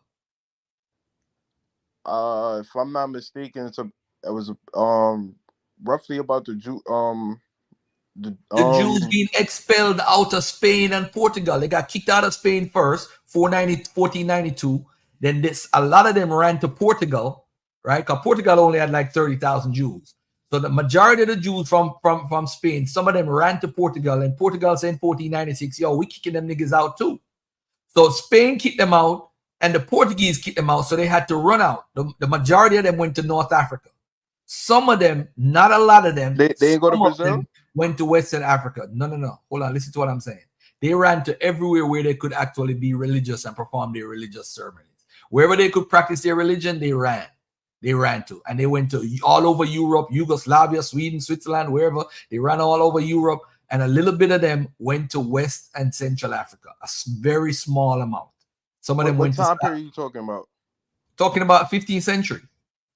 Hold on, let me answer this guy's question real quick. Garfi, what do you think about the book Why the Bible Began by Jacob L. Wright? I did an interview with him, one of the greatest interviews. You're gonna see it in the next couple of weeks, probably in September. I play it. He wants me to fly to what you call it, to talk to his students at Emory University. He actually invited. That's the dude that brings up the Yehuda coin with the Athena on it, right? I have no idea. But anyway, let's get back to what we're talking about. Portugal and Spain and kicking out, expelling, and all that stuff. What are you saying now? I'm saying if the Portuguese despise them so much, why was they the basically controlling the money? All right. Now, I know Rob put me onto this book a couple years ago, right? Let me tell you the name of the book. This book right here, he told me, he said, Garfield, this is a must read. The book is called The Jews and the Expansion of Europe to the West, 1450 to 1800. There's a part 1 and a part 2, right? In this book, I found out that the Portuguese, when they kicked out the Jews, they regretted it. Because when they kicked out the money makers, your economy go down. So they was begging them niggas to come back. Like, yo, I know we kicked y'all out. I know we killed a couple of y'all, but come back. So we need to make some more money for the country. So the Portuguese regretted kicking out all these Jews who was bringing in money to the economy. All right. But the bottom line is they either converted to Roman Catholicism or they became crypto Jews, which they act like they are Moranos. They act like they practicing Christianity, but they was really practicing Judaism in quiet, in quiet. All right, in private. Was they doing that in Guyana and Suriname? I don't know the history of Guyana and the Jews. I'm not going to say I know that, but wherever Jews are and they're able to practice their religion, that's where you're going to find most of the people who were taken on the slave trade, the countries that they were taken to, because the British allowed them. This is why they helped the Jamaicans to conquer the Spanish, because the Spanish wouldn't allow them to practice Judaism in Jamaica. But the British did, so they assisted the British in overthrowing the Spanish. A little Jamaican history right there for the Jews. So what part of Tony Martin did you specifically disagree with? That you said, no, like, as far as he used Tony Martin actually used that book in his course. That's what caused the whole problems at Wesley College. That's where that lady taught it. What's your name? The lady that John Henry Clark debated. She used to teach Mary Lefkowitz. Yeah. But that's what caused the whole controversy. And he was saying that the Jews were the main part of the slave trade. I would not say that. That don't make sense because they didn't have the numbers. The Spanish are the architects for the slave trade, the Spanish and the Portuguese. It just so happened that Jews, Luso-African class, were sometimes the middlemen to make the deals happen. So who controlled the sugar cane and the molasses and the rum trade? Of course, you see, when you say control, you got to remember to travel in the waters, you have to get permission from the empire that's in charge. The Spanish were in charge. They gave the port. They split it up in the Portuguese. I think it's the Act of Alcatraz or whatever. One of y'all could attack when they split it up between the Spaniards and the Portuguese. Split up the world. So the Spanish is really the architect. The Roman Catholic Church, which is the architect, they are Christians. They want to spread Christianity or mistreat pagans who don't believe what they believe. So you have to understand that first. The Spanish are the ones, the architect. This is why when people talk about reparations, true story, and they talk about they want reparations, they don't know who to go to. Because you have to understand, America had the French. I'm talking about United States of America now. They had the French with New France. They had the Spaniards with New Spain. And you had the British. Plus you had the Dutch. Because, of course, who taught us that New York was called New Amsterdam? Because that was true story. That NBK, right? Wasn't Jews in all of these places, though? They wasn't controlling the Dutch companies. Stop saying the Jews control. It's the Spanish is the top dog, then the Portuguese, then the Jews were given permission because remember they didn't F with them because what? They didn't like them. They wanted them to be Christians. Y'all gotta remember that. Lion Pride, I learned all of this from each one, teach one, and true story. Garfield ain't learned this shit on his own. I learned it from them, from watching videos, and learning from them through conversations. Them dudes, I don't give a damn about American history. They'll tell you that in a heartbeat. They'll tell you that in a heartbeat. Hold on. They'll tell you that in a heartbeat. So when you hear me talking history, it's from notes from when we was talking. None of y'all ain't get trained by Truth Story and one-to-one. He taught me one-to-one. Y'all niggas didn't get that service. I got that. Oh man, the Lion Pride, everything here I'm saying is from them brothers, man. Them brothers taught me all of this shit, you know. But so they know I'm obsessed with the Bible, so they like, I ain't fucking with golf with no Bible talk. Like, get out of here with that Bible talk. They'll kick me out the chat. They'll kick me out the chat. Get out of here with that Bible talk.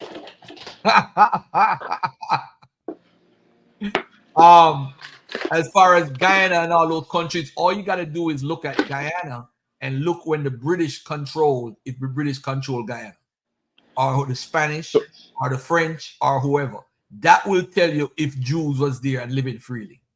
So because who controlled the British Dutch West Indies Company, the African Royal Company, and all these companies? Yep. Jews was there. In the African Royal Company, that's from King James and them and Charles II. But those companies, the British didn't give a F if the Jews worship or follow Judaism. So this is the key now. They did not care. If you go to Suriname, you go to the dude with Peter Stuyvesant with the one leg, right? To Suriname, Peter Stuyvesant had the one leg in the ABC Islands, Aruba. What's the other country? The B country and the Curacao. I learned that from True Story. So Garfield, is it possible that the people that's professing that they're Christians are really crypto Jews? So, because if you're trying to say that the Dutch, the Portuguese and these people was the real controller of the slave trade, is it possible that they could be crypto Jews like Aaron Lopez and like the other crypto Jews? No, Aaron Lopez was never a crypto Jew.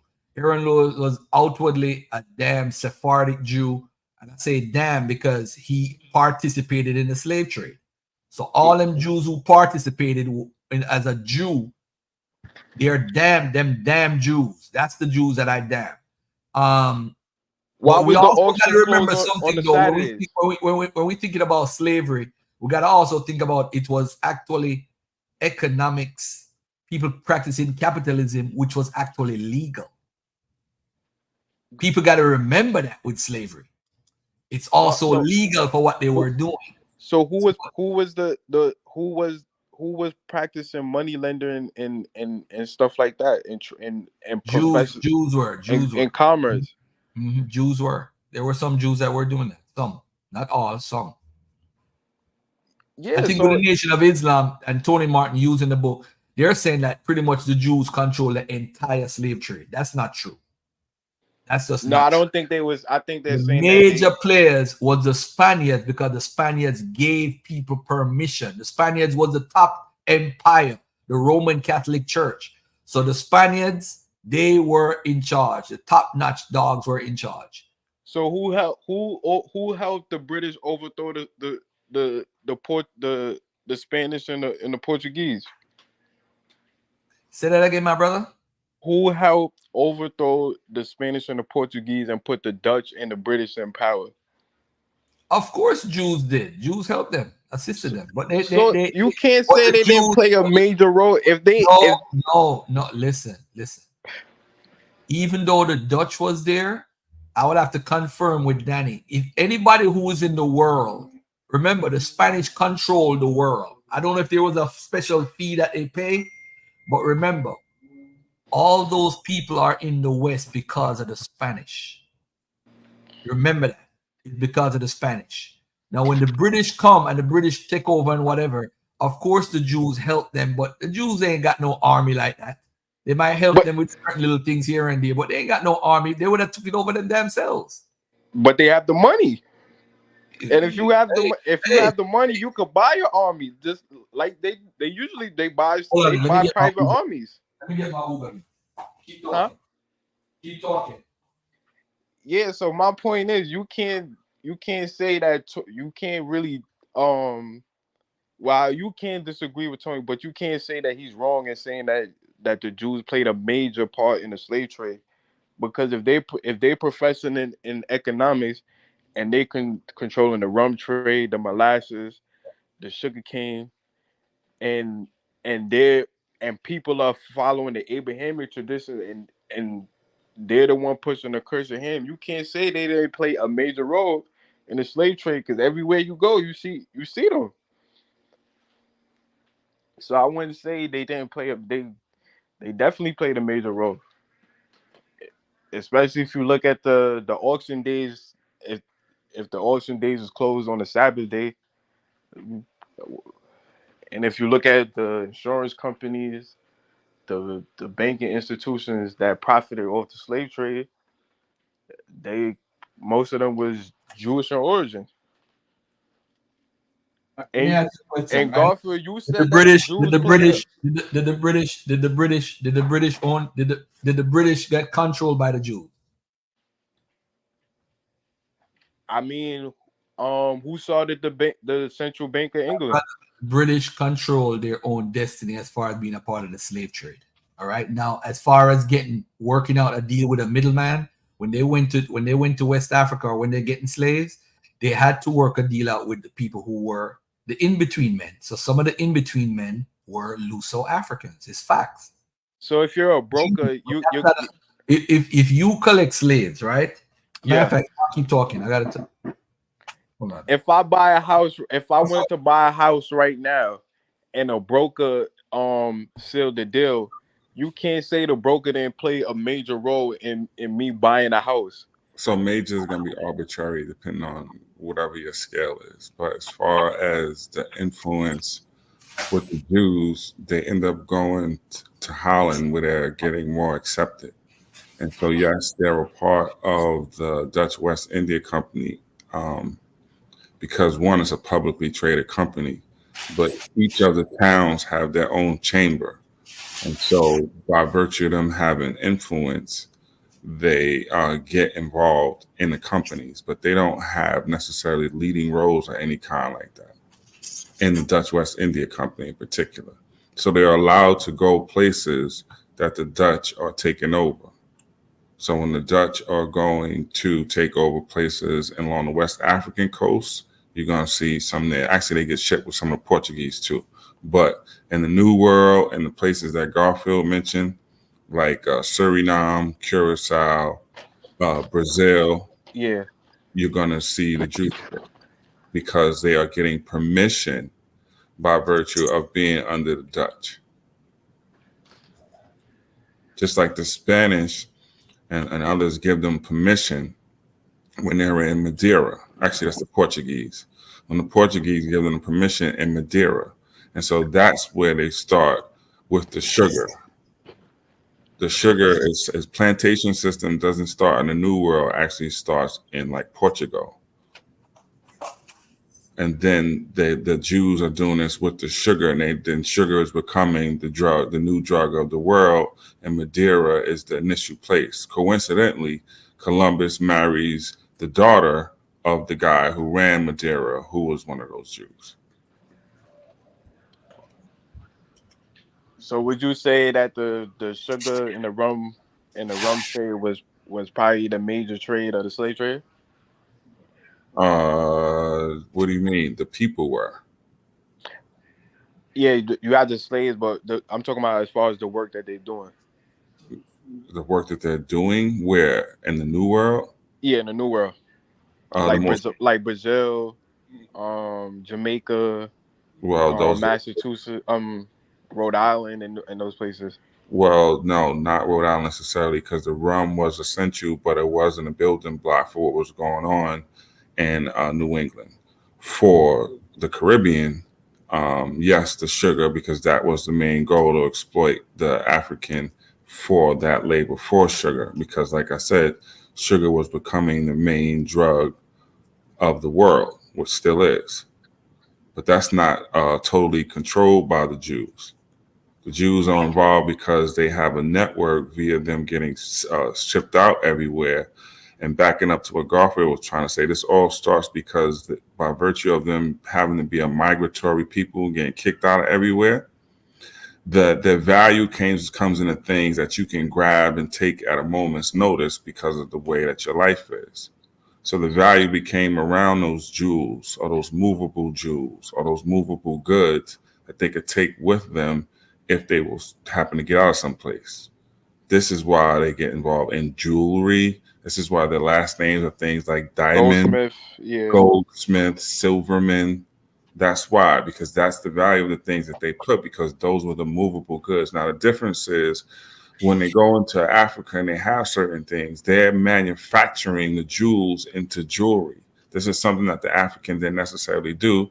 Their focus was on just mining it and do whatever. Then you got the Jews who have the network to say, okay, in Southern Europe, they could use this particular thing in this fashion. I can fashion out jewelry or forks, utensils, whatever the hell it is, out of the raw materials. That's why the Jew was important in that whole thing. So as far as economics, what was the Dutch and the British doing for economics if the Jews is the ones that's the Dutch involved in the sugar cane, the rum? So the Dutch and the British are doing everything. The Jews are allowed to be a player in what the Dutch and British are doing. If the Dutch and British are not doing what they're doing, the Jews would not be doing what they're doing. The Jews doing what they're doing was contingent on the Dutch and British doing, and the Spanish, like Garfield mentioned, doing what they were doing. So the Christians was doing money lending too? There's something called the Medici Bank. The problem is at a certain time when the Catholic Church was taken over, I'm probably sure you heard of some of these things, bro. You have the money going through one central place, so they changed the system. So what's happened in the Middle Ages is the expansion of businesses amongst the people.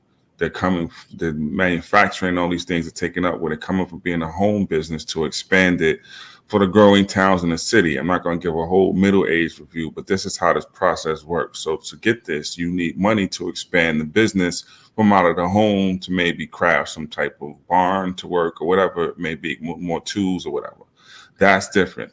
So the Medici Bank is what comes up as the primary source and tool. So it all has to run through Catholicism. So allegedly, no one's supposed to prosper from the deal.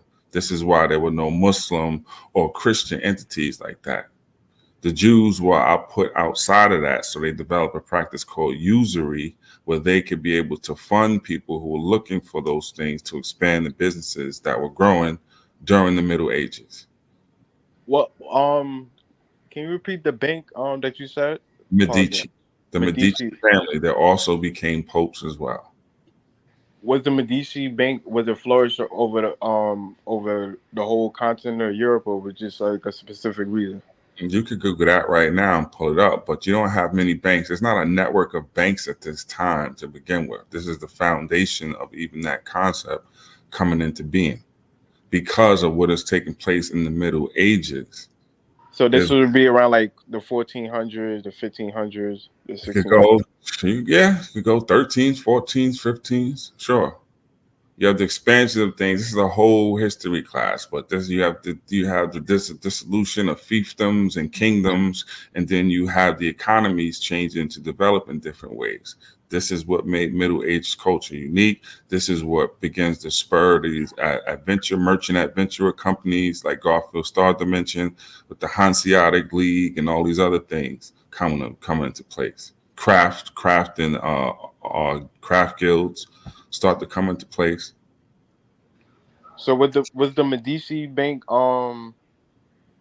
was it flourishing more than the central banks like in London, France? What up, Sean? Sean in the building. What up? What's good? But I ain't trying to break their bill. What's good, y'all? I know you've been trying to reach me, Garfield. I was fucking working. You the MVP now. Everybody want to sign you to a contract. Oh, shit. No, man. I'm here for the true story and smoke. Oh, what I do now? I ain't even God. Hold on one second. Something I want to add on before y'all could get back to the topic. One question I gotta ask, Sean. There is a book, right? Yeah. Going through some of your old videos from 2018. You already talked about this, but this book, this specific book, it's not even in print anymore. I want to know if you actually have it. It's called the. Hold on. It's called the. Hold on. 1 second. Hold on 1 second. It's by a guy. He talks about the whole thing in West Africa, the epigraphic evidence regarding the whole Zoo Alaman nonsense, the Tariq El Fattash and the Tariq El Sudan. Yeah.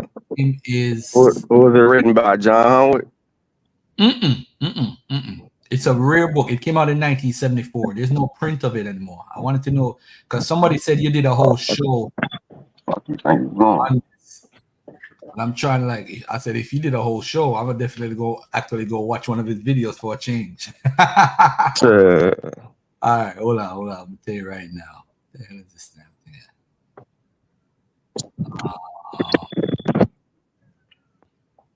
Hold on 1 second. Where the hell is this at? You know what? I can't literally find it. I can't find it. You said he talks about the fetish and the. He talks about the not the fetish. He talks about the Tariq other. And he talks about how they show proof from the epigraphic evidence that the King's List for the Al Zuman crazy story thing is wrong. That the story is wrong, and he pretty much Suleiman story. Yeah, he said it's not Suleiman. You're talking about the blue book. Nah. You got the Sudan and you got the fetish. I know, but he's talking about his book is about they have evidence outside of those books of King's List documented epigraphic evidence over 400 different pieces of evidence. So you could reconstruct a King's List based off of those, and it contradicts what's in the fetish. Not fetish, the other one. The Sudan. Yeah. And of course, this is what's the claim? It's surrounded around the whole Jewish claim about the Zua rule and the brother in Kokia near Niger. So the Tariq Al Sudan, the claim is that King's List is a legitimate claim that the Za dynasty comes from Yemen and all that stuff. So he kills that whole argument. Yes, that is true. The Za dynasty shit is also on another African history book. And they point in that direction of them coming from Yemen.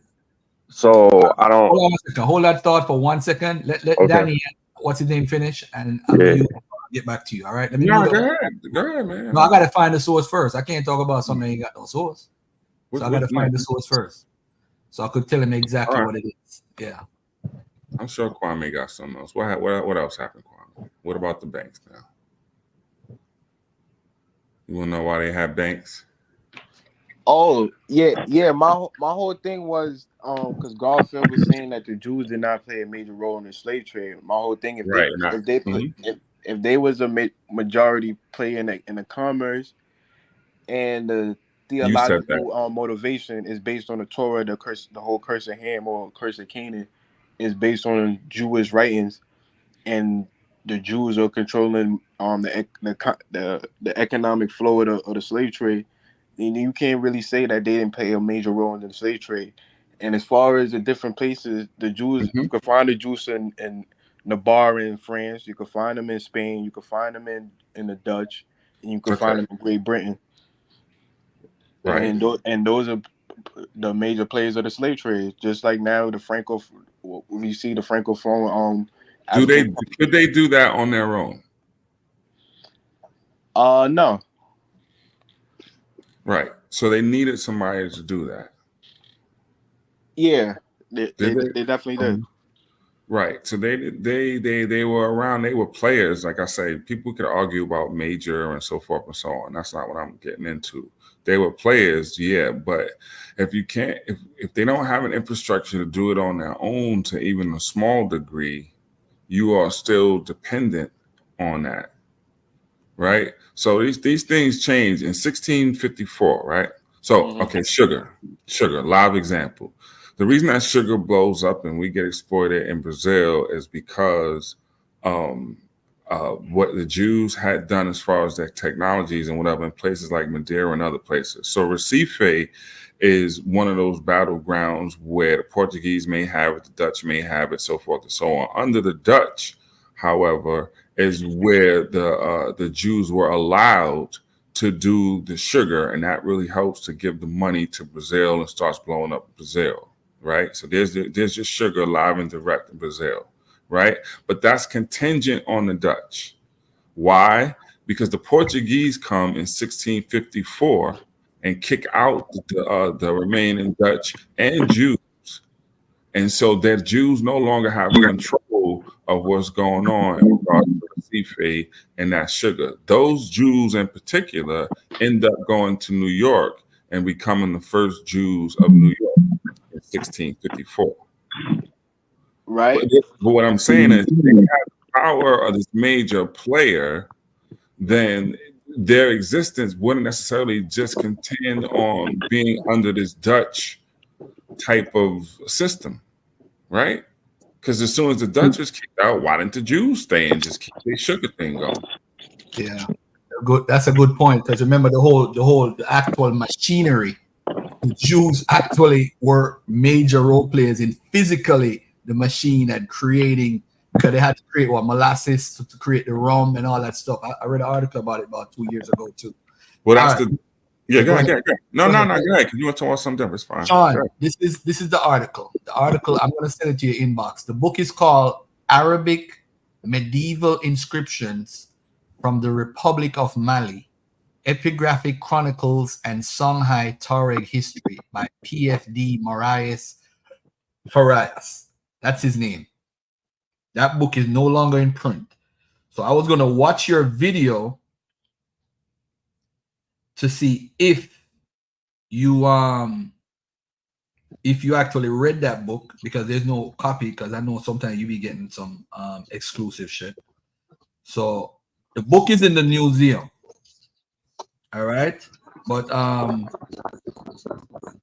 trying to see. I'm gonna actually go get the book and read the book, because I want to have the primary. I'm gonna debate this idiot who's trying to claim that the Wolof and the Soninke and all of them is Jews and all that bullshit. Who said that? Are you familiar with this book? I'm not familiar with the entirety of a book. It might be something that I might be familiar with because someone else might have sourced it, but I'm not familiar with the entirety of the book. Yeah, there's a bunch of reviews on JSTAR, right? And what I noticed about it, everybody on JSTAR had something good to. I read probably around 4 to 5 reviews. Everybody had something positive to say, but I can't find this damn book, yo. The book is no longer in print. That shit is crazy. So what I have to do is I have to either go to the Metropolitan Museum of Art, because they're the only ones I could literally, because if you're not a member of a college like Fordham or Columbia, they're not going to let you on. Because of 911 and all these type of things, they don't have it. What do you call it? It's called the New York Public Library. The New York. Yeah, it's where it is right now. They say if I want to get the book, I could go to Fordham University or the Metropolitan Museum of Art, but there's no really public library that has it. That's the only one that has it, the hardcover. So I would literally, it has over 600 pages. For me, I'd have to spend the whole day trying to get all these sources or whatever. But this is very resourceful because I know you studied the Al Sudan and the Al Fatash. We know the Fatash manuscript C's are forgery. We already know that already. Right. But this stuff that he talked about, this is 40 years ago. And I've never heard this before. And this for Danny and Rob or whoever else. I don't know if you guys have ever heard this, but he basically talks about how they were able to compile the epigraphic evidence and create a king's list that actually contradicts the king's list that's in the Tariq al-Sudan. Okay. In regards to, so what's the controversy? To refute the Jews that you see. Okay, to refute the Jews. The controversy is that in the Al-Sudan, it talks about the Zah dynasty and say that they come from the whole story about they coming from Yemen or whatever. But the people who are documented in it is they were able to create a whole new king's list based off of what the people actually wrote, the epigraphic evidence, whether it's on the walls or whatever. Interesting. But so this is he's trying to use it to argue though. This is from 1974, Danny, and this is the first I've ever read this. And bear in mind, I'm studying this because, of course, you guys know I don't mess with the African American history, and I really don't f with the deep West African history like that. Yeah. But I mean, I dabble with it here and there. But I'm trying to figure out the Tariq al-Sudan because a lot of these Jews are using it literally and saying that these people come from Yemen, and some of them could have been mixed with you're right. You mean the Israelites, the niggas over here? Yeah, they trying to claim that the Wolof, but they misrepresented because if you look at the source that they're using in the footnote, that's what I'm saying. It goes back to the whole thing about the footnote. This was the conversation that what's his name, man? The Israel, whatever his name is, from New Orleans, Louisiana, some shit. They was trying to use this and they wasn't reading parts. They wasn't reading the footnotes. And the footnotes was clearing it up for them. But they didn't want to look at the footnotes. That's why I kept going to the Fatish and the Sudan. It says, no, look, let's just go to the back of the book and read the footnotes. It's giving clarity.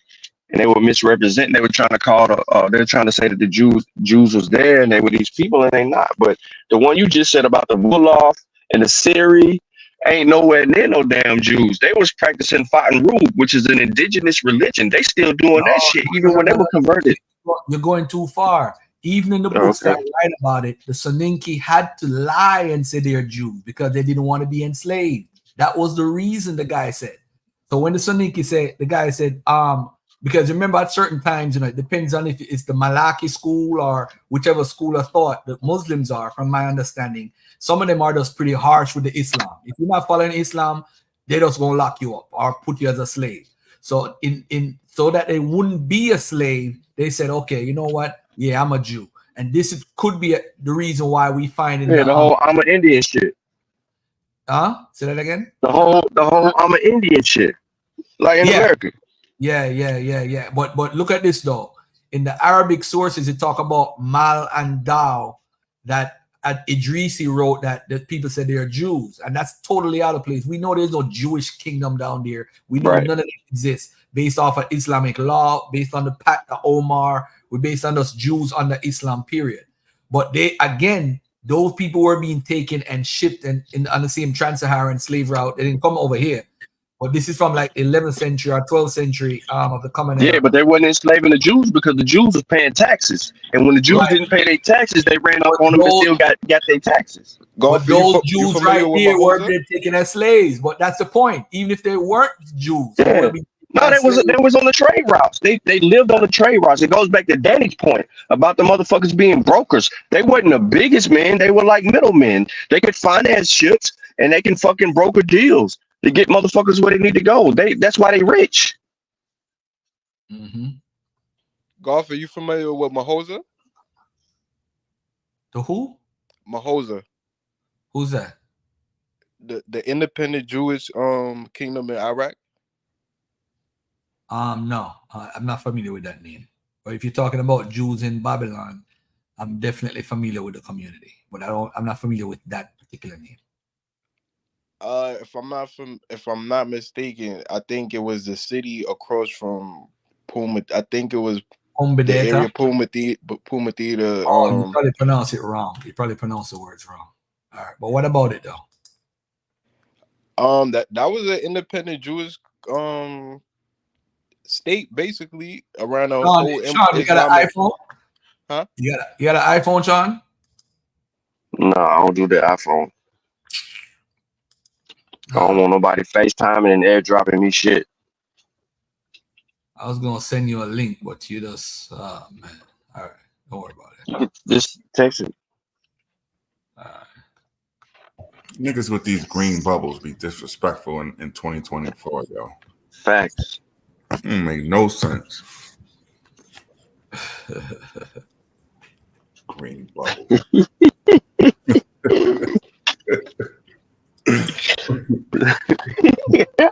I don't want you. Wait, hold on, Sean. Did I get hypothesis right last night? Yeah, you did, bro. You did. Hey, let me read it for y'all real quick, right? This is from the article I was talking about, right? Let me read it real quickly for y'all. Marias Farias also treats us to a remarkable, insightful analysis of the ways and means by which the Timbuktu chroniclers gathered and manipulated historical evidence to construct their Songhai narrative. For example, in his exposure of the legend of Ali Kulun, he finds it possible to identify patterns and elements appropriated from both Tuareg, Lore, and Songhai oralcy for the Timbuktu chronicles. He stresses the urgency of taking heed of these borrowings because they are one source of the problems that have held back appreciation of the value of the epigraphic evidence. Any historian familiar with the King's List in the Tariq al-Sudan is aware of the credibility problem with Aliman, the alleged first ruler of the Zuwa dynasty, who is variously described as an Arab from Yemen, a giant from the bush who could run as fast as giraffes and ostriches, or the killer of a monster fish god with a ring in its nose. In the view of Marias Farias, Ali Kulan, who has usually been accepted as a historical figure, is no more historical than Zuwa Aliman. According to the Timbuktu Chronicles, Ali Kulan was the first of the dynasty of rulers called Sanya, a Mandi word often contracted to Sai, and is claimed to have had links with Mali.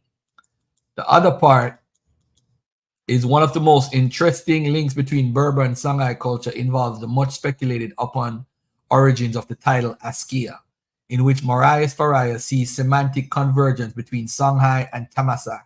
Speaking of Askia, one of the typical striking epigraph revelations sprinkled throughout this book is the fact that use of that title did not originate with Askia Muhammad, the first in 1493, as indicated by the Timbuktu Chronicles and Songhai folk etymologies, but was in use by 1234 BCE. So that was before Mansa Musa that was using it. So Askia is like a regnal name. Correct. The Askias come before the Mansas come before. Hold up.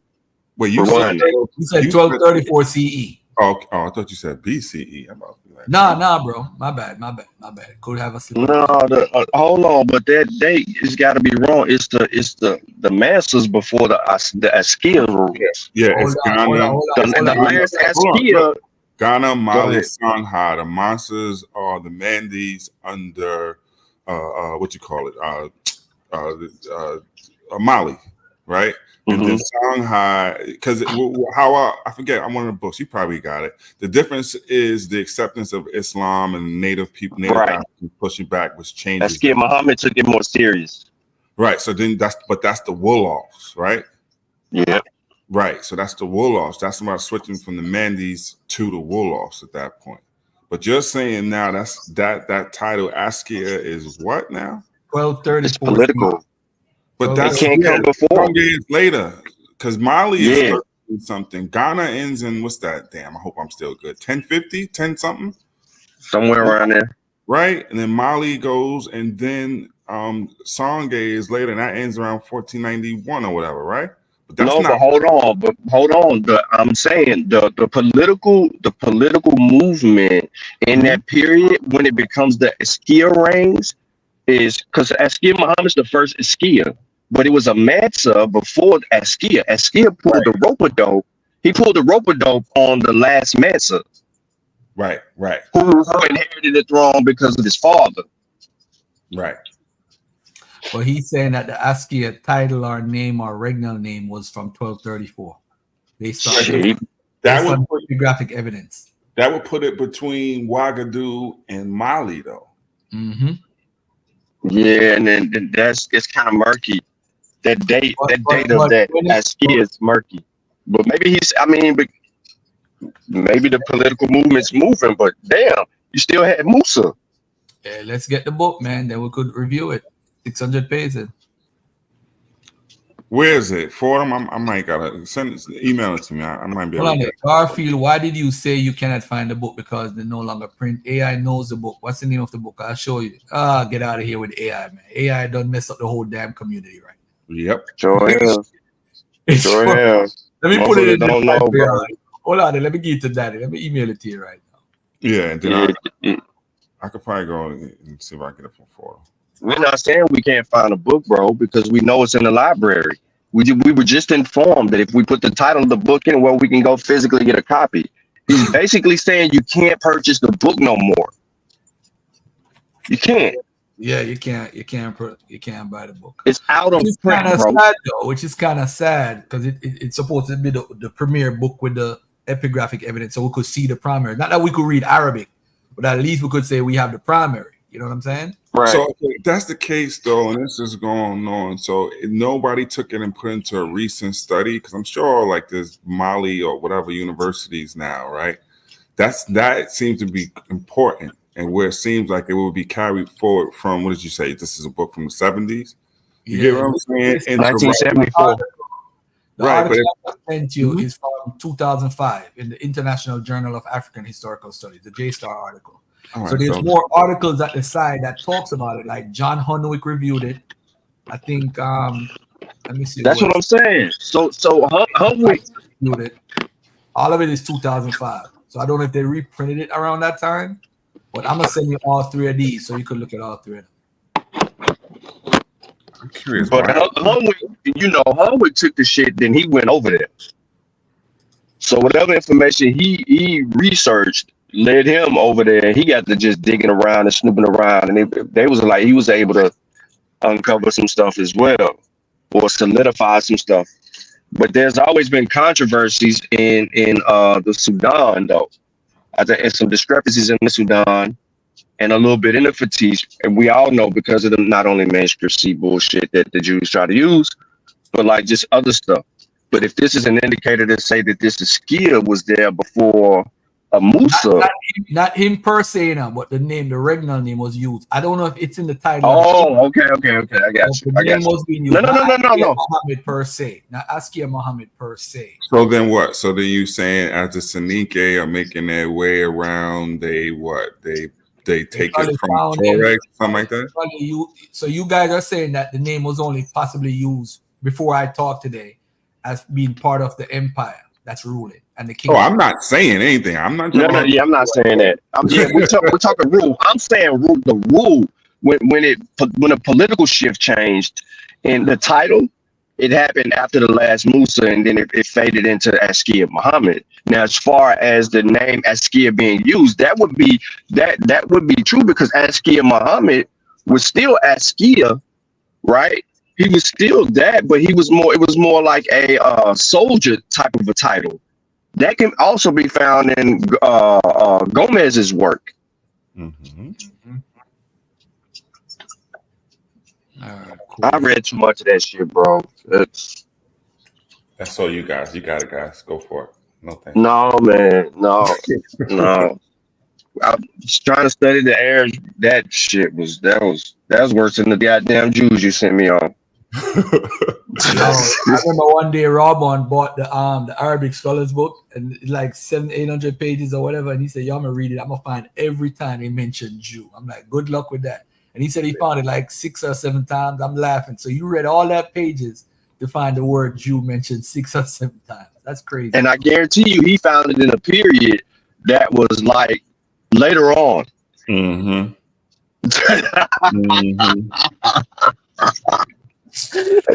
Them 6 times was like way later on. Like so much shit has happened.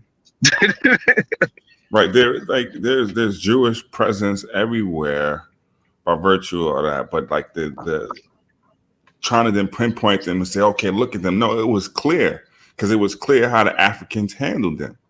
Right? They lived on the outside of kingdoms. They had markets. They had whole systems revolve on how to deal with the Jewish traders. So it's not like they didn't know who they are. And it's not like they were the community because your ass had to live on the outskirts like Robin Hood. Facts. It was similar to the way they treated the European when the European first came to West Africa. Like, stay your ass out here on that boat or out here on this little spot. You couldn't get into the center. But I think the power of the Jew was its presence through trade and its ability to be able to negotiate. So that got them further into those. But the Arabs had to let them in because they just wouldn't let anybody in. They were brokering the shit. They wanted a monopoly on it, and they were doing their thing. And I don't think that people understand that part of history. They're trying to skip over so much shit. Like, it's so many little small details that matter the most when it comes to that conversation. So I don't know how. But I see you at it with the Jews again. What's easier for you to do business on the spot? Hey, my brother in the desert, I have 13,000 goats I can send to you. Or, yo, check out these diamonds I got right now. Yeah, right. So now I can get what I'm saying. The hustle, the peddling, which they kept in their culture, the ability to do that allows you to do that. So now you have your networks, like I say, because you getting kicked out of every place. Those become the networks to leverage the business centers as well as the resources in those areas, right? So yeah, I can come down and get the cola nut initially because I got folks over in Southern Europe who I know are going to give it to these white folks and they're going to think it's a cure-all, right? That works on over there because I know I got a plug on the other end through what? My temple network. That's what I've been trying to say. Like, those are business centers for those people, and it has been historically. When we look at it, unfortunately, I think we get wrapped up in too much. Like, it's all about some Torah doctrine and all this other stuff, and that's not the case. Right. Those are. But wasn't you or Rob Bourne that said the shit was a trade language? Yes, all of that shit was trade. Even today, he like very few people fucking speak Hebrew. If that's what I'm trying to say. Yeah. Think about it. It's a very small thing, but that was their network. Why? By so much displacement, so much having to take. You break up? Nah, you can't hear me. Hello, Bueller. What does that mean? I don't know. Maybe You're good. Can you hear me? Yeah, I hear you. Oh no, I was just saying that part. Forget about it. Y'all know nothing of conquest. What is James mad about? Garfield, why you get my man James mad, Joe? Who was that? RBG James? No, James Modest. He is furious in the chat. James, man. You have time. Waste of time. He talking about AI? He mad? He said, y'all know nothing of conquest, and he was mad earlier. I think you pissed James off. I don't know. How we don't know nothing about conquest, bro? Like, that's all the fuck they talk about, bro. In the history books, them Arabs and them Europeans, it's all they talk about. And what's funny is that so Garfield, you said internally, you got some internal information, which is unique because a lot of the things that we get are external, and have been external. And when we bring them when the information is brought to the people, it's a whole different story. Like, they ain't got stories of the fucking Jews just showing, they don't have stories of the Jews just coming and posting up and delegating and politicking with them and then converting people among those things. No, they don't have that.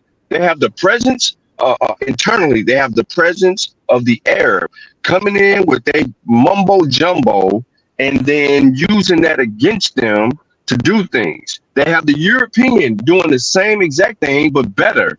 They don't have the Jews showing up and running that same game. They just got it at a degree of, okay, in the market area, if you want to go see a Jew, go to the market area. That loudmouth dude down there, that's the dude right there with the cross, with the thing on his head. That's the Jew. But it's a small community of those people because they ain't just one Jew, right? And then just like the story tells us of how that influx of Jews coming to West Africa, they come in through Mauritania. They literally come through Mauritania, yo. I'm laughing at James, not you, yo. James. Oh yeah, I know he mad at you. What I do that, I don't even know what I did. You said you're running from the truth. Right, I don't even know what's the truth, bro. What I'm saying. But no, like we have to think about that. So not only, all right, so not only and I'm gonna speak of the 13th century per se, because in the UNESCO Volume 3 we have the map of the trade routes, right? We have that evidence in the UNESCO.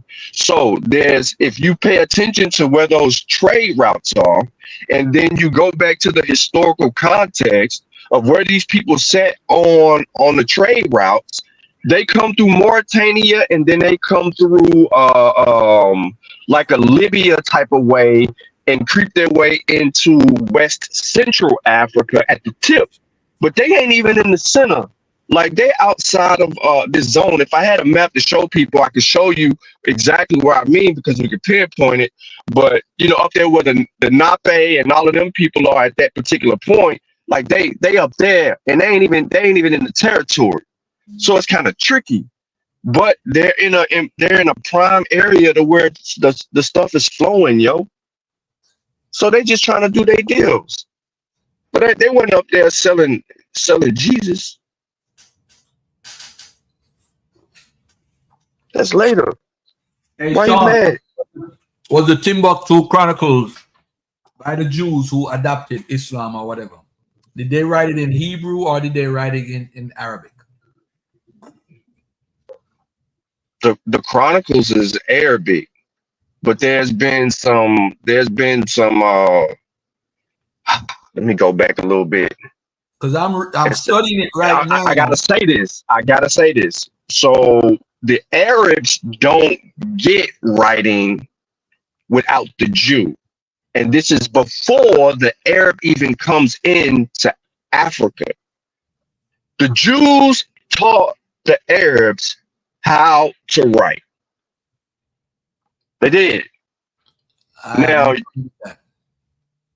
huh? I said I have no problem with that, but I'm reviewing the Chronicles, and it's written in probably in a form of Judeo-Arabic or Arabic. I don't see any. There you go. But that's what I'm saying. So at some point you're going to say, "Oh, this is Arabic," but unless you know that the Jews taught these mofos how to write, then it goes back to your point. So it could be a Judo-Arabic type of a thing. But if we're unfamiliar with Judo-Arabic, right, we're just going to think that it's Arabic because we see the nice little swivels and shit. Mm-hmm. Yep. So our first outside look is going to be, well, we don't know Arabic, but this looks Arabic. This don't look like, you know, the other stuff. But that goes back to the point, like, yo, they taught these people, and I don't think people understand that they were over there in Arabia, bro. That's how the Arabs know who they are. To let them even come in and broker trades is because they already had a familiar understanding of things. This is where some of those contextual points that people argue in those texts, those ideas come from the Jews. Those religious ideas are coming from Jews, like the perspective of it, because they inherited some of that stuff when they were down there dealing with them. We ain't even dealing with these people at this time. I'm talking early Muhammad. Before he says, let's wage war on people and spread Islam.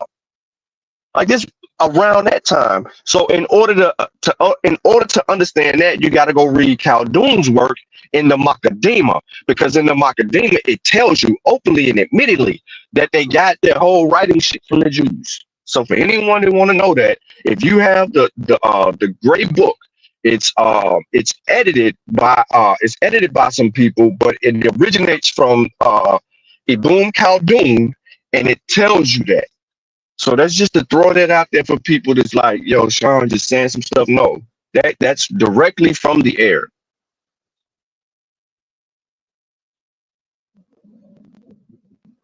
And James says the Arab are Jews. Are they converts? James, are they converts? Sean, the Jews weren't allowed to go to the Sahara region at one point, though, right? No, they weren't even there. Once the air presence is established, hold on, and let's go even further, Garfield. What about the Arabs who actually infiltrate West Africa? Ain't even got free reign through West Africa like that too. They're posted up on trade routes. Yeah, a lot of people forget those guys. And then when it comes to manipulating the people, they don't go after the people. They just like it always has been written, they go after the kings, because the king has the power over the people. So if he said we're gonna be Christians today, the kingdom was a Christian kingdom. If he said we're gonna be Arabics today, the kingdom was Arabic. They went after that, and the king was trying to get those goods and services and trade with them. Get those fancy metals and those Arabian gifts and them spices from Asians and all of that. Like that was a thing. Like those fresh silks. Like that was like a reality. So we have to have a full understanding. We can't keep it there. That's what made it so difficult for me to read about the Arabs, is because I knew that I had to read about them and understand how we would even intake some of that stuff. Then you got to go back and read Insal's work if you're trying to understand archaeology, so that you can pinpoint where the presence of Islam was or was not. Because if you start digging up the ground and you start finding pig remains and stuff like that, it wasn't no Arabs in the area. And yes, mofo, peoples in Africa was eating pork.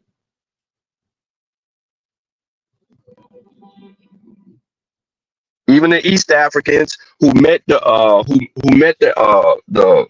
Muslims first. Are you saying they was eating pork in the jungle? Pork chops? That's crazy. It's potential to have evidence of them eating pigs in the jungle. So they had chitlins in the jungle, is what you're saying? Now I ain't gonna say they had chitlins. They might have had some pork chops, some bacon or something. Some strips of meat. Wow. Yeah.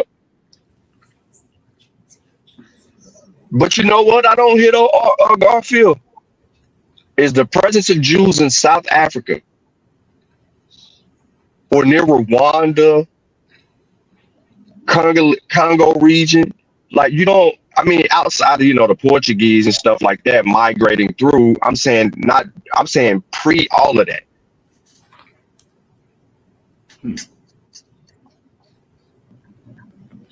And most of us who got here come from different parts of West Africa, but what about the people that came from Central and that Central origin, right? So we just ain't got nothing to do with none of that.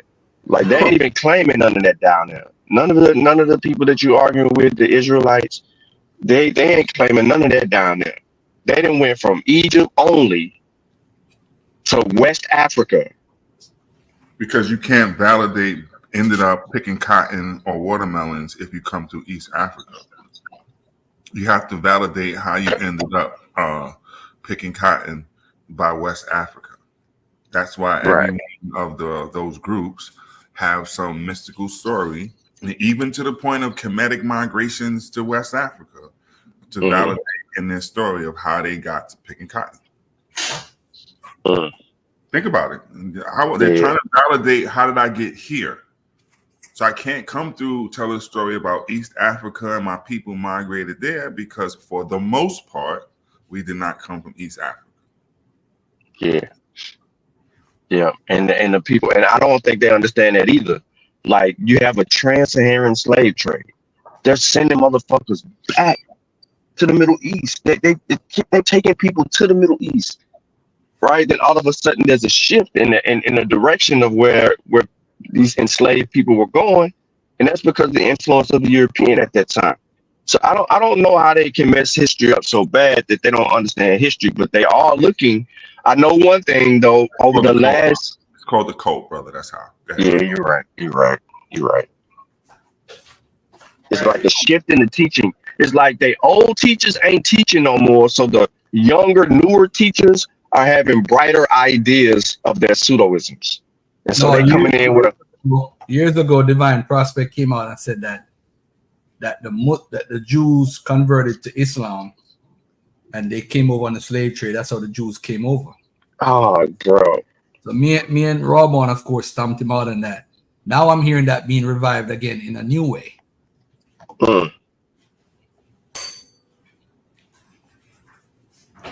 That's wild, bro. Pork was in West Africa when?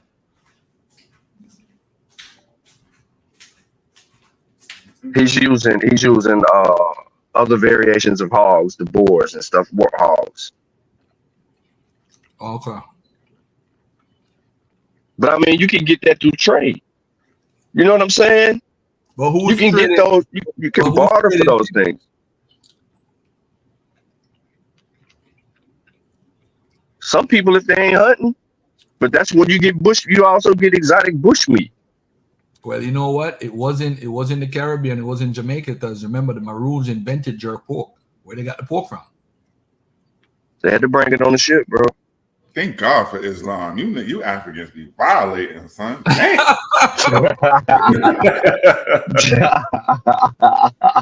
Yeah, the good old mighty Maroons was eating chitlins, Garfield. God damn.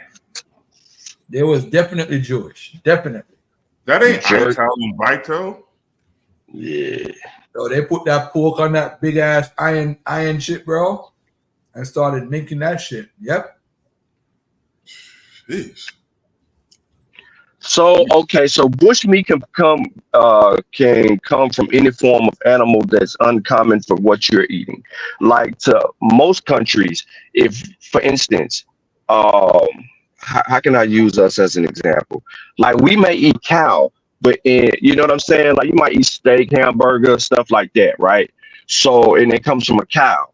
But in some other countries, it may be sacred and traditional to not eat cow. So they may label you eating cow as bush, whereas in West Africa, they might eat for instance, this what is AP? Is that his name? The Abo? He tried to talk crazy and say that people eat bush meat, then turn around and say they killing monkeys and eating monkeys and stuff like that. Even though he's being sarcastically ignorant, but that will be a form of an animal that they may eat that we don't over here in the States. So you have to look at it twofold. You can't look at it one way or the other because there's people that, you know what I mean, that they hold certain animals sacred and they won't go out their way to eat those animals. And then you got people that don't give a damn. They trying to get to the next meal. So basically nobody on the planet holds the chicken sacred. Hell no. I'm just saying, every at all. Yo, that's you right. Yeah, that's universal. The chicken's universal. Everybody using it to eat the chicken or the eggs. Yo, they ain't playing about the chicken, bro. That's wild. The claim by this guy is the Wolof, the Mandinga, the Futa, the people in Walata, Zafun, Kamnorari, Lamlam, Kokia, Tinderma, Bundu, etc. Yeah, he tripping. So Walata, he tried to go what? Walata is the trade town, the full of basically the traders. So he's just trying to link it to all the traders. That's it. That's what it sounds like. All the traders. Then I want to talk to y'all about this, and I'm very serious when I'm asking. It's not a joke. The ancient Israelite culture among the Gullah Geechee. He says, what? Yep, he said the first harvest feasts. Yo, come on, yo. The Gullah Geechee had the Bible before they came on the boat, and the first harvest feasts and crop supas, the ring shout, dancing in circular procession. Oh, come on. They couldn't read the Bible though. Why would they have the Bible if they couldn't read it? Bad luck foods. Prayer 3 times. They were already dancing in circles and shit. That's in Africa. Dancing in circles, having a good time. That's in Africa. As well as animals. During the festives. Yep. So I mean, I think what he's doing is he's looking for I remember arguing with Mika at one point in time, you know, when back in her Israelite days, when she was just steadfast on being a Hebrew Israelite before you beat it out of her. You know, she used to look for those similarities to draw the comparisons to traditions in West Africa. And I was like, well, just because something looks like something doesn't mean that it's that. Like, you know what I'm saying? We got shoes out here that look like Air Jordans, but are they Air Jordans? No. Yo, But hold on, back up a second. Who was he pointing to as the Gullah in Africa, though? I don't know. Question. That's a good question because it's specific. Gullah, from what I know, is the people that went to the Carolinas, right? The South. And they came. Yeah, they're distinct. They come from distinctive locations, though, Garth. To True Story's point. That's why I asked.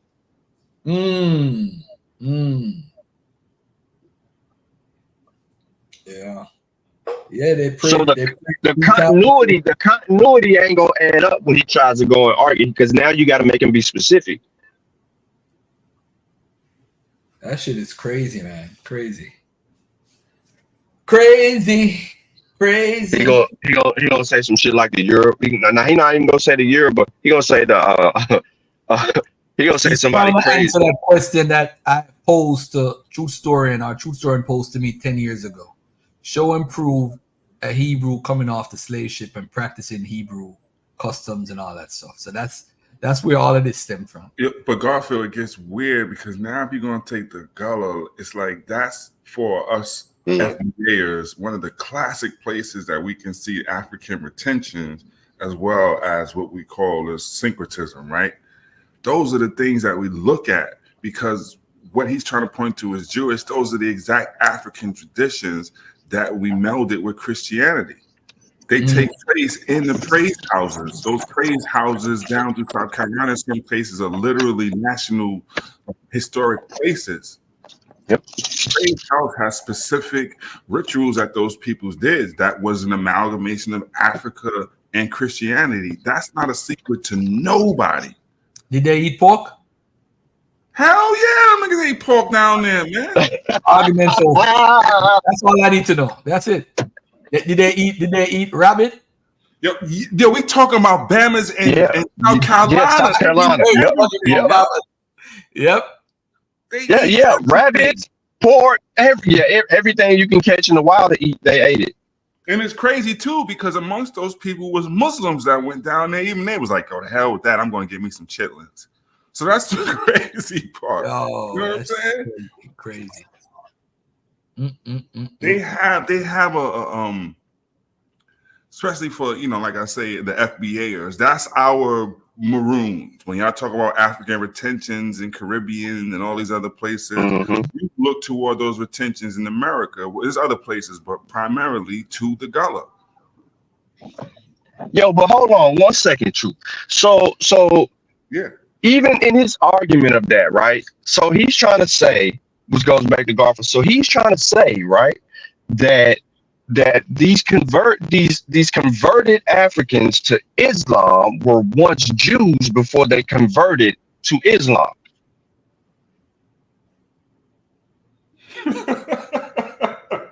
And then Christianity. Ain't no way the Arabs were never converting to Islam. You have to think about it, bro. These people that we're talking about that were enslaved and brought over here were people that ran to the bush. We got the Arabs telling us that they still go to the bush Now, do Jews go to the bush? Garfield, do the Jews go to the bush? He praying. Oh, he praying. Okay. We gotta give him his. Yeah, it's two. Well, it's 3:17 his time. He a little late. Yeah, he on Jamaican people time. It's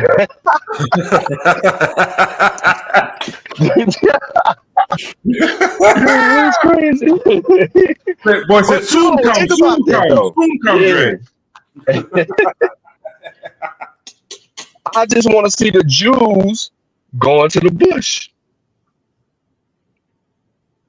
Because when we converted to Islam, when our ancestors converted to Islam, they were still running to the bush, and the Jews and the Arabs were so pissed off. And that's the whole thing that we goes back to Askia Muhammad and the difference between him and the Muslims.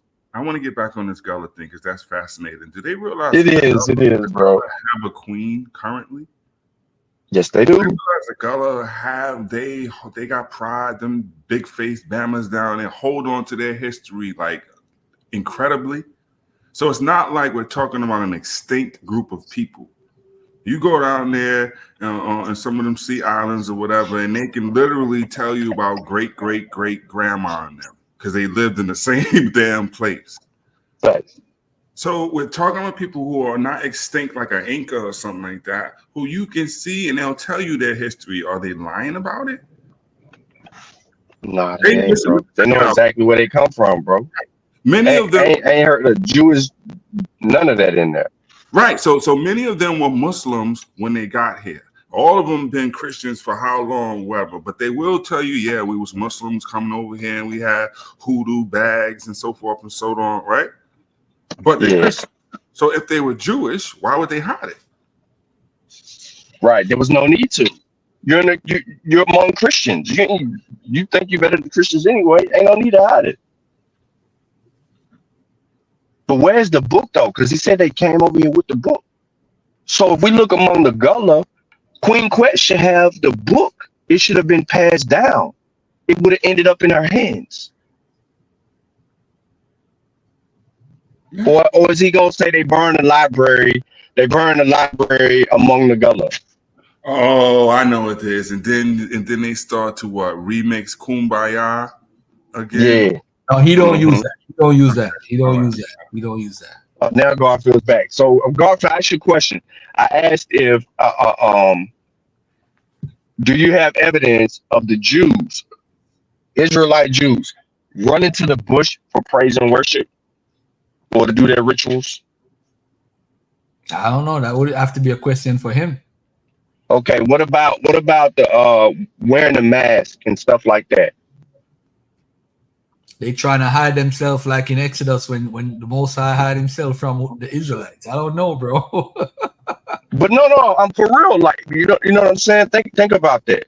So if they were creating masks and all these other things, and they were building these certain tools, so show me the little do they got the little small figurine statues?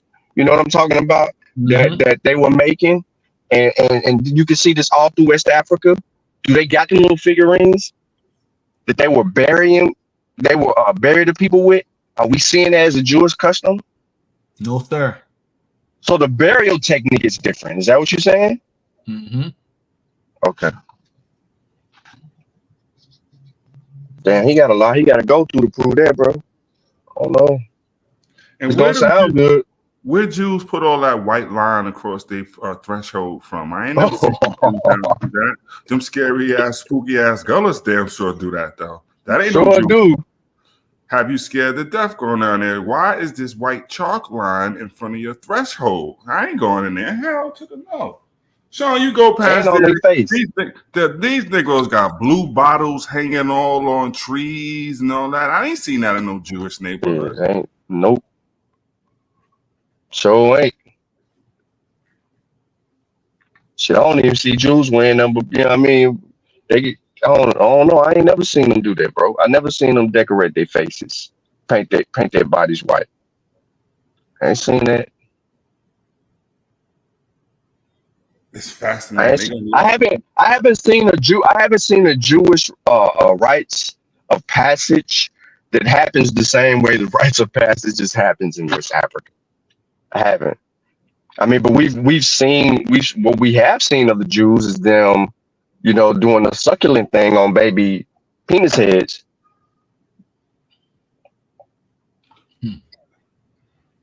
They can have that. You said y'all pray 3 times a day facing the east, like in Daniel. Yep, that's what y'all did, man. So the Gullah prayed 3 times a day facing the east? Mm-hmm. Like, once again, so that would at least go back to great grandma. There are Gullah people alive today who at least know great grandma, if not great grandma. Which great grandmas in Gullahville is looking to the east praying 3 times a day? There would be some remnants of it in the culture somewhere, you know? Now, we don't know. They would even tell you, like, point out liquor. We don't know why exactly, but we know that should come from Africa or somewhere, right? So it's one of them type of things. You don't see no Gullah people just going to pray 3 times and them not knowing why. Where? Mm-hmm. It would, you know what I'm saying? It would be some type of remnant left in the culture. Yo, we look to the east 3 times a day. That's what we do as Gullah. You know what I'm saying? You said Omar ibn Said prayed 3 times a day and gave tithe and he was really a Jew. Yeah, he spoke Hebrew in the church and all type of bullshit. Oh, yep. To who? Yeah, to who? That means there's a group of people who spoke Hebrew where? Think about it. Okay, he spoke Hebrew. To whom? Oh, the Jews in South Carolina? Well. Hold on, look at his genius in the chat. We're all about that. He was harassing. Look at this question. Show me any of our people practicing Islam before the 7th century. Duh. It started in the 7th century. That's that super woke I be talking about, yo. Yo, he got that secret knowledge, yo. You got that bro. That boy super woke. Ogimbola, you are a Hebrew Israelite. Stop hiding the fact. You are. Yo, if there ever was one, Ogumbola is definitely a Hebrew Israelite. Yeah. That boy got Seinfeld written all over him, yeah.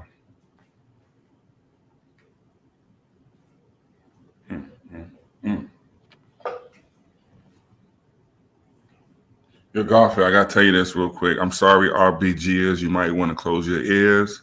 I was uptown yesterday and I saw the UNIA parade, Marcus Garvey parade. There were less than 100 people. Mm-hmm. It went from 124th and Lenox around the corner to 125th and Adam Clay Powell. I saw Professor Smalls yesterday, though. He looking good. He looked good? Okay. Yeah, he looked. That's why I put in the chat. I walked past him whenever. He looked good. He was, healthy and good weight and walking around good. Yeah, man. I know he was using the cane. I thought he was fronting. Nah. He's not. When I saw him last night, he wasn't walking with the cane. I thought he was using it too. But yeah, man, y'all RBGs or whatever, Garveyite, sorry, Lion Pride. Y'all need a influence or a marketing plan or something, because that parade was sad yesterday. Wow. Yep. And then it's bad because they had something at the state building. They had the stage set up or whatever, and all the UNIA people there, Garfield was 50 plus. You know what I'm saying? There was no youth amongst. There was a few younger people, but not really a lot. It was mostly older people. You know what I mean? Mm-hmm. To show you that the movement is on its last legs, and that exists, seems to be in internet. Don't worry, my Jamaican buddy from England gonna be mad. Listen to this. Why? It's the truth. I saw it firsthand yesterday, bro. Firsthand. Yep. All these shit's dying out, man. People again, they're pushing this in an integrated society, man. It's not. You see, when you're under segregation, hold up. That's what I thought. It was forced on the Africans in the 7th century. Yeah, laugh about that. You quiet now, Garfield. Oh, so the 7th century So before the 7th century, they had Islam. Bruh, I will send you $100 to your Cash App right now if you could show me anyone. Because y'all don't support Marcus Islam before the Garvey. 7th century. Wait, hold on. Because y'all don't support Marcus Garvey. Who said that? Y'all too busy worshiping the fraud Farad. Who the hell said that? Who's worshiping Farad Muhammad, man? What is he talking about? Oh boy. Anyway, let's move on. Let's move on. Well, that's kind of like show you where we at, man. I think, and I hear these Israelites running around. Oh, I wish we were in segregation. You know, you don't. No, you don't. No, you don't. You wouldn't even be on Clubhouse or YouTube or nothing. You wouldn't have no social media. You should be glad there's integration. You on social media, you'd have had the whole thing. Blacks can't be on YouTube. Blacks can't be on Clubhouse. Blacks can't be on Facebook. That's what you want? Blacks can't be in the projects. These Negroes, I don't know, bro. I don't know, man. It sounds good. It sounds good when you woke and online. Yeah. Implementation wise, it looks like okay. Segregation comes in tomorrow. You get sick. Where you going? I'm running like a bitch. I'm running Segregation come tomorrow. You get sick. Where you going? Segregated hospitals. Bomb.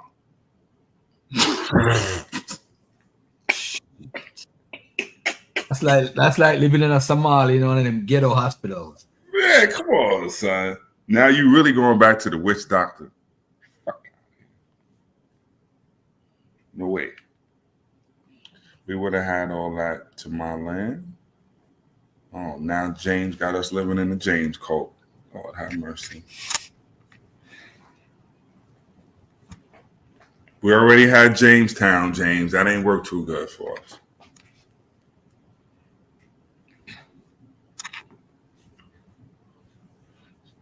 So we can't build communities like Williamsburg or Crown Heights?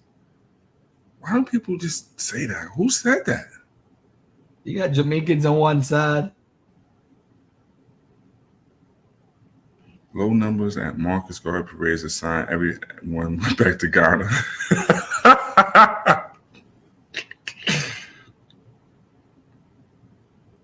Why is Lion Pride now stating the obvious? Them dudes is the weirdos, yo. That's all I gotta say. Weirdos. Nah. Oh. Sun came out. I think it's the last day of Harlem Week. Let's see what happened uptown. Let's see what's going on in Harlem Week today.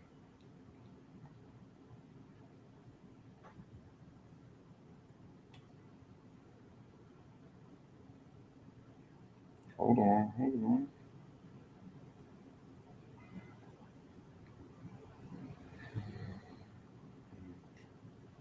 24. Schedule of events today. Here we go. What's going on today? Harlem Connection Radio, Harlem Day.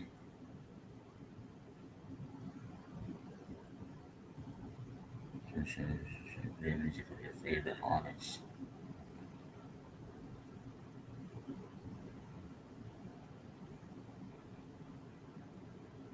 Okay, what's today? The 18th or the 19th? Okay, the 18th. They got a health fair, those in New York, and Harlem Week at 12 to 5. Oh, they got Harlem Day from 1 to 7 today. Children's Festival from 12 to 5. So you can go show your Black pride if you're anywhere in the metropolitan area. Jamaican parade it ain't the Jamaican parade, by the way.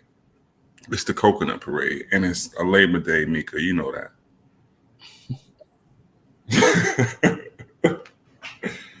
A Labor Day parade been the same time since for 50 plus years, Mika. Knock it off.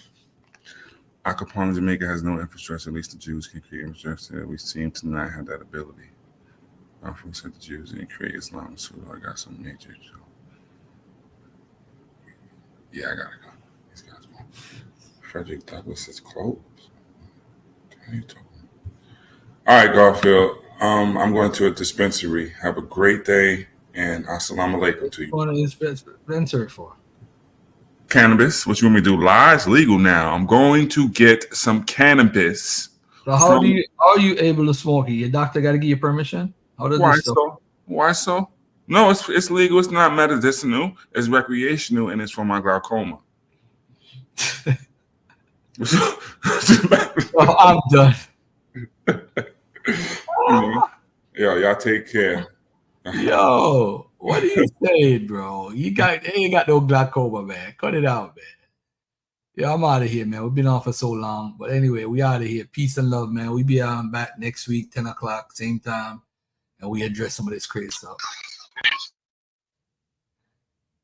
Sean, anything else? Oh, you're good. Sean's out of here too. Peace and love, family. The link is there. Peace and love to y'all, man. Glaucoma in the building. All right, we out. Peace.